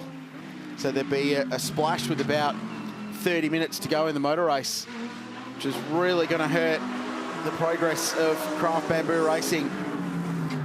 You can flat spot a tyre in a GT car, even though they do have ABS when the tyres are cold. And Chad mentioned the left front tyre, so that's the opposite tyre to the one where Mauro Engel going down into turn 1. The outside tyre, the right front tyre, was on the painted white line, so that means that the left front tyre was the one trying to do all the braking, trying to do all the stopping. It potentially could have grabbed, and the ABS can lock out, and you can flat spot them. So if Engel has picked up a flat spot and a vibration is too much to deal with, he will have to change it. You can actually see the vibration in the headlights. Yeah. I was just about to say it, Chad. Like porpoising down the front straight right now. So the team have actually requested some pictures so that they can look at the front of this car on the TV. They're potentially wondering if maybe it's a splitter issue from when it went off as well. Potentially the splitter looks okay, but it certainly did a fair bit of digging in the gravel as he made his way out of the turn 1 gravel trap. Doesn't look to me like the front splitter has come apart, not externally anyway. It's unlike a Mercedes AMG product to be porpoising at all, isn't it? 2020, this is the moment from on board, and it was that white line on the outside into Hell Corner. That wouldn't have helped the cause. Just fill the intake up with dirt and debris. It was actually reasonably subtle, the jump into the gravel trap. It wasn't. I wouldn't have thought that would do too much to the front splitter. You can see how much these cars have been bottoming. We've been speaking about this car in particular, how much it's been bottoming out. The front splitter across the top of the mountain. Low ride heights, particularly in the front of this car. Yeah, and this car's been scraping more than the other Mercedes AMGs from practice 1, basically, throughout the start of the weekend. I wonder if the fact that they missed a lot of Saturdays running with that engine change didn't help that cause from a setup point of view. Lost a bit more time to develop this car. Remember, an engine change unscheduled after Friday. They noticed in the data, Mercedes-AMG's engineers, some irregularities, was the quote. And that's all that they've basically expanded on. They haven't gone into much detail about what it is or was, but they decided, discretion the better part of valor, to put another engine in that car. We're watching a picture inside the team. That's Daryl Young, was middle of shot. He's the team boss at Craft Bamboo Racing. Lambo's not doing them any favours at the moment. Tony D'Alberto feels a race coming on here as Mauro goes down the inside. So they're clearly making this decision. It was a strategic decision in a way to put another engine in the car. Daryl told me this morning, sorted down there before the start of the race. He said, look, it was a decision. We could have run it with the other engine. Mercedes probably would have okayed it, but we just did not want to take the risk with 12 hours ahead of us. So sensible stuff. They took the car out. They missed an entire day's worth of running. Yeah, but it's a long way to come to have an engine issue early in a 12-hour race here at Mount Panorama. Tony D'Alberto just previously, he was on an outlap on a cold, slick tyre, so there was no chance he was jumping off the racing line to let Mauro Engel through. Sorry, buddy, make your own arrangements. Would have been Tony D'Alberto's view of the world right there. Lap time check 209.4. Traffic impeded at the top for Mauro Engel, so probably not relative. Jules Gounon getting some temperature into his slicks. 206.6, the race leader. And we're waiting for Van Gisbergen to cross the line in car 888. It's building up. 2 hours remain in Aussie's International Enduro.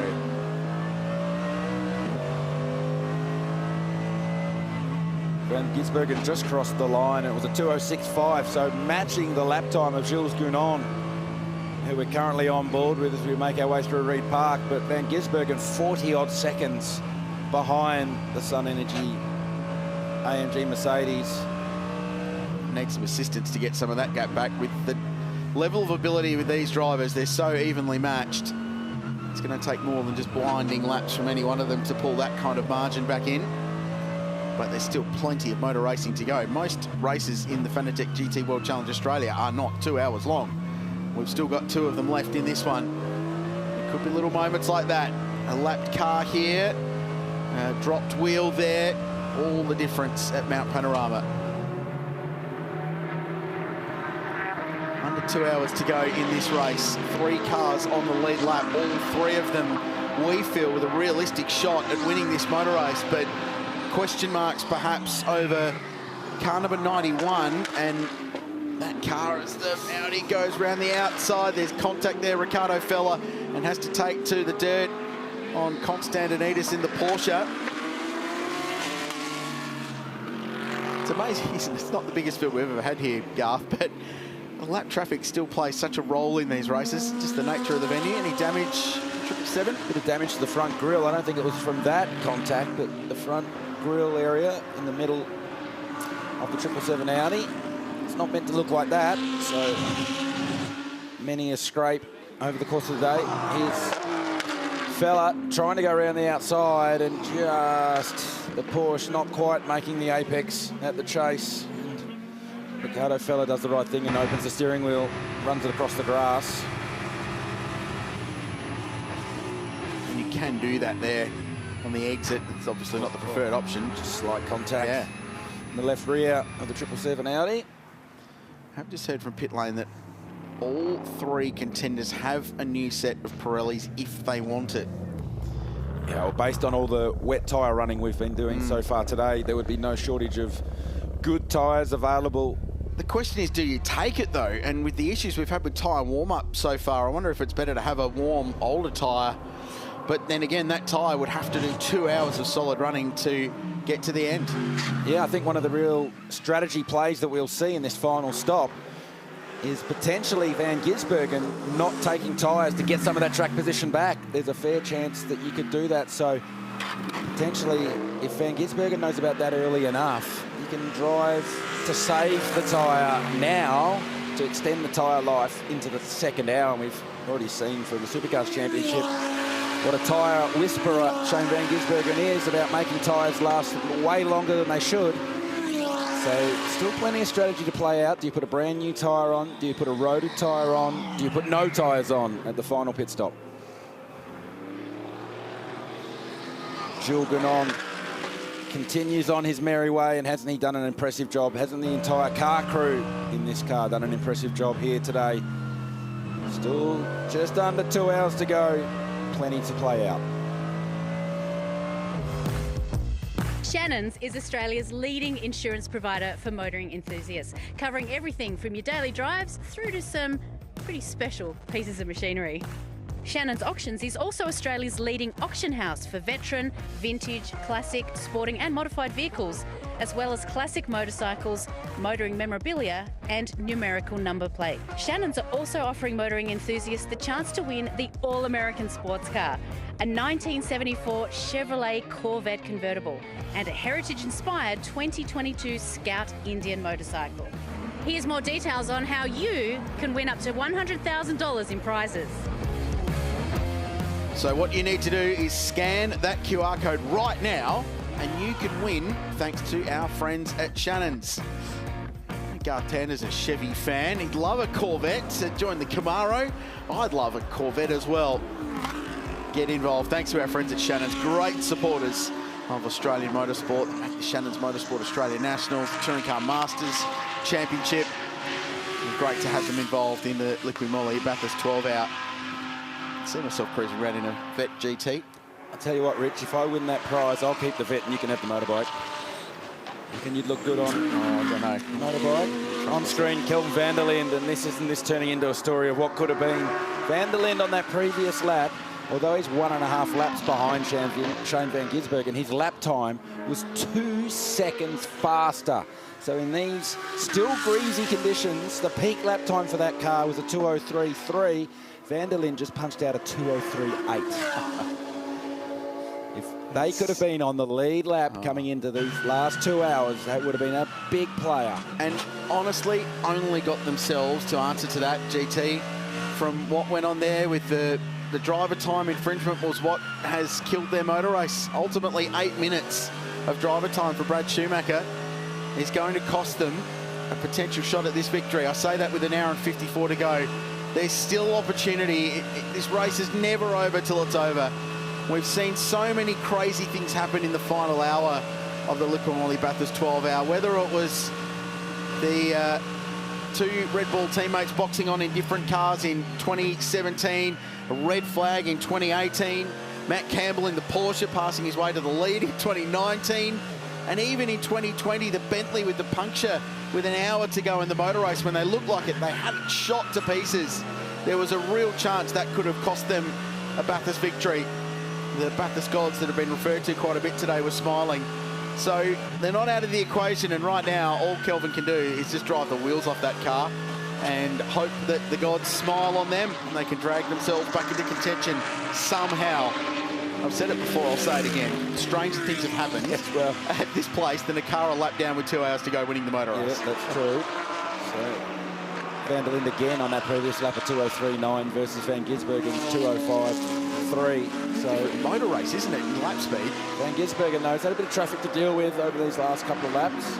And I just wonder also, given the gap from Van Gisbergen up to Maro Engel is around the 22nd mark, there's nothing to be gained right now by leaning on this 888 car. Save a bit of tyre, leave a bit of margin. And if the race comes your way, a safety car comes out, strategy comes your way, then you're back in the game and then it's time to push. So with just under 2 hours to go, still keep your powder dry and keep a few things up your sleeve. Everyone will still be a bit nervous right now because we're not in the window to get to the end on one stop. And they need another 20 minutes at least of racing before they get comfortable enough to know that if there is a safety car, they can fire the thing into the lane and get to the end on a tank of juice. Because right now they're not there. So that's another question mark. If a safety car drops now, it's really, really awkward. And it's almost out of the range of gambling as to whether you make it on the end, depending on how long the safety car is. You need a pretty lengthy safety car to make it to the end now. Too far out of the window right now. That would be a fool's game to pit and expect to make it to the end with 1 hour and 52 minutes to go. There's some speed in the racetrack right now. I was just checking towards the lower end of the top 10. Joey Mawson in the BRM Audi was on for a personal best to the end of the second sector. So it's not only Van der Linde that's going quickly out there, a lot of personal bests. So with the track drying out, there's plenty of speed to be had if you want it. And I think that's the critical thing. Still 1 hour and 52 minutes to go in this one. This is another good lap from Van der Linde. He got some traffic across the top, but still could be the fastest car on the racetrack this time around. Actually gave up 2 tenths. Maro Engel had a good lap, 4.6. So despite the question mark over the left front tyre on the Craft Bamboo car, clearly they are feeling okay about that and have elected to leave it out. Further to your point, Lee Holdsworth now with a PB first sector. So there is some speed in this racetrack. We saw this after the track dried the first time around today, that sort of a cleansing moment, and the racetrack had a heap of energy. Everyone got new slick tyres on their cars and everyone went really speedy. Kelvin Van der Linde set the fastest lap of the race in 2020 as well. They were a long way down the leaderboard at that point. They threw a new set of tyres at that car, and in fact it was one of the McLaren 720Ss, and he were having a bit of a fastest lap off at the end to see if he could get the bragging rights. They're trying to go for the extra point. Yeah, yes. Fastest lap of the race. Exactly. Just a bit of spot the Bathurst record books. It was quite entertaining while we were trying to unpick all the drama out in front. Ceases to amaze a GT3 car across the top of the mountain at McPhillamy Park. 220k at the apex, even in these really dicey conditions where it's still quite moist offline. Engel's on a PB lap at the moment in car 91. A gap down, to come down actually a little bit in the last couple of laps, down to 16.7 seconds. Van der Linde the fastest lap of anybody in the motor race so far. So there's real pace in the Liqui 12 out with an hour and 50 to go. Van der Linde on this lap, currently the fastest cumulative time to the end of the second sector, so he continues to show impressive pace. And just this onboard that we took across the top of the mountain, he was barely off the throttle at McPhillamy. This could be a 2, Garth. On lap 236 of a 12-hour motor race. What it does, it's amazing, these cars these days that are built, of course, for 24-hour races at Spa. No, he lost some time in the final sector.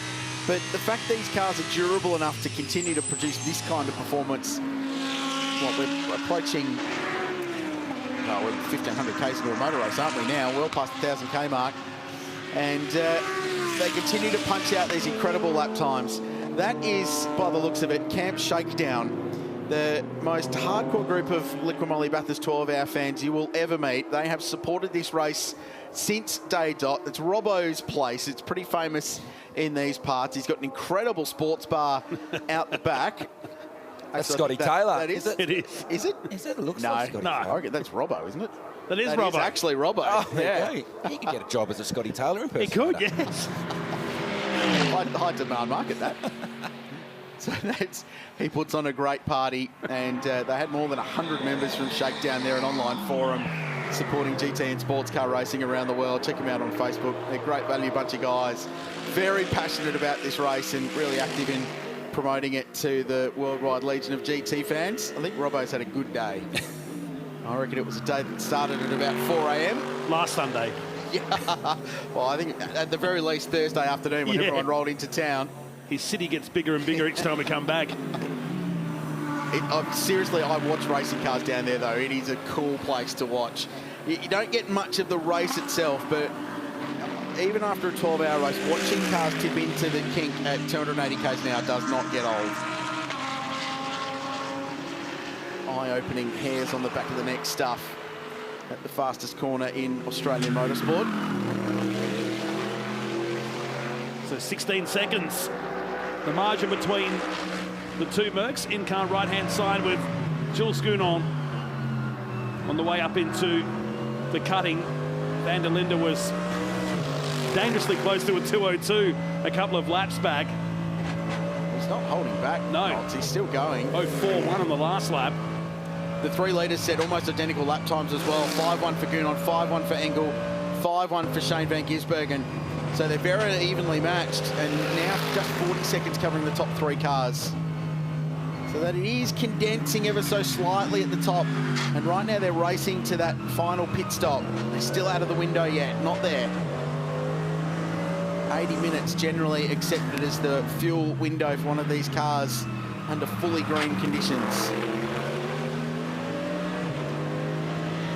I feel like Gounon's got a little bit up his sleeve, though, at the moment. I just feel like we're seeing all the performance that the 75 AMG has right now.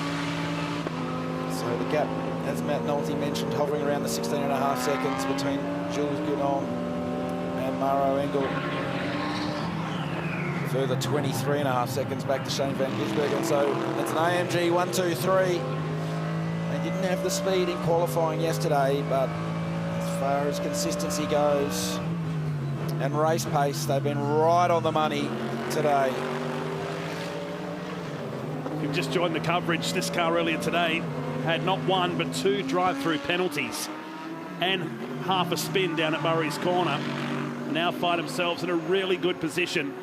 It's a good point you make, Matt Nolte. That car was about 6 inches away, being buried up to the axles at the final corner in the gravel trap. So I often say that motorsport's a game of inches. And that was quite literal for the 75 car earlier today. Kenny Habel falling foul of the Australian safety car restart rules. He's used to the American style rules where he spends most of his time racing in the IMSA Championship.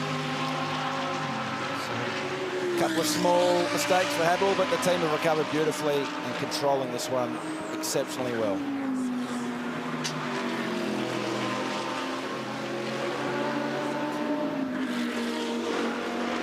So both the leaders in the 203s, 203.9 Murrow Engel, 203.6 earlier in the race. And the gap just sits at 16 seconds. So Engel is trying to go with him. But you're right, GT. Jules just has that little bit extra in the tank each time the threat has been thrown down from car 91. I wonder whether there's a little bit of cat and mouse going on here too. You don't want to show your true speed because you don't want to show your opposition what you think you might be thinking for this last pit stop strategy-wise. So if you've got a fair bit up your sleeve, keep the tyre under the car and then potentially not do tyres at the final pit stop. Here we are. Maro Engel coming up on some traffic, and have a look at that tear off on the left side of the windscreen flapping around.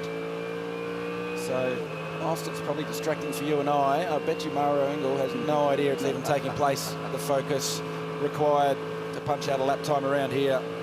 It's a good lap time too, GT. 22.9 to the second intermediate. It's the best the car's done all day. So, like I said before, any concerns over that tyre clearly put to the side at the moment. And if there is a vibration, just dealing with it, drive around it, hope the thing holds together. Let's see what this lap time is from Maro Engel. The gap 15.5 seconds. 2:05.5 for the leader, 4:4 for Maro Engel last time by. So he took a quite big chunk out of time, a bit of traffic for the race leader perhaps, but I think also traffic polluted for Engel. Yeah, when he made his run out of Forest Elbow. If you have a look down that blue box, Race Logic, see it counting up. That actually tells the driver their stint time in the car. So Maro Engel currently 32 minutes and 37 odd seconds into his stint right now. So the drivers have a pretty good understanding of where they're at as far as how far into the stint they are real time. Don't have to worry about the engineer getting on the radio and telling them where they're at. And all the drivers have a good understanding of how far the range is in their fuel tank from a time perspective. Just not even getting out of the throttle at Solomon Park. That's what's grabbed my attention there.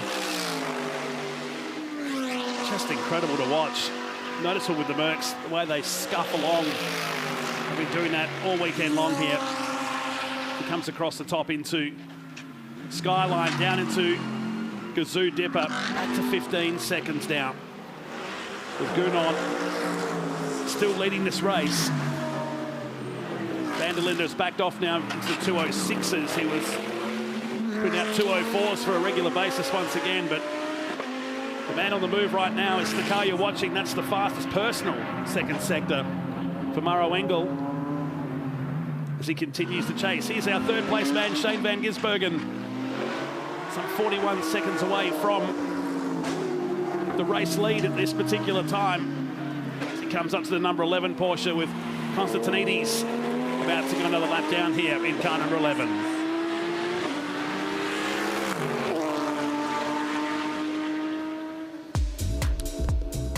When you come to Liquorwally Bathurst 12 Hour, make sure you head to Sydney, where most of the city's beaches, count them 37, are situated within 30 minutes of the CBD by public transport. Famous ones like Bondi, Coogee and Manly. Sydney has plenty of beaches and options for you when you come across to the Liquorwally Bathurst 12 Hours. We take a look at the highlights as we work our way into the 10th hour of the great endurance race here at Mount Panorama. It started at 5:15 this morning in darkness with some fog, and then the first of the big incidents down there, the Lamborghini and the Audi. This was Jack Perkins on his outlap spinning the Griffith Corp Mercedes-Benz. This is the moment I talked about with Kenny Habul earlier in the race. Then the Ram Motorsport Mercedes-Benz, the first of two hits for the 45 car. Tony Bates had a rear tyre go down on him and he spun at the chase, and then one of our front running cars, the Chaz Mostert, Liam Talbot, Fraser Ross car, contact with the wall at the top of the mountain, took them out of the game, and the AMG cars have been battling all day. So one of our Class B Porsches make contact with the wall at the exit of turn 1. Got himself going, and then this was a big story. The 74 Audi had breached driver time, had a 2-minute penalty.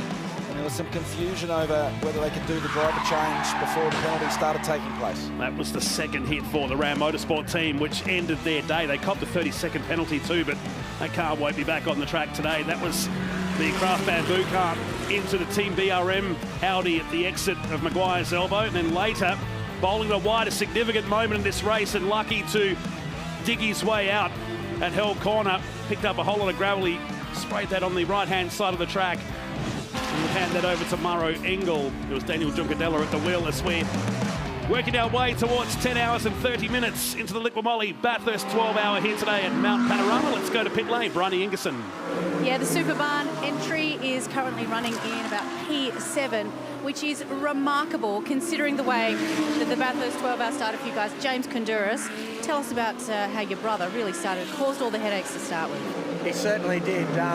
Friday was obviously a bit of a disaster, but the boys from MPC did a really good job piecing the car back together, and you know, we got what we got and got it out, and going well so far. Still 2 hours to go, so still got to finish, and going what are we, 7th outright and winning the class, so yeah, good.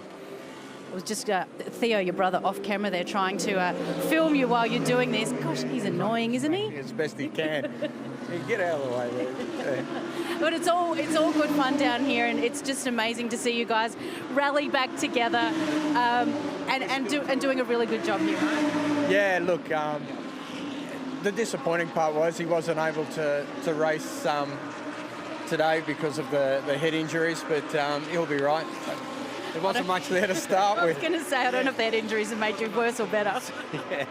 Great to see you guys here at the Bathurst 12-hour once again. All the best for the end of the race. Thanks very much. Thank you. Just a little strategy update. I went diving into the files to see what was the longest stint that anyone has been able to put together in this race so far, to get an idea just how far they might be able to stretch it towards the checkered flag. And I'll be honest, the number surprised me. Nick Percat, 7 a.m. this morning, went for an hour and 44 minutes. Now, there's an hour and 38 minutes left in the race. That is way above average. The average stint time's been about 1 hour 15 for those who have been able to extend out across a full green flag run. There's not been a lot of data to go to today because there's been rain, there's been fog, there's been everything. But I will highlight that stint of an hour and 44 minutes for Nick Percat was 34 laps, of which 11 were spent behind the AMG safety car in 2 separate safety car periods. So if you got the AMG safety car right now and pitted, there is an outside shot, and it's a really, really, really small outside shot that if you got a long enough safety car period, you could just about get there. Yeah, good point, Chad, and well made. And yeah, about 20 minutes of safety car in the middle of that. So that helps the cause a little bit, but interesting, still right on the very edge of being capable of getting to the end. I certainly wouldn't be comfortable stopping now. I'm going to burn through as much of this stint as I possibly could and get to an hour and 20 at the very least. There's lots of colour on our timing monitor, which means there's lots of energy in the racetrack. So Ricardo Fellas, fastest of anybody in the first sector. Van der Linde, as is custom now, it seems, on for another fastest lap of the race. Oh, big slide through the middle of the corner. It's not, though. They're giving away a lot of time in the final sector, GT, at the moment. He's consistently fastest of anybody across Sector 1 and Sector 2, but whatever it is, the final sector of the circuit, not quite as speedy as it needs to be for some more fun. Now, the wind direction's changed, Rich, so that's made it a little bit different as far as conditions, and that's where the wind does have a massive effect on the car, breaking into the chase, breaking into the final corner. This car on that lap, when we jumped on board with Kelvin van der Linde at the chase, just still looking a little bit tailing. We've seen them have a few moments through the apex of the chase and the final corner, so probably not as hooked up in that final sector as it certainly is in the first and second sector. He continually sets fast sector times to the end of the second sector, but as you said, about a second off in the final sector, so some speed across the top of the mountain right now. As we say, Maro Engel now sets a personal best in the middle sector, so. And our race leader, Gilles Guenon, set his personal best at the end of the second sector. So Richard Crowe said there's some energy in the racetrack. Yeah. There's some energy in all of the cockpits of our front-running cars as well. Engel 2:03.9 on the previous lap. It was a 2:03.5 for Kelvin van der Linde. You're watching on screen here. And the Kelso Electrical Valvoline, number 74, car that Brad Schumacher drove earlier today. This will be a massive highlight for him, regardless of the outcome. That car's been so good during the entire weekend here at the Liqui Bathurst 12 Hours. Car 24, David Reynolds behind the wheel of the C-Tech Laser Audi. So they're a long way off the pace, 213 laps. 245 laps in the books now, so 1,522 kilometres of racing. It's a long way around Mount Panorama. Still a bit to go with an hour and 35. Let's have a look under the front corner of this car. Saw the Audi Sport Australia crew just trying to rock the front tyres backwards and forwards to see if there's any play in the front suspension. So these guys had pretty much put the queue in the rack and were just in survival mode to the end of the race. So maybe Dave Reynolds just brought this one in just to have a good look over the car. Don't want to have any sort of failure across the top of the mountain. It did break a steering arm or bend a steering arm in this car earlier after that contact at the elbow, sort of flat wheeled the thing into the fence. Quite a heavy impact, and noise certainly sounded hefty. They're actually the last of the running cars on the circuit, so nothing to lose by coming in and having a good look over that car, make sure it's A-OK before they continue on, try and complete this one. It's Lee Holdsworth firing his way over Skyline down to the dipper. This car currently 6th. I heard from Lee earlier saying that they're trying to make it a top 5 finish. A battle with Tony D'Alberto in the Wall Racing Lamborghini. And big props go to Mark Sini, who drove very, very well today, the AM driver in this car. He owns the car and is part of Hallmark Property Group. Michael Lochisano, one of the partners there, another racer in One Mate Porsche Racing. Best finish of 8th in this race in the past, Mark Sini, been a big supporter of the Pro-Am regulations in place for this year. And he and Dean Fiore and Lee Holdsworth have been driving together in these races for a long time. Both Lee and Dean drove with Mark in the Carrera Cup Pro-Am affairs, had at Phillip Island and at Sydney Motorsport Park a couple of years ago. So they're all good mates. They love their motor racing. This Melbourne-based businessman, he's the most experienced one-mate Porsche racing in the Southern Hemisphere. More than 300 races to his credit. Continuing to race in Carrera Cup. And he's been racing in that category since 2003. He's a great bloke to hang around, loves motorsport. I mentioned earlier, he and Stephen Grove went off to tackle the Porsche Super Cup for a year just because they wanted to, basically, and wanted to challenge themselves against some European circuits. Yeah, exactly. And they could. Yep. And they absolutely loved it. They'd spend weeks over there at the time. Mark's wife, Kerry, who often steers the ship, was having a good time over there as well. So he's a great character, big supporter of motorsport. He's one of those drivers who often supports some younger drivers, doesn't ask for anything out of it, puts some cash in. It could be a set of tyres or it could be an entry fee or more, quite often more. Doesn't ask for anything in return. So a really big supporter of Australian motorsport. Big supporter of one of the drivers we had up here in the box earlier, Joey Mawson. Heavily involved in having Joey have his Porsche Super Cup campaign in Europe a couple of years ago. Continue to talk about how good these guys have been as well. Tony D'Alberto back behind the wheel of the number 6 Lamborghini Huracan, running in 5th position on the way up to the cutting. Started the race. In fact, he was in the car Friday night during the evening practice session here at Liqui Moly Bathurst 12-hour. Kelvin van der Linde continues to light up the sectors in purple. He's got some traffic, but the traffic's Shane Van Gisbergen. Yeah, I've been watching this one. He's been closing down on Van Gisbergen. This is, whilst they're 3rd and 4th, it's not actually going to be for position because they're laps apart. But I think a little bit of pride on the line here for Van der Linde. Wanting to get to the back of the 888 Mercedes. I mean, he's been 2 seconds a lap faster regularly throughout this stint. And the Audi's been quite slippery down the chute, which traditionally hasn't been a strong suit for the R8 at Mount Panorama. I remember Lawrence Vanthor, before he became a Porsche factory driver, and yeah, Shane lifted right out of that, let him go through. He knows he's not the same race. Lawrence was particularly vocal about a particular BOP set of regulations one year, balance of performance, that dictates the way the cars go. And over a lap, the Audi was as fast as anything, but it was about 10 k's an hour slower down Conrod Straight than anything else. And the net result was an angry Belgian driver dragging one of these cars across the top and having it at all angles just to try and make up some lap time. But this year, very fast. And there was discussion earlier in the weekend that they put the Enduro racing kit on these cars, which includes a set of front spotlights. But the argument for not doing that was that it adds drag and knocks a couple of k's an hour out of the straight line speed. So they've decided not to do that. They sacrificed a bit of headlight ability this morning for straight line performance. Yeah, certainly 90 minutes of running in the dark versus the remainder of the race running in the daytime, and you have to carry that drag for the whole entire day. It's not a quick change to rip those endurance lights off the car, so It's a pretty easy decision to make when the engineers say, yeah, well, you can have more vision, but you're going to be a lot slower down the straight. Race car drivers will take speed over comfort any day of the week. 2 seconds a lap faster than Van Gisbergen last time round, Van der Linde.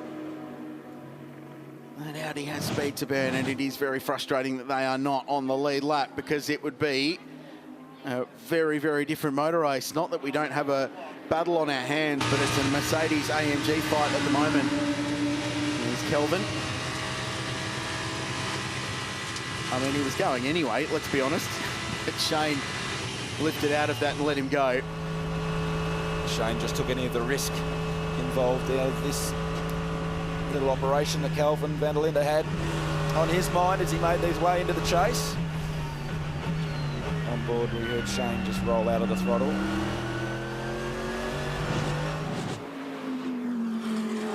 So the gap at the lead, still at 13. It's near on 14 seconds. Gunon over Engel. Well, it has come down, GT, a little bit over the last couple of laps. Sitting at 16 seconds for a while. 13.6, I don't know, anything sort of 10 seconds or less stops being comfortable.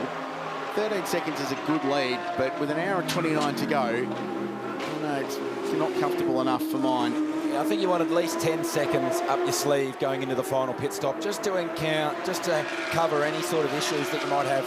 Remember, these remaining pit stops do not count for the 2-minute compulsory pit stop time. All the teams have fulfilled that obligation in the race, so it's heads up sprint pit stops in the final stop today. Now, the other thing from a strategy point of view I'm thinking of is if I'm car 91, I'm going to wait for as long as he can to see what 75 does. If Jules Gunon pits and puts new tyres on, if I'm car 91 and Murray Engel and I stop, I'm not putting tyres on. I'm saving the 20-odd seconds. It might get me track position. It might give me a shot to lead the motor race. It could be the difference. Now, there's every likelihood that Gunon will blaze past, again, on fresher rubber, but I'd rather have track position give in the me track closing position stages. as well, 100%. And I wonder also whether Van Gisbergen's out there saving a lot of fuel as well to minimise the stop time in the pit stop. And that will also then extend him to give him total visibility over the two Mercedes in front of him. So, although we've been admiring the lap speed over Van der Linde, 2 seconds a lap faster than Van Gisbergen. Burning fuel. Yeah, that takes fuel. But how much lap time saving fuel do you give up before you're too far behind? For stop time, that's correct. So currently Van Gisbergen 36 seconds behind Engel, 49 seconds off the lead. So that's a big gap to make up with not a lot of time left.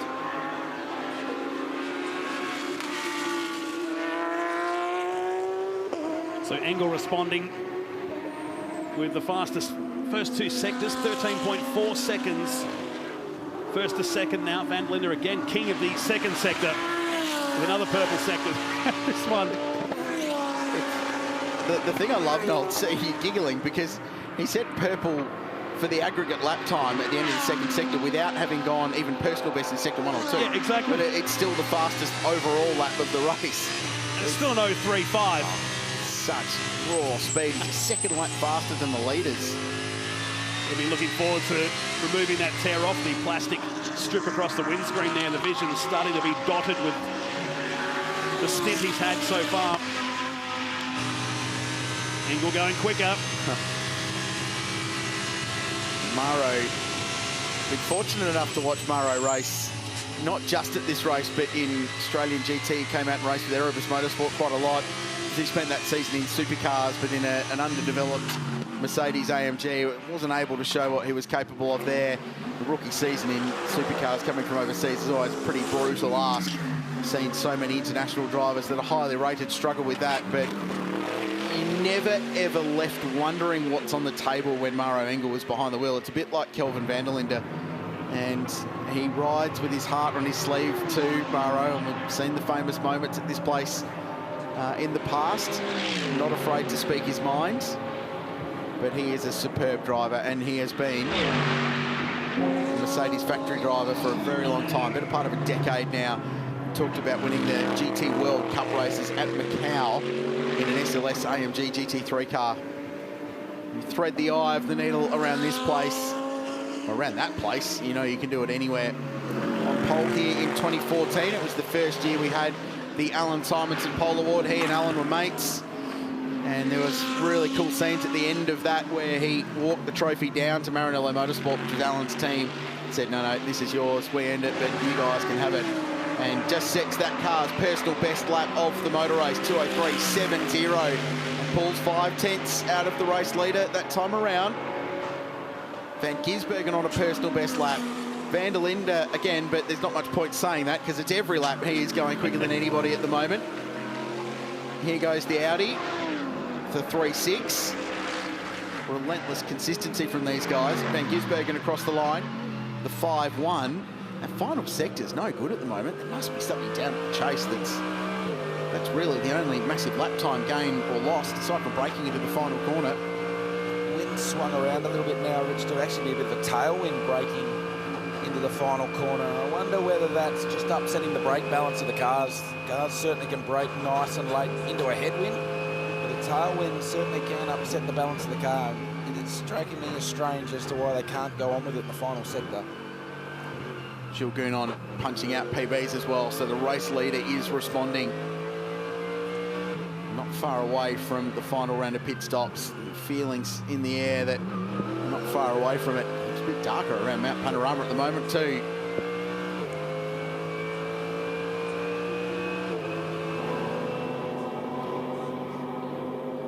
Clouds are circling as we work our way towards 1 hour and 20 minutes remaining in the Liqui-Moly Bathurst 12 hour for 2022. Gilles Gounon continues to lead. The gap is back to 12.1 seconds to Maro Engel and a further 39 to Shane Van Gisbergen. That's your top three as we head to pit lane. Chad Nailon. It just got noticeably colder down here in the pits, guys. The wind is up and there are definitely some sprinkles of rain, just light drops at the moment. But looking at the radar, there is more rain out there, particularly in the west. So that's the easterly direction at the moment. But out towards Orange, there's more rain at the moment as well. So a couple of tiny little raindrops just tapping down in the puddles out the back.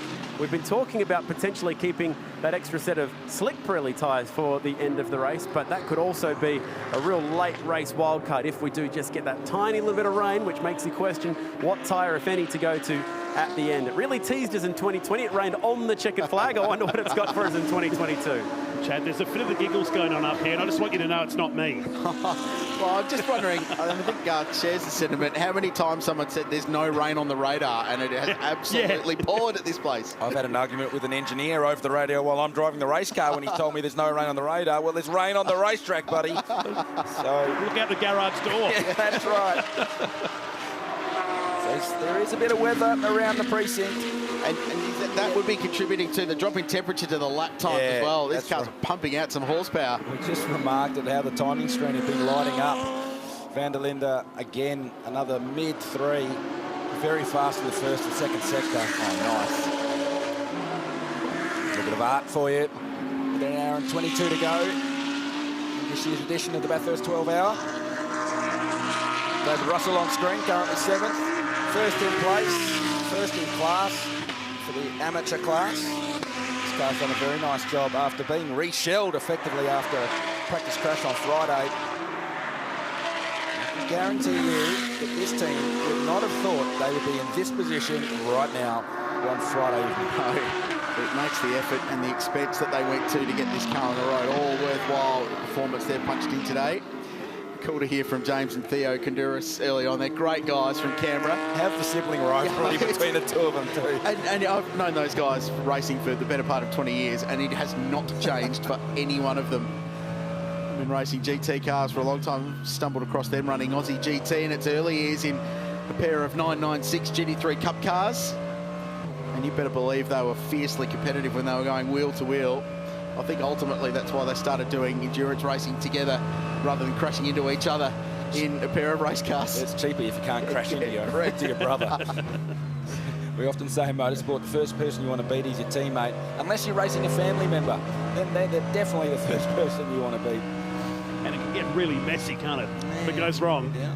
Dinner time conversation can be pretty frosty sometimes. On board here, Gilles Gounon, our current leader, 12.3 seconds over Maro Engel. Gounon just sets his personal best to the end of the first sector. teams just starting to poke their head out from underneath the garages just to see if Chad Nalon's talking the truth or not about those raindrops. Certainly from down here, from our commentary box point of view to the left, where the weather tends to come from. Turn 1 behind the mountain. It's really dark here now, and you can actually feel the air has changed even up here. Schoonon brings it down into Maguire's elbow. Great stint earlier today by he and Lucas Stoles, who started the race. Kenny Habul jumped into the car and is sitting back as his car goes past his new house on the left-hand side that he finally got to see for the first time this week on his arrival back into Australia. Lovely 505 Conrod Straight. Not ours, Kenny Habul's. I still think you should put a marina in there just for fun. I think we should just move in there somewhere. Well, yeah, we go back to squatters' rights, you think? We go back to racing in summer at this event next year, so it'll be hot again in February, first weekend of Feb. That's the view. That's looking east over the Blue Mountains. The view from the top of the mountain. Great crowd this weekend too. Great to see the campgrounds full. I drove through them last night on my way out of the circuit, and campfires going and kids running around, and a couple of folks sitting back with a bottle of red, which I thought was incredibly civilised with the fire going. Very GT, isn't it, having a bottle of red? Yeah, not so many beer can statues made at this event compared to the one in October. But really cool atmosphere. 2,000 campsites sold for this event, and most of them went within a day or two of the sales opening. Such a destination event, this one. And it will only get bigger. We'll return to the traditional date next year, and the internationals can come back in. Compromises in place this year with travel restrictions and the cost of freight at the moment. There's a nervous-looking Kenny Habul.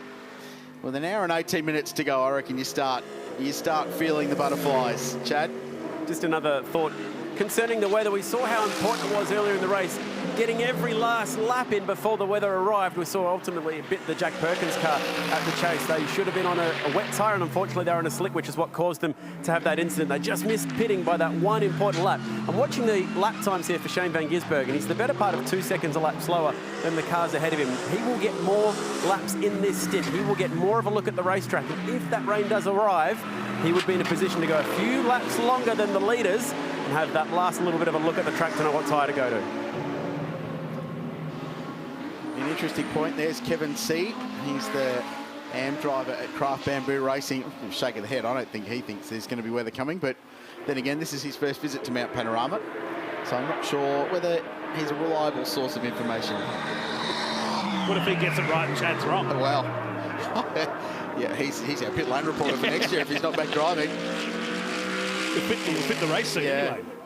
Bit of a flex going on here because Gunon's just decided to go, yep, I want to build this margin back out, and punching out PB lap sector 1, PB sector 2. We know the final sector's slow. It doesn't matter. It's the fastest lap for the race leader. 2:03.6 for that car for the race. I mean, guys, I'll gladly swap with Kevin C. If he wants to be the Pirelli Pit Bunker Guru next year, I'll happily be their AM driver at Craft Bamboo. I'm not quite sure I could pump out 2:08s and 2:10 times that Kevin's been pumping out. He's done an extremely good job here as an AM in his first time at the mountain. I saw you in that Motorcana early on, Chad. I'm not too sure about your 12-hour credibility. Fair. I think that's probably fair. 2:08's the first sector. First sector. We only say that because he gets all the good gigs. Exactly. The BRM. That's Nick Percat getting prepared in the background. They've had a good run here. Joey Mawson set his fastest lap of the race earlier in this stint in car 17. They're inside the top 10. I'll tell you what, Knowles, what they've done is actually got themselves on the same lap as the 777 car and as David Russell up in 7th. So I think there's a little bit of a carrot on the stick here for Nick Percat, dangling that he could drag himself up at top 6s out of reach because the Lambo's a lap ahead, but a couple more positions. Everyone counts at the end of a 12-hour motor race. Still plenty to play for at Mount Panorama with an hour and 16 to go.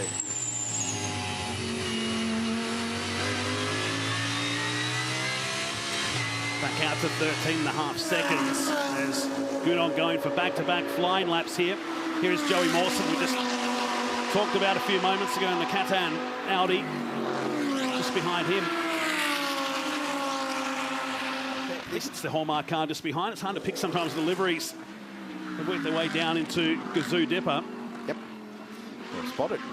Lee Holdsworth behind the wheel of that car. In fact, Lethal's been going quite quickly in this stint as well. 249 laps into the race, so 5 laps behind the leader. He just punches out casually another 2:03.7. So they're starting to press on even more now as they race towards this final pit stop. The margin pretty consistent, first to second, and the lead at 13 seconds. These guys have done a great job today. We marvelled earlier at how every single roll of the dice worked perfectly for Team BRM in the first 3 hours of the race. It was almost like they timed the safety cars to suit them, but unfortunately a few little gremlins crept in, and then they had a connector fail for the rain light when it rained. They lost a fair bit of time with that. The strategy didn't quite work from there, but they have been really, really impressive. Mark Rosser, the AM driver, has done a really solid job, and it must have been a tough ask coming back into the race, having crashed the car in practice yesterday in his first visit to the long-distance race at Mount Panorama, to build up some confidence, to get back up to speed. He's done that job, and Nick Percat and Joey Mawson, as you'd expect, have been thoroughly professional. Had that stint, didn't he, late last year with Roberto Meri, the Spanish driver, came out and helped him with this car. Also to get Ross's confidence up the drive around Bathurst.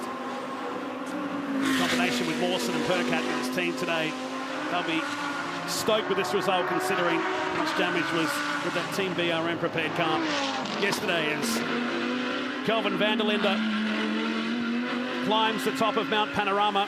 Gunon and Engel swapping fastest laps once again, or fastest sectors. The gap sits at 13.5 seconds. Previous lap by for our 2 leaders was split by 2/1000ths of a second. Both of them did 2:03.7s, so incredibly close at the top.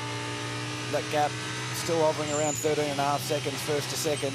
On board here with Kelvin van der Linde as he continues his assault on the fastest lap of the race. Just to finish off the point on that Team BRM car, the only driver to have done more laps and more time in the car than Joey Mawson today is Luca Stolz in the race leading car. So Luca, 4 hours and 41 minutes of this motor race he has ticked off. Joey Mawson, 4 hours and 40 minutes of driver time. Got plenty of opportunity to get a look at Mount Panorama today. And that drive from Luca Stolz, the backbone of car 75, just anchored it through some really treacherous conditions, and then as it dried out, got better and better. Jules Gounon's getting the hero drive and the hero stint at the end. And as amazing as his little cameo, 18-lap cameo earlier on was, Lucas Stolz has done the heavy lifting today for car number 75.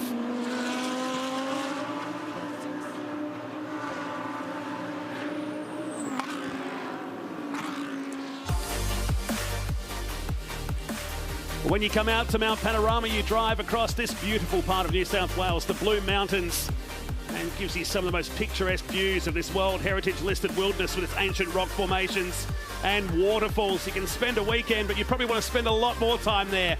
Come and check it out when you come to Liquimolli Bathurst 12 Hour next year. It really is a breathtaking sight, climbing out from Sydney, bringing you to this mountain, Mount Panorama, as we work our way towards the final hour of the Liquimolli Bathurst 12 Hour. Your leader, Jules Gounon, with 13.7 seconds. Back to Murrow Engel.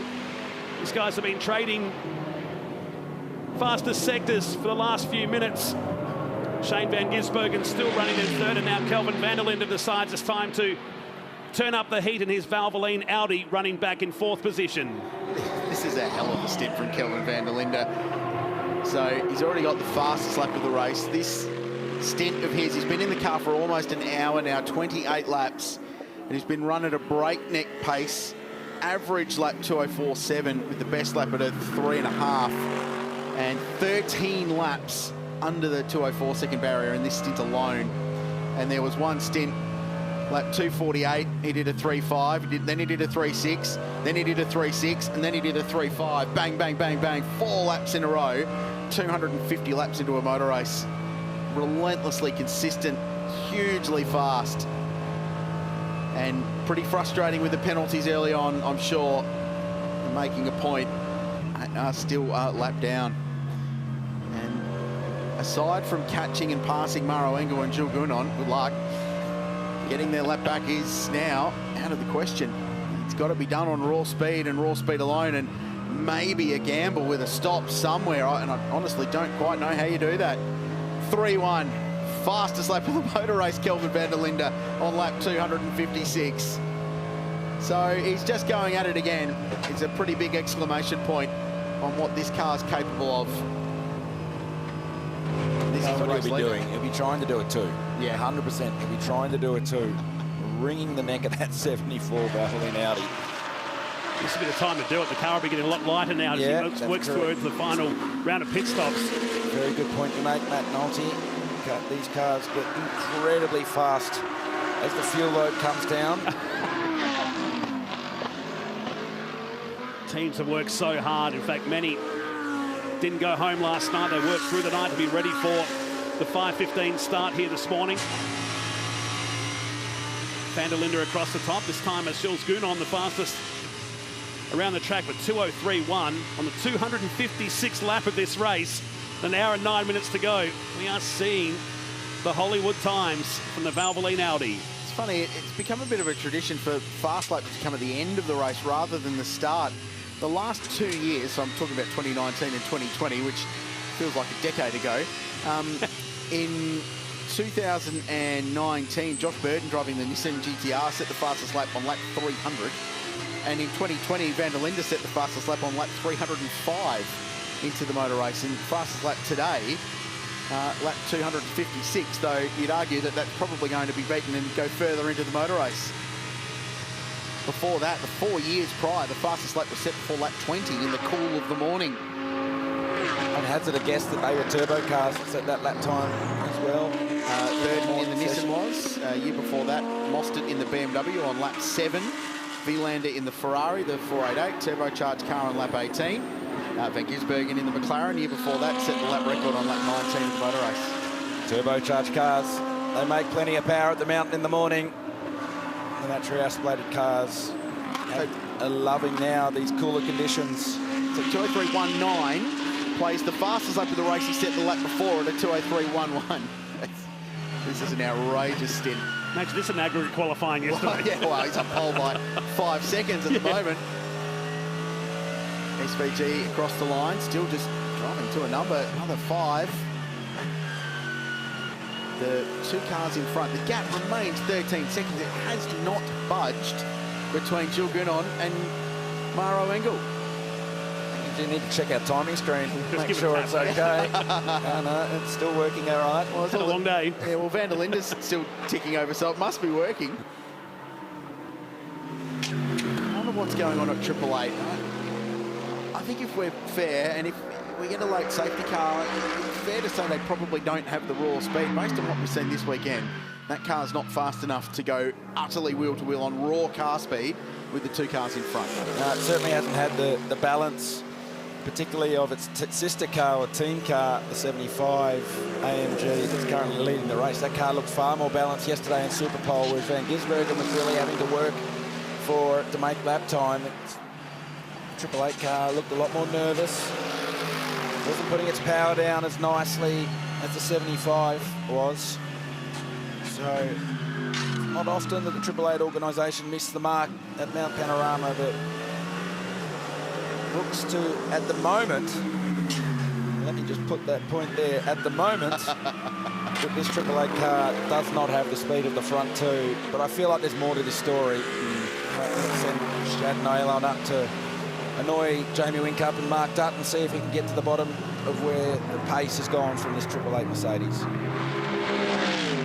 Tyler convinced to get an answer at this point of the race anyway, but worth a question. Oh, I could go down and ask them, but they just show me where the door is. Yeah. So you need to keep good graces there as well, I think, for later in the year. Joey Mawson's come into pit lane in car 17, as well as Lee Holdsworth sets his fastest lap of the race. 119 of 253 laps, Joey Mawson. So he spent nearly 5 hours in that car today. He's familiar again with the track. Not wrong. So Nick Percat gets a little hero stint at the end. There he is. Drama there for the BRM team to get that door open for Joey to jump out and Nick Percat jump in. And just the call to put the seat insert in. There it is. Joey quite a bit shorter than Nick Percat. Well, you two always work so well together as a combo, similar height racing car drivers. Did you guys run a seat insert when he was your... No, Nick wasn't allowed to have one. He was very much the junior then, so he got my seating position and had to deal with it. Seemed to work, though. It worked all right. I grew him to the right size, Nick Percat. Fuel done on the number 17. Now the tyres going on to Nick Percat's car. Kelvin van der Linde again, quickest to the first sector of this race. 15 seconds, so it's gone out a bit between Gunon and Engel. So work our way to 1 hour left in this race. Nick gets a new set of Pirellis to play with in the closing stages of the race. See if he can wrestle the fastest lap for that car away from Joey Mawson. It's a dangerous game to play, that one, when you start trying to race your teammate on the timing screen. Into pit lane comes Maro Engel from second position. So this is the big roll of the dice now. And the way the race plays out, this will be the final pit stop for car number 91. All the expectation in the world that Maro will stay in the car. Do they put tyres on or do they not? That's the million-dollar question. And it could decide the motor race ultimately in the final 1 hour and 4 minutes. Here we go. It sure looks like they are going to put tyres on that car. Chad? Yeah, just watching this pit stop happen down here. So too is 888 because they're in the bay next door and they want to see if they're going to take tyres. The Pirelli tyres are out in pit lane at the moment and we're just waiting to see exactly how long it's going to be until this fuel is filled to the finish, and then at that point, will they go for the Pirelli tyres or not? They can save about 15 to 17 seconds by not doing the tyres, but then 888 watching on next door will have the exact playbook in front of them at that point. Waiting on fuel. Teams are standing there with the rattle guns in their hands, as well as, obviously, the spike if they need to do it, and in they go. So tyres coming on now. So any chance of getting that gap back to car 75 under green flag conditions looks to be out the window right now. But if they do catch an AMG safety car later, they'll be right on the back of the race leader and with fresh Pirellis. Away they go. Well, they only just got that left rear done up with the rattle gun before they dropped the car. So sprint pit stop for the Craft Bamboo team. They had completed their 9 compulsory pit stops prior to the 4-hour mark of this race. Yeah, it was 3 days ago. Straight leader, response on. So they know now. Craft Bamboo have showed their hand. So they'll put tyres on this car as well because they can afford to. That's the safe option. Still room for mistakes in a pit stop. There's still things that can go wrong, so they need to execute nicely. In comes 777 as well. Ricardo Phillip behind the wheel. He's down in 8th position. A real what could have been day for Audi Sport Australia. So the gap between Gunon and Engel prior to the pit stop cycle was around the 16-second mark. But that's one to keep an eye on once this shakes out. 1 minute 37 seconds pit stop total time, pit in to pit out for Maro. Chad? Yeah, Mark Dutton, car controller for this 888 run car, standing at the front. The fuel is going in right now. They're going to have this fuel to the finish, obviously. They are standing by with 4 tyres ready to go. Remember, it has to happen separately, and you have to have the car turned off, and that's always the nerve-wracking moment. Must have the car turned off when refueling, and obviously need that car to fire up when it comes down off the jacks. The long wait for fuel. They're also set up for the 888 car. They're not too far away from expecting Shane Van Gisbergen in for his last stop. Surely they throw tyres on the 75. So Shane's going to go for one more lap. He's just whizzing by me right now and into turn 1. So an extra lap. We suspected that they might have a bit more fuel in that car, given that he's been a little bit slower in this stint. 4 tyres ready to go. Brand new Pirellis to the end. Slightly slow on the left front. They've got the gun upside down. It was a little bit awkward. This is a different pit crew that 888 used to their supercar stops. It's their GT crew. And that was slightly messy, but they're going to get away with it. Car fires up. Jules Gunon back out on track. That should be the last time we see him in pit lane. They're looking good today at the mountain. 1:46.6 total pit stop times. They've lost 9 seconds relative to the 91 car, which crosses the control line now. So the margin between the two will be reduced after that. It could be sub 10 seconds. And there's a tyre warm-up that Jules Gunon is going to have to do through this process. Van der Linde in as well. He gets another set of Pirellis to keep going lap record chasing. Part of me was hoping that that car would stay out and just roll the dice a little bit for another lap. At least get one glory lap when they're on the same number as the cars in front, but they've had to pit that car. So 60 minutes to go in the race. They're all good to fuel the finish of the motor race. We'll check the margins for you when they get to the control line. We'll give them a lap to get tyres up to temperature. 17's got to get a pit lane penalty for crossing the blend line at pit entry. So that's the Catan Audi. That just been handed over to Nick Percat. So that would have been when Joey was coming into pit lane to jump out of the 17. That's the only blot in the copybook today for Joey Mawson. Have a look on the dash on the Shane Van Gisbergen AMG Mercedes. That's the fuel alarm. It's time to come to pit lane. So an hour and 13 into the stint. So 74 minutes, 34 laps for Shane Van Gisbergen. It's their longest stint of the day. They lead the race, but after the pit stop shuffle, they'll be net third. Do they put tyres on the 888 car? Did they buy a bit of track position back by not putting tyres on this car? They've put themselves in the right position. They've seen what the other two competitors have done in their pit stop cycle. Forward there with Jules Gounon as he makes his way into the chase. They have tyres laid out for the 888 car. I think they have to. They were too far behind to roll the dice for not doing it because there's no gain. They'll still be third at the end of it regardless. Tyres standing by for car 888. Shane shuts the motor off. That's actually Nash Morris, Super 3 champion, who's doing the driver change assist this weekend, just changing the drink bottles in the door of the Manfilter AMG. It's all very calm at the moment. The tyres are standing by, as is the spike and the rattle guns. And, well, there's no one left to full, is there? So they're the last ones to stop. So surely they're going to put those tyres on the car once the fuel is done. And this will be the last time we see Shane Van Gisbergen in. How much fuel have they been able to save? That's the question, because that was obviously a slower stint. They'll be hoping that that extra lap will get them at slightly shorter fuel time, but is it going to be enough to try and close the gap to the top two? Not by much. I was going to say, short answer is no, Chad. The leading margin is 8.4 seconds.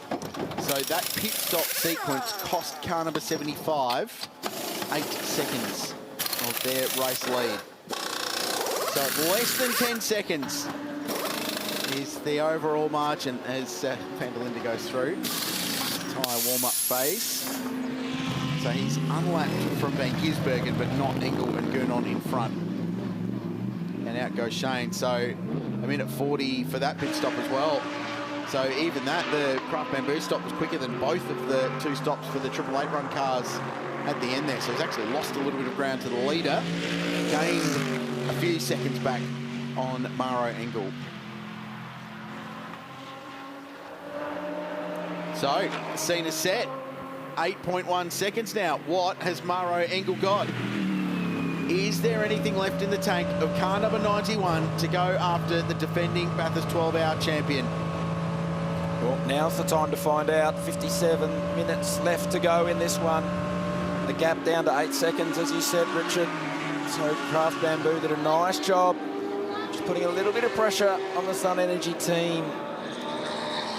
Took near on 8 seconds out of that pre-pit stop gap. We were talking about the gap prior to the pit stops, that you wanted to have at least 10 seconds up your sleeve, and that's exactly why.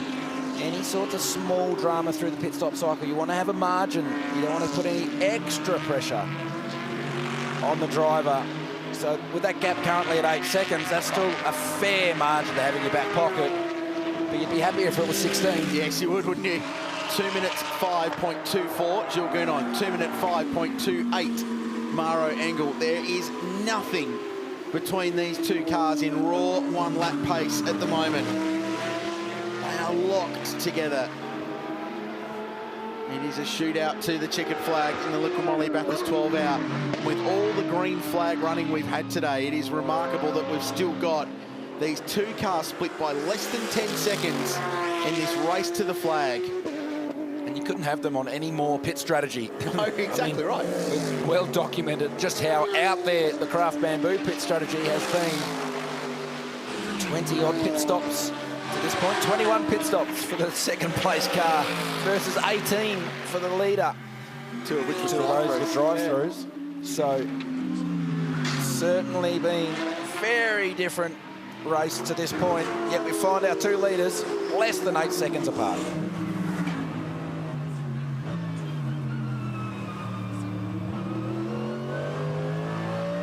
chopped away half of the margin, hasn't he, Engel, without that last round of pit stops, but it sits at just under 8 seconds. Traffic here for Gunon in the Cup car. It's in here and Padiacci in front down Conrod, but Indy does the right thing, gets out of the way. We heard from Craig Lowndes talking before, the Cup car's actually quicker than the GT3 car down Conrod, a little less aero, slippery out. So that was well managed. Maro's taking a few tenths again out this lap. So now's the time, Rich, to tighten the belts and start to put a bit of pressure on Jules Gunon, see what he's got. Gunon has driven beautifully today, we've documented that, but Engel, likewise, has stretched everything this 91 AMG Mercedes has. And that lap, 3 tenths faster than our race leader, Jules Gunon. 204.5 plays a 204.2 that time by. Maro Engel now has to deal with making his way past the 222 Cup car. It's our mate Craig Lowndes at the wheel, giving Maro a nice slipstream up Mountain Straight. Does the right thing, stays off the racing line. Thank you very much, Craig Lowndes, says Maro Engel. I wonder if CL actually got a decent set of tyres for this final stint, because he has got the raw end of the deal today in terms of driver time, weather conditions, tyre condition, everything else. I wonder if they were just a pat on the back at the end.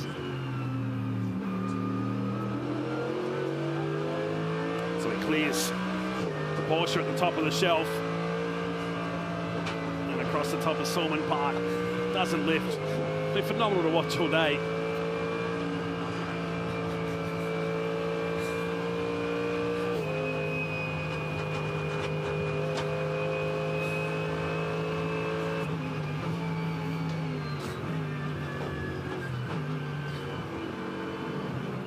Into pit lane comes Lee Holdsworth out of 5th position and should hold down this spot, or maybe not. It's only 7 seconds back to Alberto, so he'll lose this position. This is a live battle, though. Yep. For a top 5 position. So the number 9 Audi taking its final stop. Only 53 minutes to go, so it'll be a shorter stop time. They won't need to brim the fuel tank. Dean Fiore just looking in the window. Good job, Leroy. Keep it up. No tyres laid out for this car, so they're rolling the dice. Get a bit of track position back. Which they will, and so this is, the Lambo's now unlapped itself from this car for the battle for 5th place. So Tony, who stopped a couple of laps ago, is heading up the hill and will be blazing down the hill very shortly. And now this is a straight fight. So Lethal will have track position, but they will be on the same lap, which will be particularly entertaining between these two Enduro co-drivers. Last year, anyway, Lee full-time drive back in supercars this time by. A minute 16 pit stop, that's the difference between not taking tyres. You saw the AMG cars taking a minute 40 to put Pirelli tyres on their cars as well.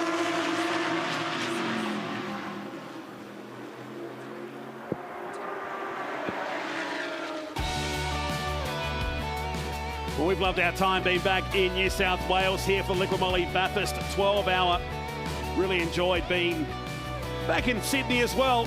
The Opera House and the Harbour Bridge. Of course, the Vivid Festival coming up as well later this year. It's a really good time to be here. We also want to thank these guys and girls, the volunteer officials and staff that man this 6.2 kilometre course, whether they're waving flags or recovering cars or just helping people get from A to B around Mount Panorama Motor Racing Circuit. We thank them, and to the race fans who've been braving all kinds of weather, from fog to heavy rain and even a bit of sunshine on Friday afternoon. Trust you've enjoyed this year's Liqui Moly Bathurst 12-hour. We'll be back in February to work our way down to the final 50 minutes of this race. Gentlemen, you can start to feel the intensity as the gap sits at 7.5 seconds. We're in car with Jules Gunon working his way down to the chase. Maro Engel has taken 7/10 of a second out of the lead to the end of the second sector on this current lap. So Gunon's gap over second, Maro Engel's down to 7.7 seconds. We saw this in the stint prior, where Gunon just let Engel come and come and come. And then Jules Gunon went on a tear and lit up the timing screen. So I just wonder whether Jules Gunon just letting the tyre come in, letting the temperature come up, and then he'll start to lean on the tyre. with the rain that we've had earlier in the day, we still have an extra set of Pirelli brand new tyres sitting in all three of the key contender garages right now. And this is a trick that we're quite familiar with seeing here in Australia. Triple Eight stacking their tyres, so the warm tyres that have just come off the car in that last pit stop are radiating heat into these brand new tyres. Just gets them something if they're needed. Now, they're only expecting to be using these tyres if we get an AMG safety car. I'm not seeing this strategy being used in some of the other garages. That might be an interesting thing for some of the European teams to see, because typically they'd get tyre warmers or tyre cupboards to warm their tyres, but this is a bit more of an organic way of doing it. And just chatting to Mark Dutton posed that question about where's the speed on car 888 for Shane van Gisbergen. He just said we're losing a little bit sort of everywhere, and at Bathurst that ends up being quite a lot. And guys, just a little fun fact for you. If Jules Gounon can win this race, he'll become the first person to win back-to-back races since this guy, Daryl O'Young, who won in 2011, 2012, who is, coincidentally, the owner of Craft Bevaboo Racing, number 91, Maro Engel. It's a good stat, Bridie. So, yeah, there's a little bit on the line there. Back-to-back a year apart, and no race contested last year. Daryl O'Young, two-time winner of this race with Christopher Meese and the Audi Sport team in 2011 and then 2012 again. He would be very, very happy today if he can remain the only two-time back-to-back winner, anyway, of the Lequimoli Bathurst 12 Hour. Right now, he's got the immovable force that is Jules Gounon in his way, at least the way of his driver, Maro Engel. 7.6 seconds. It's just hovering around that margin. More than 8 hours and 37 minutes of green flag running in this race today, punctuated by quite a few early safety cars, but the second half of the race properly flat out green flag enduro style running. Kenny Hubble watching on. I just have to remind you that you and Jules Gounon won the Dubai 24 Hour, just a couple of months ago together, so you know how to win. But you did tell me the other day that Bathurst winning here would mean everything to you. How are the nerves right now with 50 minutes to go? I'm as nervous as a butcher's thumb right now, to be honest with you. I've been in the bathroom 16 times in the last 30 minutes, but he's doing everything. This is a display of two of the best guys in the world. Yeah. They're matching each other to the 10th, and they're both at maximum. We lost a few seconds in that pit stop. We probably weren't going to take tyres. Didn't really need to, but seeing as Maro took tyres, we had to. So, you know, the gap's come down, so just fingers crossed. What would this mean to you, though, personally? I mean, you've finished runner-up here in 2018, and that, you said, was one of your most biggest achievements, winning. Where does that sit with you right now? I don't really want to think about it, but I'm pretty sure I run around the track naked. I'm not sure if we now want them to win or we don't. Yeah, I don't know. Anyway, fingers crossed, all the best for you, Kenny. Thanks. Great character, isn't he? I think stick to a shoey, Kenny. What a great character. He really is outstanding. And Brian makes a good point. Jules Gounon did win at Dubai 24-hour race in the Mercedes AMG. Won the drivers component in the silver class and class of Intercontinental GT Challenge as well. He really is a high-achieving AMG customer, quite literally an AMG customer. Owns this car, shipped it to Australia a couple of months ago for 888 to Vettel ahead of this race. Wouldn't it be a story? This is a guy that came here as a youngster and worked for Peter Brock in 1987 in the Holden dealer team, in that famous great race. And he idolises Brock. He owns that VL Commodore. I was going to say, he owns that Commodore. I drove that car before Kenny took ownership of it. Such a special car, that one. And as you mentioned, Rich, a big fan of what Brock achieved here on the mountain. And could you just imagine how special it would be for Kenny to stand on the top step outright at Bathurst in the 12-hour? That would be something very special. Yeah. Party at his place on Conrod Straight would be pretty cool. Oh, that's the direction to go to. Wander up to Conrod Straight, folks. I'll invite everyone on his behalf. I'm sure he'd be happy to shout if he can bring it home. He was on the podium here in 2018, and he said it was one of the most remarkable things he'd ever achieved in that race that ended with a red. It was an extraordinary day. Audi won, and we're pretty convinced the first four cars at the end wouldn't have made it had it gone green, because they were all going to be out of fuel. Shane van Gisbergen's going very quickly now, so there's still a bit of life in car 888. It's a minute 22 seconds behind the leaders, though, so barring any safety car, that's probably where that team is going to end up. Another podium finish for the work side, I suppose you could call it, of the 888 garage, but they are running car number 75 for Sun Energy One and Kenny Haball's team. Martin Conrad did a good job earlier in the race. They, remember, had the 2 bronze driver scenario. Opted to go the 4 driver program this weekend. A little bit different to anyone else outside of the Wall Racing Lambo in the pro field. Just to mix things up, and it worked really well for them. A few little wild moments for Kenny earlier in the race, but the pros, Lucas Stolz, we've talked about his amazing effort today. At the moment, Julian on doing the job. 8.2 the margin, 44 minutes to go in the Liquimoli Bathurst 12-hour race that has been fiercely competitive, but it's been a really old school classic endurance race where it's just needed to play out and evolve over the day. We haven't had that safety car interruption time and time again, just resetting the field and drawing everyone close and keeping the strategies on the same level. The smaller field this year was going to be a very different looking 12-hour, very different looking race. Plenty of compelling things over the duration though. The way this race has played out, as we touched on before, the fact that there's still only 8 seconds between the 2 leaders after 2.5 hours of green flag running at this place. And that's not to mention the 11 hours and 15 minutes beforehand is quite remarkable. 8 seconds leading margin. Jules Gunon leads. Maro Engel second. Van Gisbergen is third.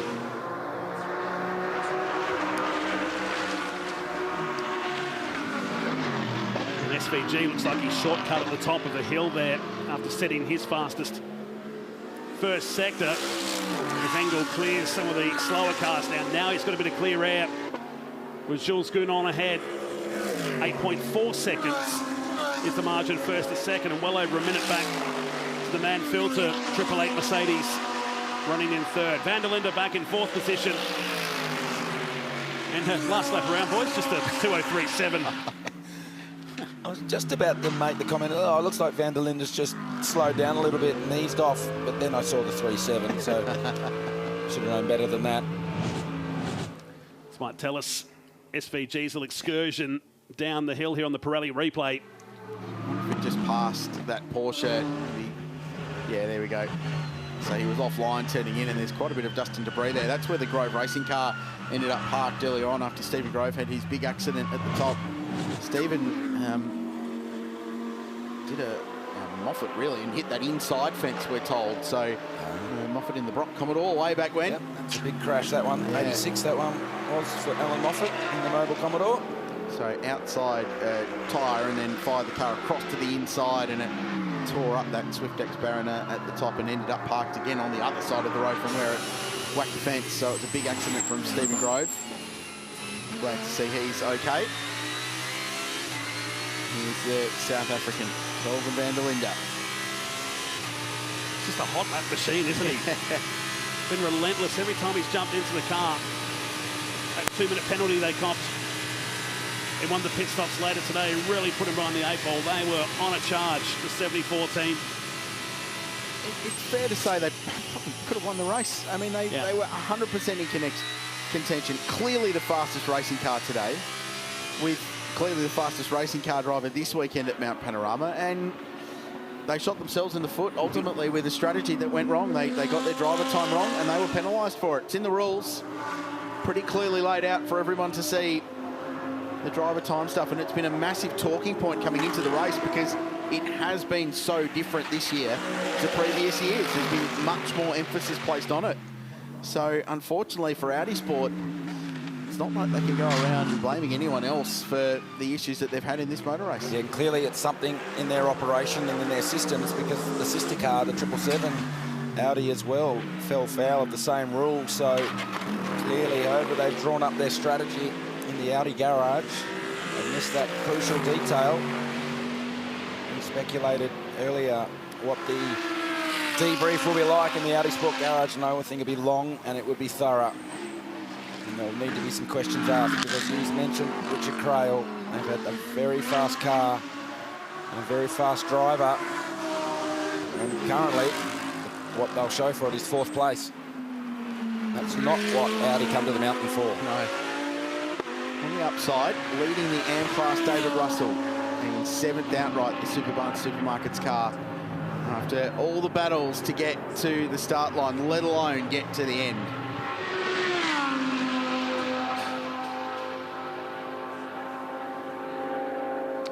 "40 minutes remain in the Lipamoli Bathurst 12-hour here today at Mount Panorama. We're watching Lee Holdsworth on his way through the KW Suspensions chase and down to the final turn.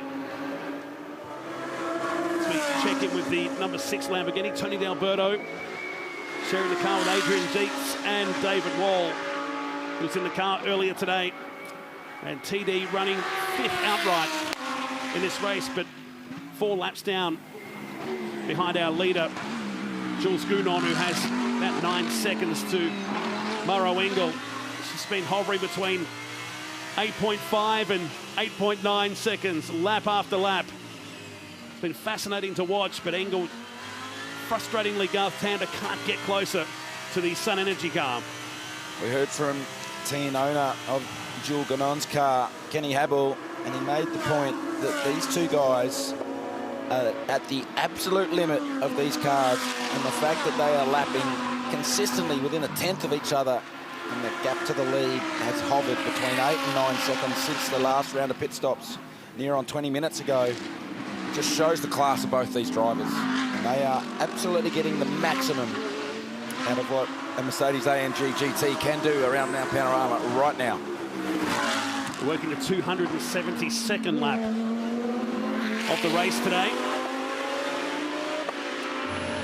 Back in car with Ricardo Fella and car 777, the Ben Motorsport Park entry. 21-year-old Swiss driver who's achieved so much in a short amount of time, particularly in the GT World Challenge Europe Series, whereas the silver class champion in the endurance side comes out to race with the Audi Sport team, Valvoline and Yasser Shahin car for this weekend's event. Marcus Finkelhoff drove this car today too. Absolutely no stranger to the mountain, Richard Crail.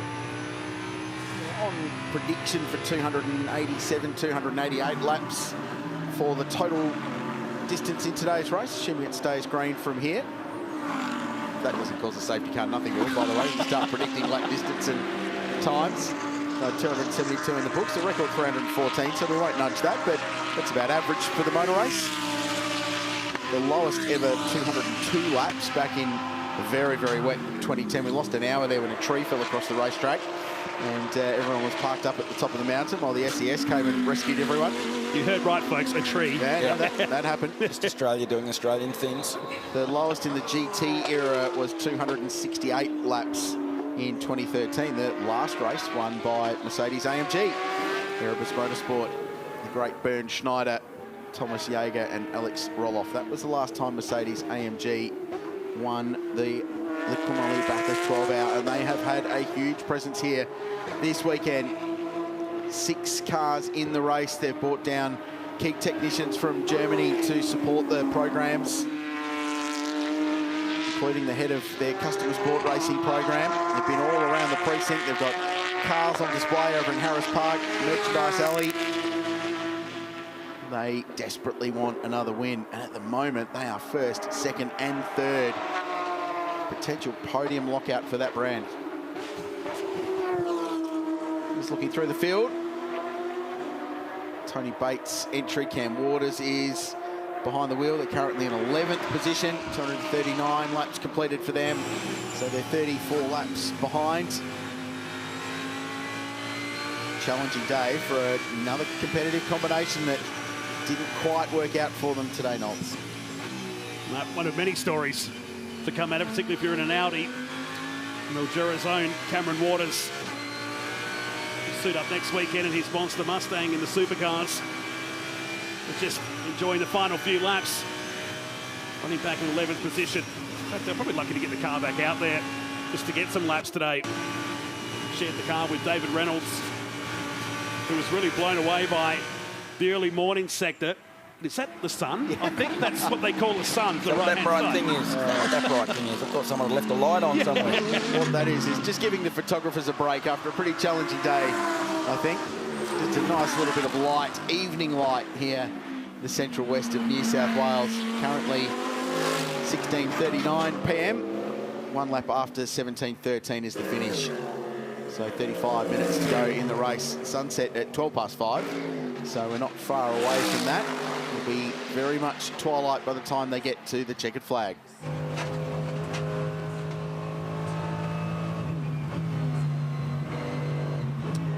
Shane van Gisbergen on his fastest lap so far of the race. Personal best sectors 1 and 2. As Kenny Habul looks on down in the garage, the gap again sits at 8.9 seconds. Oh, they're well and truly away from SVG in third position. Jules Gounon is large and in charge of this race at Mount Panorama today. Got to say, Dolts, I rate the Kenny Habul jumper. Yes. Bright orange. Certainly see where you've been. Size XL. Yeah.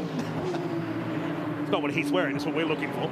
We go a bit bigger than that, to be honest with you, but subtle. Won't miss us. 8.7 seconds remains the margin. Murrow just cannot make a dent in the race lead that Jules Gounon and his team have crafted today.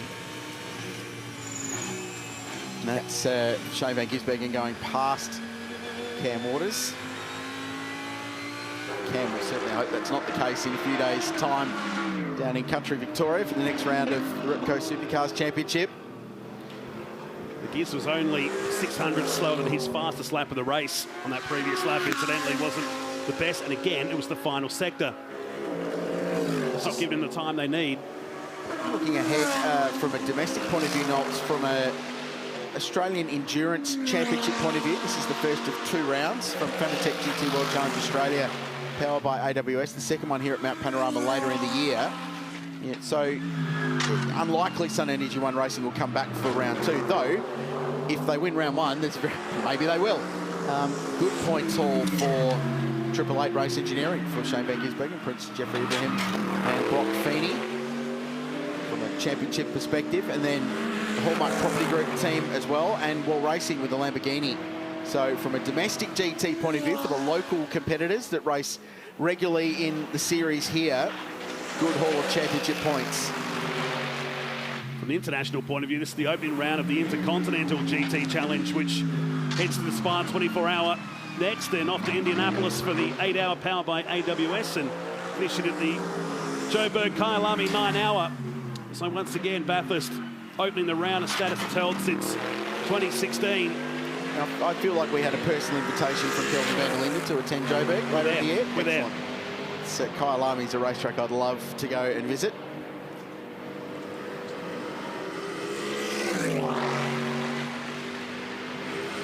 .32 minutes to go in this race.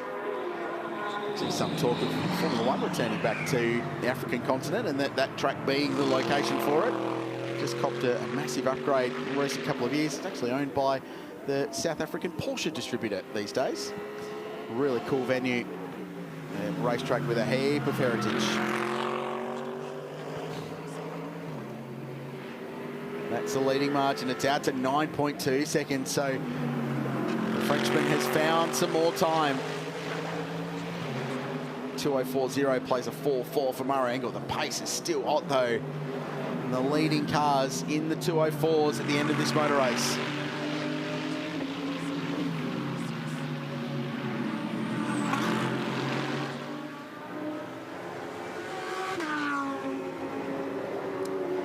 Sun kind of popping out here as we work our way towards the final 30 minutes of the Liqui Bathurst 12-hour here at Mount Panorama today. We started with high humidity and fog, and then the heavy rain came through. It went away. We've had sprinkles of rain, but largely dry most of the afternoon here. It's Jules Gounon has the lead out to 9.2 seconds now, with Murrow Engel in second, Shane van Gisbergen third, Kelvin van der Linden a lap down in fourth position ahead of Holdsworth, Alberto, Ricardo Feller, David Russell, who's in the pits in the Superbarn Supermarkets entry right now, Nick Percat, and Craig Lowndes inside the top 10 with 31 minutes remaining. Currently in the longest green flag stint of the motor race so far, 2 hours and 35 minutes. Lots of green running. The record PS, just in case you were wondering, is 4 hours and 40 minutes, which was set in 2020, which eclipsed 4 hours and 10 minutes the year before. So lots of green flag running. 8 safety car interventions today, matches what we saw in 2019, just 5 in 2020, but well below the race average of 12. It's been a clean day, mostly from a safety car point of view. In fact, 2 safety car periods in this race were down to the weather and fog at the top at Mount Panorama and the visibility between flag points, which was always cited as a potential risk is the right word, but potential risk for running the race this late in the year. But otherwise well managed by the team up in Motorsport Australia Race Control. Well done to James Taylor and Craig Baird and all the team. And we recognised all our great volunteer officials early on for their amazing work over the course of the weekend. Usually they come here for this race in swelter. They've been a bit rugged up and they've been damp, and at times they've been fogged in and can't see their mates down at the next flag point Gartana, but they rock up regardless, and without them certainly could not go motor racing. Yeah, and as you said, Richard, we certainly thank them for their efforts this weekend. On board with Maro Engel as he continues to attempt to track down Jules Gounon, but unfortunately Gounon has his measure, that lead out to 9.3 seconds, and I think Gounon is just doing exactly what he needs to do and no more right now. It almost feels like there's a bit in reserve. Yeah, I think so. 75. And at some point, Engel will have to decide, do I keep pushing hard or I just save a little bit? And if there is that late race safety car that we so often see here at Bathurst, have a little bit up his sleeve for a final push, should that eventuate. Because what we've seen so far in the last stint and a half is that there is nothing between our 2 leaders as far as lap time goes. So the expectation that Maro Engel is going to put his foot down and just close that 9-second gap, somewhat fanciful. So need to have a bit of strategy involved and just think a bit more long game. Should that mythical safety car make its way onto the circuit. Usually when I start rattling off the stats about them, it magically appears just to ruin everything I've been saying. Either way, it has been an immense pressure cooker motor race between these two, and just the quality of driving, Garth, between these 2 drivers in particular, but you could cite a whole bunch of drivers in the field today, but the way that these 2 in these closing stages of the race have just been driving at 11 tenths at the end of a 12-hour motor race with massive consistency. I mean, Jules Gounod's just done a 3.8 and Engel a 4.0, and we've got 27 minutes to go in a 12-hour motor race. So it just speaks volumes as to, yes, how well the cars have performed and how well the teams are running them, but those 2 drivers, dare I use the cliche, are operating at a very, very high level. Most of the factory drivers that have made their way out here for the Bathurst 12-hour, for most of the racing they do, we're only at the halfway point. They do a lot of 24-hour racing. So spending long periods of time in these cars is their wheelhouse. It's what they do. This is their job. This is their day job. And we're seeing both Jules Gounon and Maro Engel execute that exceptionally well. Van Gisbergen's found a bit of speed in this last stint, but the gap is out at a minute 20 from Van Gisbergen up to Engel. So they'll certainly need a safety car if they want to get amongst the argument over the top 2 steps on the podium for the 888 car. And we've documented considerably how disappointing it has been for Audi this weekend or today. What about the swing of momentum? And Audi have dominated this weekend. And yeah, payday is Sunday afternoon, but they had weight of numbers, they had competitive cars up and down the leaderboard, and they were utterly dominant. Yes, they copped a balance of performance adjustment overnight from SRO, who managed the performance credentials for GT3 racing around the world, but they have still had comfortably the fastest car today. But right now, Bryony, it's Mercedes AMG 1, 2 and 3. Yeah, it is. And Daryl, regardless of the result, just detail the effort that's taken you guys to get here in contention for the race. It's been huge from you and the whole Craft Bamboo team. Yeah, it's been a big effort to get here. It's been quite interesting with international travel. So to bring the team here, half of our team couldn't make it here. They did a lot of the preparation, so credit goes to those guys as well. But they couldn't get into the country, so we had to also assemble a lot of teams, a lot of the team crew here. So yeah, it's been quite a journey, but we're here fighting at the end, and we'll see. It's 25 minutes to go. Well, I understand that even just a few days ago, you were still looking to recruit crew to work on this car. That's right? Yeah, we've had some really great guys. Kirby, our team manager, has done a great job to assemble everybody. It's some quite last minute. Some of our crew quite last minute because some of our crew couldn't get visas up to last week. So it's been quite a journey. But at the end, I think we managed the situation well. We also had the engine change and missed a lot of practice in qualifying. So it's been considering everything, we're just it's been a really great week for us, and the drivers are doing a great job. Jules and Morrow are just going at it the last 2 stints here, and just blow for blow, 10th for 10th. It's been insane. Yeah, it's going to be a great finish, and I think considering 24 hours ago the car wasn't even here at the racetrack, it was still having the engine changed in town. So kudos to you and the whole crew, and I just want to say hello to a little special guest here, Todd Hazelwood, one of our full-time supercar champion drivers. What are you doing here? I'm representing the sponsor for Craft Bamboo Motor this weekend and having a blast. So it's been really cool, obviously hanging out with the whole crew here at Craft Bamboo. I've learnt so much hanging out here in the garage. It's been a really cool experience. Tempted to join the driver list for a 12-hour one day? I'd love to. I've already said to Daryl, I said, hey, let's go to Macau. All right, well, let's get this race done first. Thanks, guys. There's a driver angling for a drive in a 2-car Craft Bamboo team next year, if ever I've seen one. And let's go straight to Macau as well from Todd Hazelwood. Just ease your way into it, mate. Forget Bathurst. He wants to go international. A massive effort, and one of the storylines, Gareth, about the event this year has been the international participation, or lack thereof. And the simple fact is that when international teams need to commit to this event, it's 8 to 6 months before the event actually happens. 8 to 6 months ago, we didn't know if our borders were going to be open, let alone whether we'd be able to go motor racing. And I spoke to Daryl about that, and similar lines to what Bryony was just talking to him about. It cost 4 times more to get that car into the country for this race than it would have in 2020. So with the global freight challenges that we are also well documented and covered at the moment, that's the reason why the event is what it is this year and why there's been some changes. Massive kudos to Craft Bamboo for making the effort and committing that energy and that expense to get here and to race. And don't worry, the internationals are back. Twitter today has been full of drivers from around the world lining up to come back. And Porsche have got big eyes on winning this race again.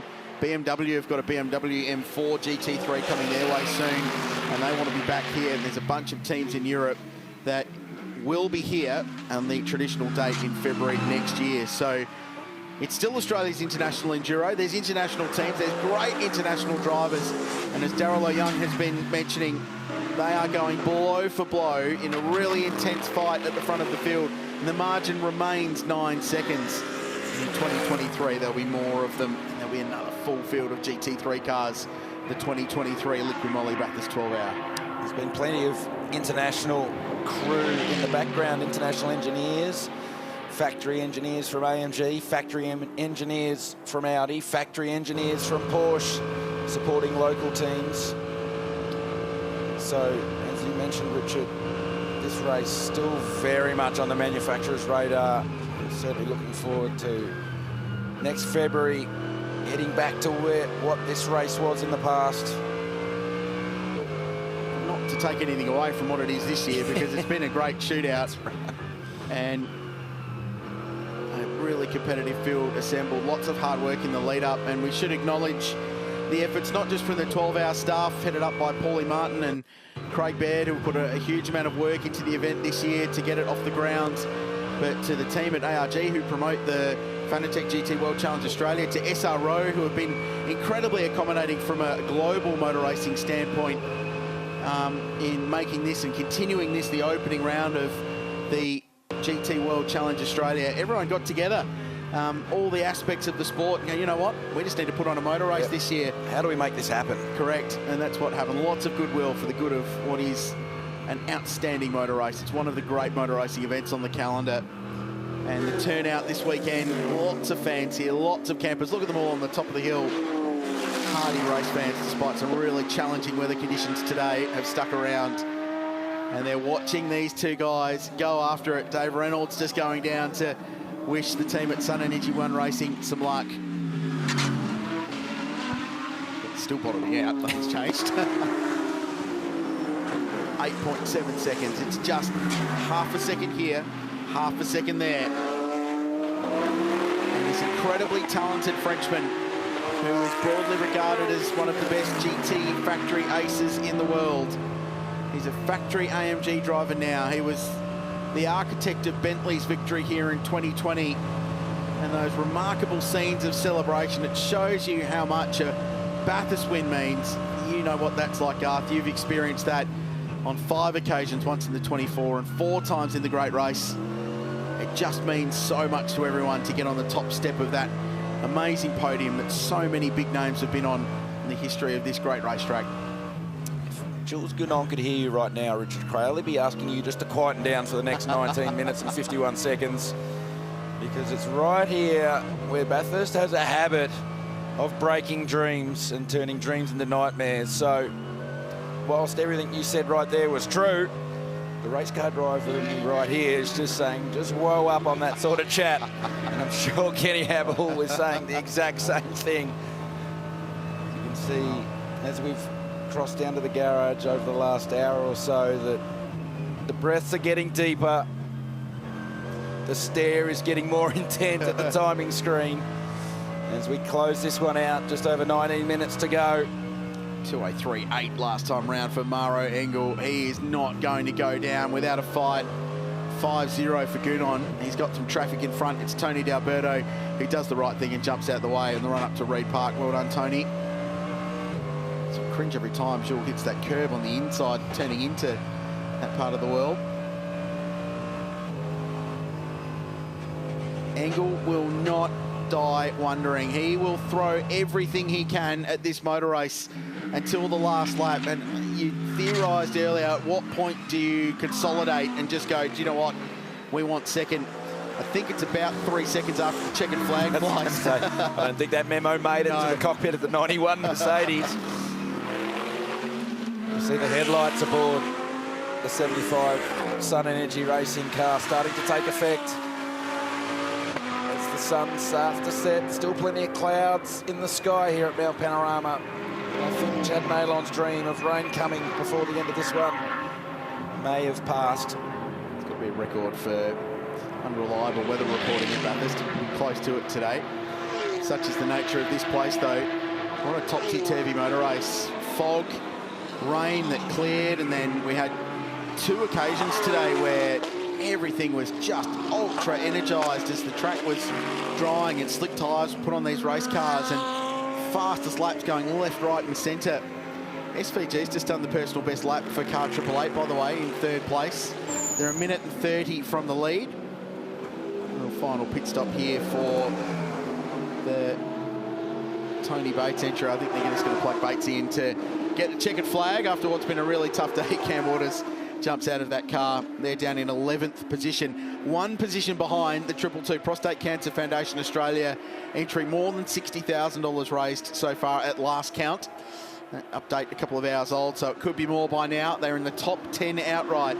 Scott Taylor, Alex Davis and Jeff Emery and Craig Lowndes, who's been able to bring that car home. You're going to get a top 10 finish at Bathurst. And a class victory potentially on the offing for them. Chad Nalon. I was just keeping an eye on the driving time and went in next door and had a quick chat to Supercars. There's no nasty surprises there for any of the pro drivers. Not looking like anyone's going to get close to exceeding any of the maximum driving time allowed or the continuous driving time allowed.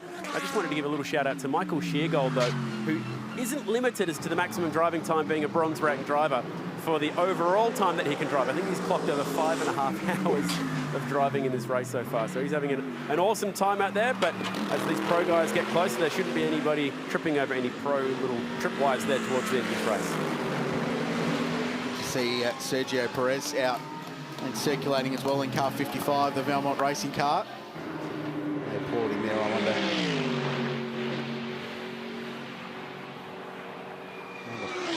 Fastest middle sector for the car, that's probably what it was for Jules Gounon. Maro Engel decided he'd play that game too, so he did his personal best middle sector as well. So they are still pressing on so hard at the end of this race. The margin ebbs and flows. It's still 8.2 seconds. There's the leader. And there's the white roof of the Craft Bamboo Racing AMG. That's all it is. After 12 hours of motor racing and more than 2.5 green at the end of this race. 2 hours 50, in fact, green. Been a very long green flag run at the end. Maro Engel crosses the line to set the fastest lap of that car's race. Another 2:03.52. So, fastest lap for the 75 car of Jules Gounon, a 2:03.52.07. The fastest lap of the 91 Maro Engel car, a 2:03.52.93. You think these two, the maximum lap speed of the cars, around the 2:03.5 region? Yeah, I think so. I think that's absolutely the maximum. And an optimal performance for them. We're not far away from sunset here in the Bathurst region, the central west of New South Wales. Country New South Wales is a beautiful part of the world at this time of year, any time of year. It's all very autumnal at the moment as we move towards winter. And Mount Panorama looks a treat. The Bathurst Regional Council do an incredible job of making this place look spectacular every time a motor race comes into town. Hasn't this been great to see? The race start in darkness. We've gone through the day, albeit fairly overcast most of the day, and now the headlights are back on with just under 15 minutes to go. Gap still at 8.1 seconds. I love that margin between the first two when it comes to fastest lap. 86 ten-thousandths of a second between friends. Just the intensity, Nolts, at the end of this is extraordinary. Absolutely brutal pace between the two, and they can only just see each other. There'll be little glimpses as Jules Gounon exits the chase. Maro will see him. And we wait for it to come into view, the Sun Energy One racing car. There it is, under the Lucramoli Bridge. And you can absolutely see that gap. You can, as you're tipping into the chase, you can see the cars exiting the chase. So you know exactly where your opposition is. 3.9 for the leader that time by 2:03.9 at the end of a motor race. 2:04.0. So a tenth of a second in lap time between them. 8.2 seconds the margin. 13 minutes on the clock. One lap after 17:13 local time. Just about sunset. Might get a little bit of colour in the sky as well. Just to cap off another wild day at Mount Panorama. Podium celebrations to come. Will it be Craft Bamboo or will it be Sun Energy One? That car run, of course, by 888 Race Engineering, who have played a role in 12-hour victories before. They assisted the Maranello Motorsport team for the Ferrari win in 2017, but have never won the race outright under their own banner. It won't be car 888 today, but it could be the car that they're operating for Kenny Habul and his team. Just listening to the onboard of Maro Engel through Reed Park there. I don't think he lifted. I think he was flat. So that just shows you how much grip there is in the track and how much commitment both our lead drivers are showing in the dying stages of this one. 12 minutes to go. Shane Van Gisbergen on screen, currently third. Rounding out AMG Mercedes trifecta on the podium right now. This is a massive, massive result for Mercedes AMG. First, second, third, potentially one of the big GT endurance races in the world. Hard to win, let alone lock the podium out. Brock Feeney watching on. He looks like he's about 12 years old there. The hoodie on, trying to stay warm. Relative to all of us, he is. Here's the lead up into the final turn with just 11.5 minutes remaining. 8.4 seconds. It's 2:03.9 for Jules Gounon on that last lap as he works his way into turn number one. Engel across the line, 2:03.9576. Again, they're separated by 0.05 of a second at the finish line. Identical lap times to the 100th of a second. Amazing. 100th of a second. not even a tenth. It is just extraordinary. And the intensity between these two are the finest GT races in the world, pressing as hard as they can to win one of the biggest GT races in the world. 8.2 remains the margin. It's never going to change when they're punching out identical lap times. Oh, Kenny. Martin Conrad sitting alongside him. Those two have got a great relationship racing together. And good mates, co-drivers. Lucas Stoll's teamed up with them. Jules Gounon teamed up with them to win at Dubai as well in a 24-hour race there. Van der Linde's going fast again. That will surprise absolutely no one in car 74. In a day that Audi will look back on, and a very big case of what could have been. So much potential for those cars. Pole position, front row lockout. Huge raw speed, especially from car 74 when the fiery 26-year-old South African was behind the wheel, but things have not rolled their way. Some errors in strategy in pit lane time. Yellow flag flying. The run down to the chase on Conrad. So something between the flag point in the dip of Conrad and the turn into the chase. Yep, that's the yellow flag waving. And that will just raise the heartbeat a little in the Sun Energy garage. Look at SVG's lap time, GT. 203.9, it's the fastest lap of the race for that car. So he's just dropped into the threes as well in the man filters entry. He's a minute 34 behind, but he's just driving qualifying laps where he can. And here is the flying Kiwi, 9.6. Maro lost a lot of time that lap. It was a 6-1 play to 4.8. They both got traffic, but Maro got the worst of it. It was in the middle sector, so to run across the top of the mountain. Maro Engel on board now. Shane Van Gisbergen for his run across the top of the mountain, feathering the throttle nicely at McPhillamy Park. You can hear the Mercedes bottoming out as it makes its way towards Skyline. Lots of crossed fingers, nervous anticipation. And what a difference 24 hours has made. We sat here last night going, well, Audi are cleaning up here. What have Mercedes got to respond with for the race? Well, they've responded in a big, big way here today. We jump in car with Kelvin van der Linde, 4th position and the fastest lap of the race back with a 2:03.1. Some 30 laps ago now. With less than 8.5 minutes to go. Van Gisbergen continuing to go quick, but with a minute and 34 between he and Jules Gounon. It's going to be 3rd position at this point in time. Never, ever say it's done yet at Bathurst. Glowing brake rotors on Prostate Cancer Foundation Australia Porsche. Craig Lowndes. So they're 10th outright. That's the back of the Valvoline Audi. The rear rotors going, look at the exhausts. Wow. That was one of the things that stood out for me this morning, was the bright glowing exhaust. It was like they had neons underneath those cars. So vivid in the early dawn. The Sunday morning in Bathurst that once again has delivered plenty. Storylines everywhere and an intense battle for the lead.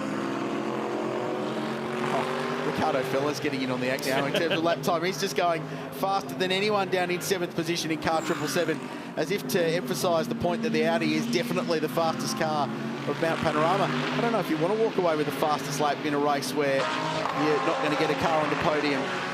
It's just a signal of what could have been. I wonder if they radio to Van der Linde if his teammate nicks the fastest lap off him. I wouldn't. No. No. That would just top off a bad day at the races for Audi if they go racing each other on the timing screen and it turns south. Here's our race leader, Jules Gounon, making his way to the cutting, coming up on the back of Tony Bates, who does the right thing, jumps out of the way before Gounon turns into Solomon Park and the run down to Reed Park, which is the 1-lane raceway through here. Tony Bates, nice job. So the gap out to 10 seconds for the first time since the last round of pit stops. It has been that intense between them. 287 laps in the books for a while there. It didn't look like we were going to get 250 today in the first half of the race, what with the fog and the rain and all the safety cars, but the second half has just been relentless. Absolutely flat out.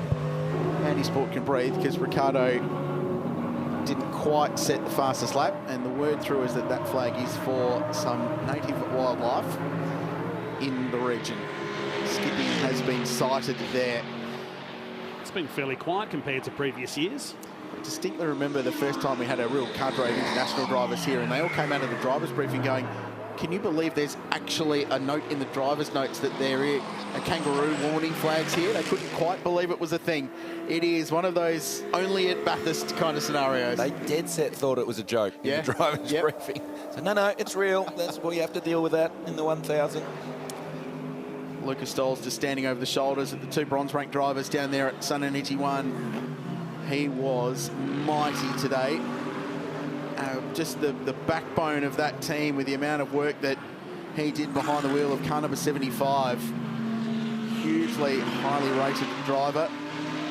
4 hours and 41 minutes of driver time for Luca. And most of those 4 hours and 41 minutes were in the changeable weather conditions. Yeah. So we've spoken about the job that Jules Gounon has done in the 75 car. You mentioned it earlier, Rich. This race was set up by Lucas Stoltz. His effort in the wet was impressive. Big, long stints, no mistakes. Got the track position they needed ahead of getting Kenny Habel and Martin Conrad in the car to get their minimum driving time done, and then set the race up for Jules Gounon to bring home the chocolates. Just on 4 minutes to go in this one. Maro Engel continues to push on in the 91 Craft Bamboo Mercedes, but the gap remains 9.7 seconds to this car. Bright orange, 75 of Jules Gounon. Now we're starting to get the sparks back that we saw at the beginning of the race today. GT particularly down Conrad straight right in the middle there was a nice bump that was sending massive sparks into the early morning skies. 290 laps today. That's a huge effort. It's a long way around this place, given we set the distance record last year in a massive green flag run at 314 laps. We get to 289, 290. That is a huge effort. A fair bit of wet running. Yeah. You lose a lot of lap time with the wet. A bit of fog.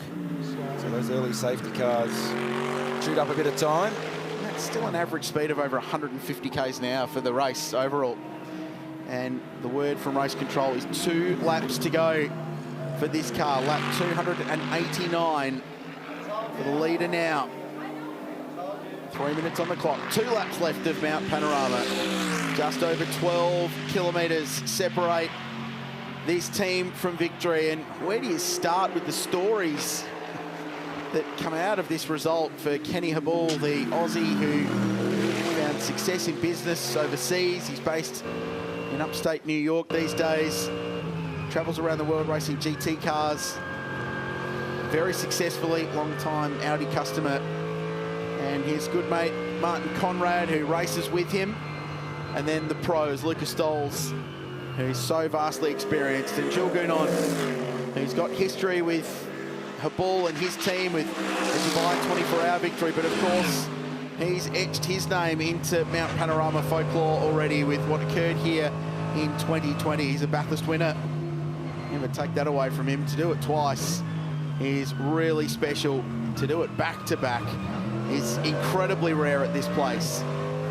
And then Craft Bamboo Racing, we heard from them before, with a massive effort just to get into the country. They had to find backup people. Shane Fowler from Shane Signs, the local graphic designer and sign writing artist, is on that crew in a fire suit working on it. They had to rope him in because they needed people to run car number 91. But they've made the effort to come here, Craft Bamboo, and they have put on a show. Wild pit stop strategy. 9 compulsory stops completed 4 hours into the race. 21 pit stops today for car number 91. So the people they've roped in have earned their money. Oh, yeah. And then 888 Race Engineering behind with Shane Van Gisbergen and Brock Feeney and Prince Jeffrey Ibrahim, who could well find himself on the Bathurst podium. That's pretty cool. The man from Johor who loves his motorsport. That's the top three. Missed the last lap. And the news from James Taylor, this is the final lap. 291st and final lap of this year's Liqui Bathurst 12-hour. As Jules Gounon flashes the headlights to the Porsche ahead to go another lap down. 9.1 seconds is the margin back to Engel. Craft Bamboo Racing, it didn't even make it out for qualifying yesterday. That car was in the Bathurst TAFE in the shed being worked on. And today Garth Tander looking good to stand on the podium with just under a lap remaining. Yep, an engine change during the Saturday, missed qualifying, missed all of the Saturday running effectively. So when you can take that into account, this has been a massive effort by the 91 Craft Bamboo team. Just the logistics of the team making it here was a big effort. But this man has been sublime. He dead set looks like he's on his way down the mountain to pick up a litre of milk to get ready for breakfast this tomorrow morning. He has driven this car to the absolute maximum and not a step over it. And he'll be smiling now, but it's underneath he'll be glowing, Kenny Habul, on the great Aussie expat stories. And there'll be an outpouring of emotion coming out of the Sun Energy One garage in just a few moments' time as Jules Gounon powers down Conrod Straight for the final time here in the Bathurst 12-hour for 2022. It was put on ice as the drivers make their way out onto the apron. This is going to be a very special moment, Krause.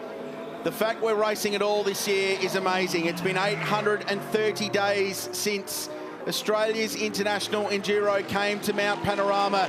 Different scenario, still the same crazy motor race though. And today it's a Mercedes lockout of the podium, and Jules Gounon will go back to back as the expat Aussie Kenny Habul fulfills a lifelong dream and wins at Mount Panorama. Sun Energy One Racing with 888 win the Liqui Bathurst 12-hour. Properly intense, properly full-on, long-distance endurance motor race. And for the first time in race history, a brand has locked out the podium. 1, 2, and 3. Bridie? Kenny Habul. I'm just trying to grab them here because it's an amazing team effort. Kenny Habul, you've just won the Bathurst 12-hour. Can you believe it? I'm speechless. I got half a Woody. I'm so excited. I'm speechless.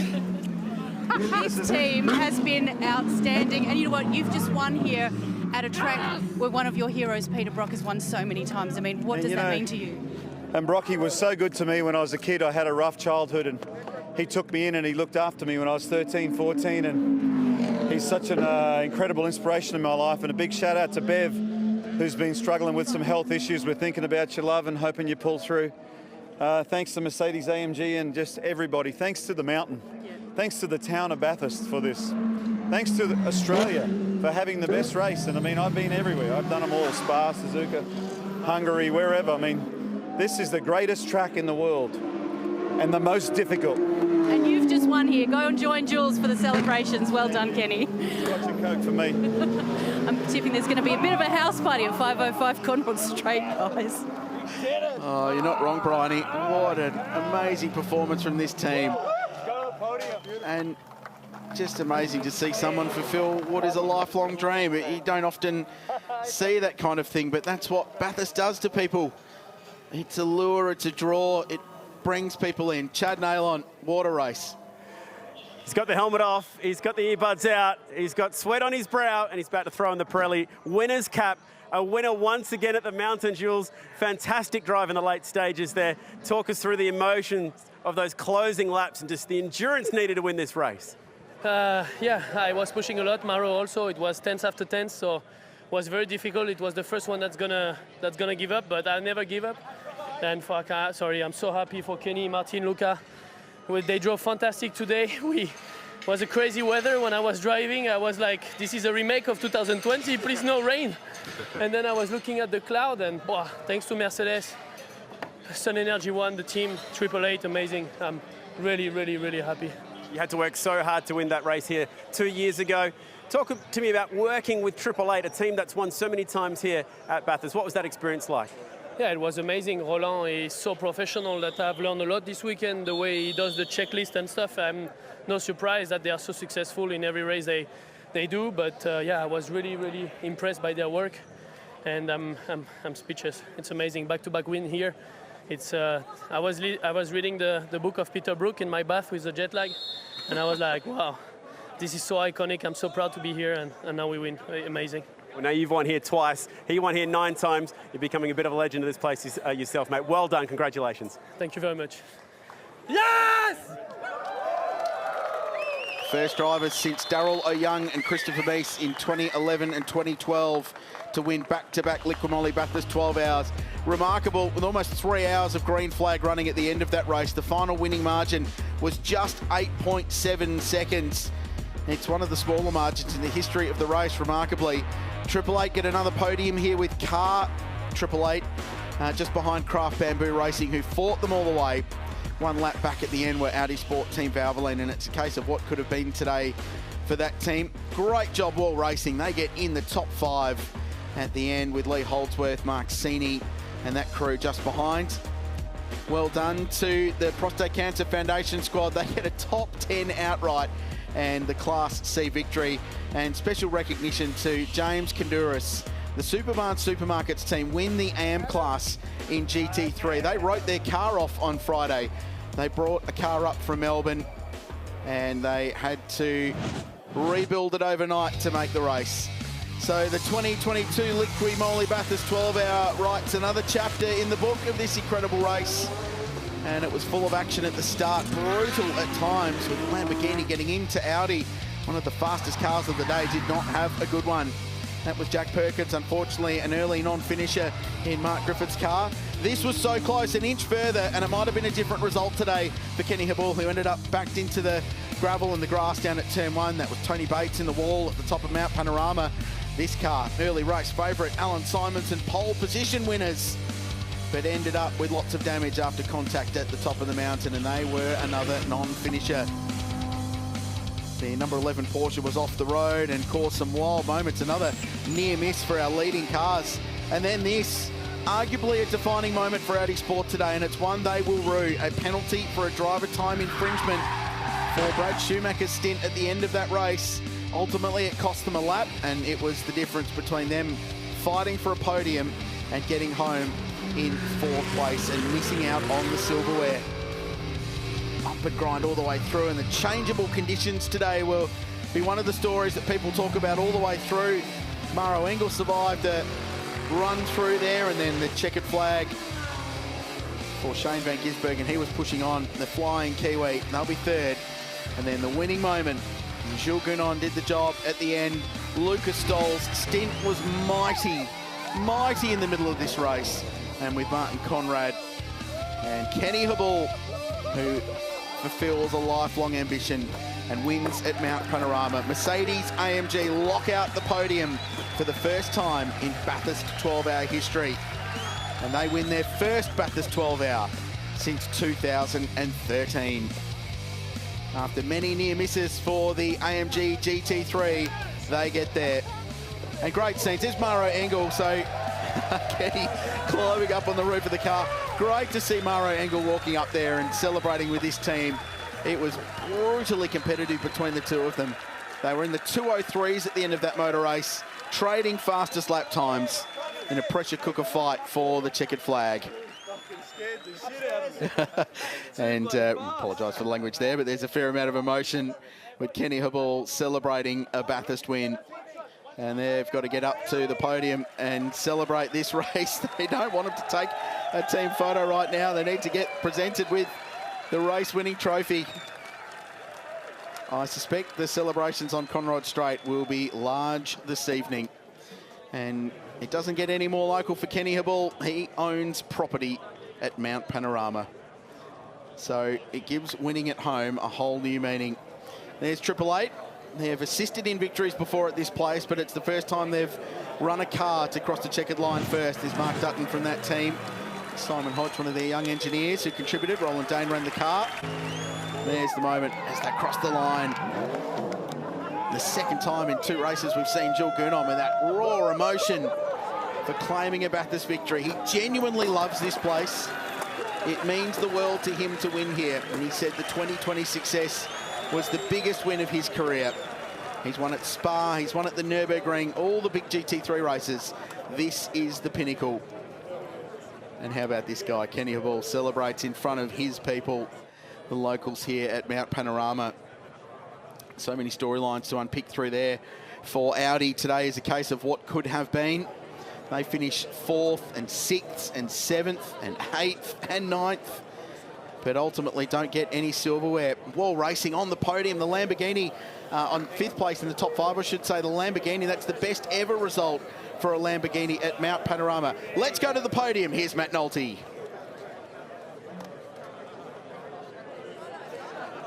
Well, we've got some excited people here, and why not? The 2022 Liqui Moly Bathurst 12-hour is back, and what a day we've had here at Mount Panorama. In 3rd place for Triple Eight Race Engineering, would you please welcome Prince Jeffrey Ibrahim, Brock Feeney and Shane Van Gisbergen.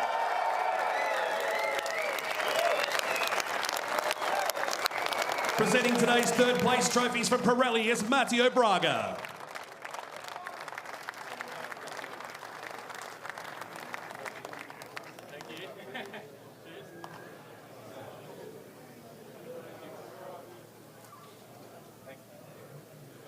In 2nd place, in car 91, the Mercedes AMG Team Craft Bamboo Racing, it's Kevin C., Daniel Giancadella and Mauro Engel. Presenting the 2nd place trophies, the Mayor of Bathurst, Mr. Robert Taylor.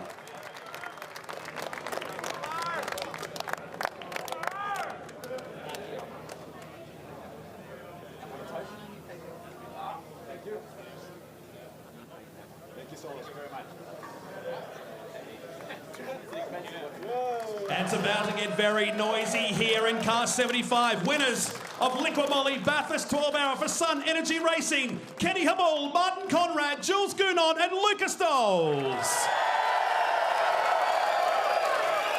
Presenting the Motorsport Australia Tourist Trophy is Liqui Moly Managing Director Mark Johnson.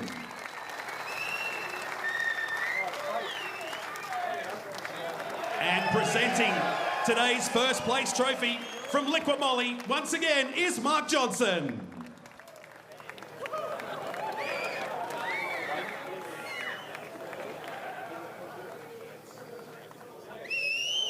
Ladies and gentlemen, Mercedes 1, 2, 3, the 2022 Liqui Moly Bathurst 12-hour podium.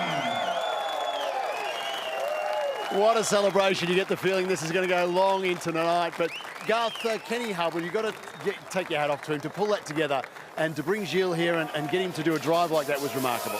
Kenny came here as a kid in 1987 on the pit crew, volunteered on the pit crew for Peter Brock, and he dreamed of standing on the top step of the podium at Mount Panorama. Today he got to live that dream aboard that 75 Sun Energy AMG Mercedes. He actually owns a property now on Conrod Straight. If you want a party in Bathurst tonight, that's the place to go. And Jules Gounon, Chad, what an amazing effort. First driver to win back-to-back here at the Liqui Moly 12-hour. Incredible. Yeah, the energy when he got out of that car. He loves winning, doesn't he? Here we go, shoey time for Jules up on the podium. Cannot wait to see these guys come back February next year with more international drivers. The 12-hour is still well and truly alive, Brett. I've had a fabulous day in the changeable conditions. Yeah, it has been brilliant, hasn't it? We have had everything today. It's been thrown at the drivers from fog to rain. We had sunshine this afternoon. It has delivered everything that we expect the Liqui Moly 12-hour to do. Hope you've enjoyed it wherever you're watching around Australia, around the world, and we will see you next time.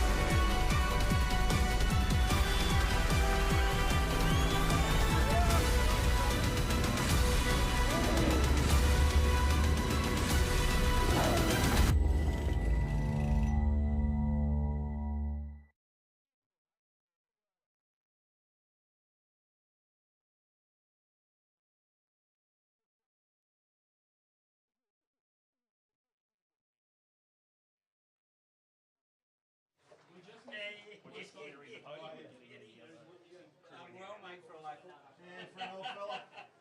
For a half over the hill, old fella. We still need to reset now, Pat. Yeah, they're going to reset the podium quickly. Just get all the champagne off and reset. We'll go.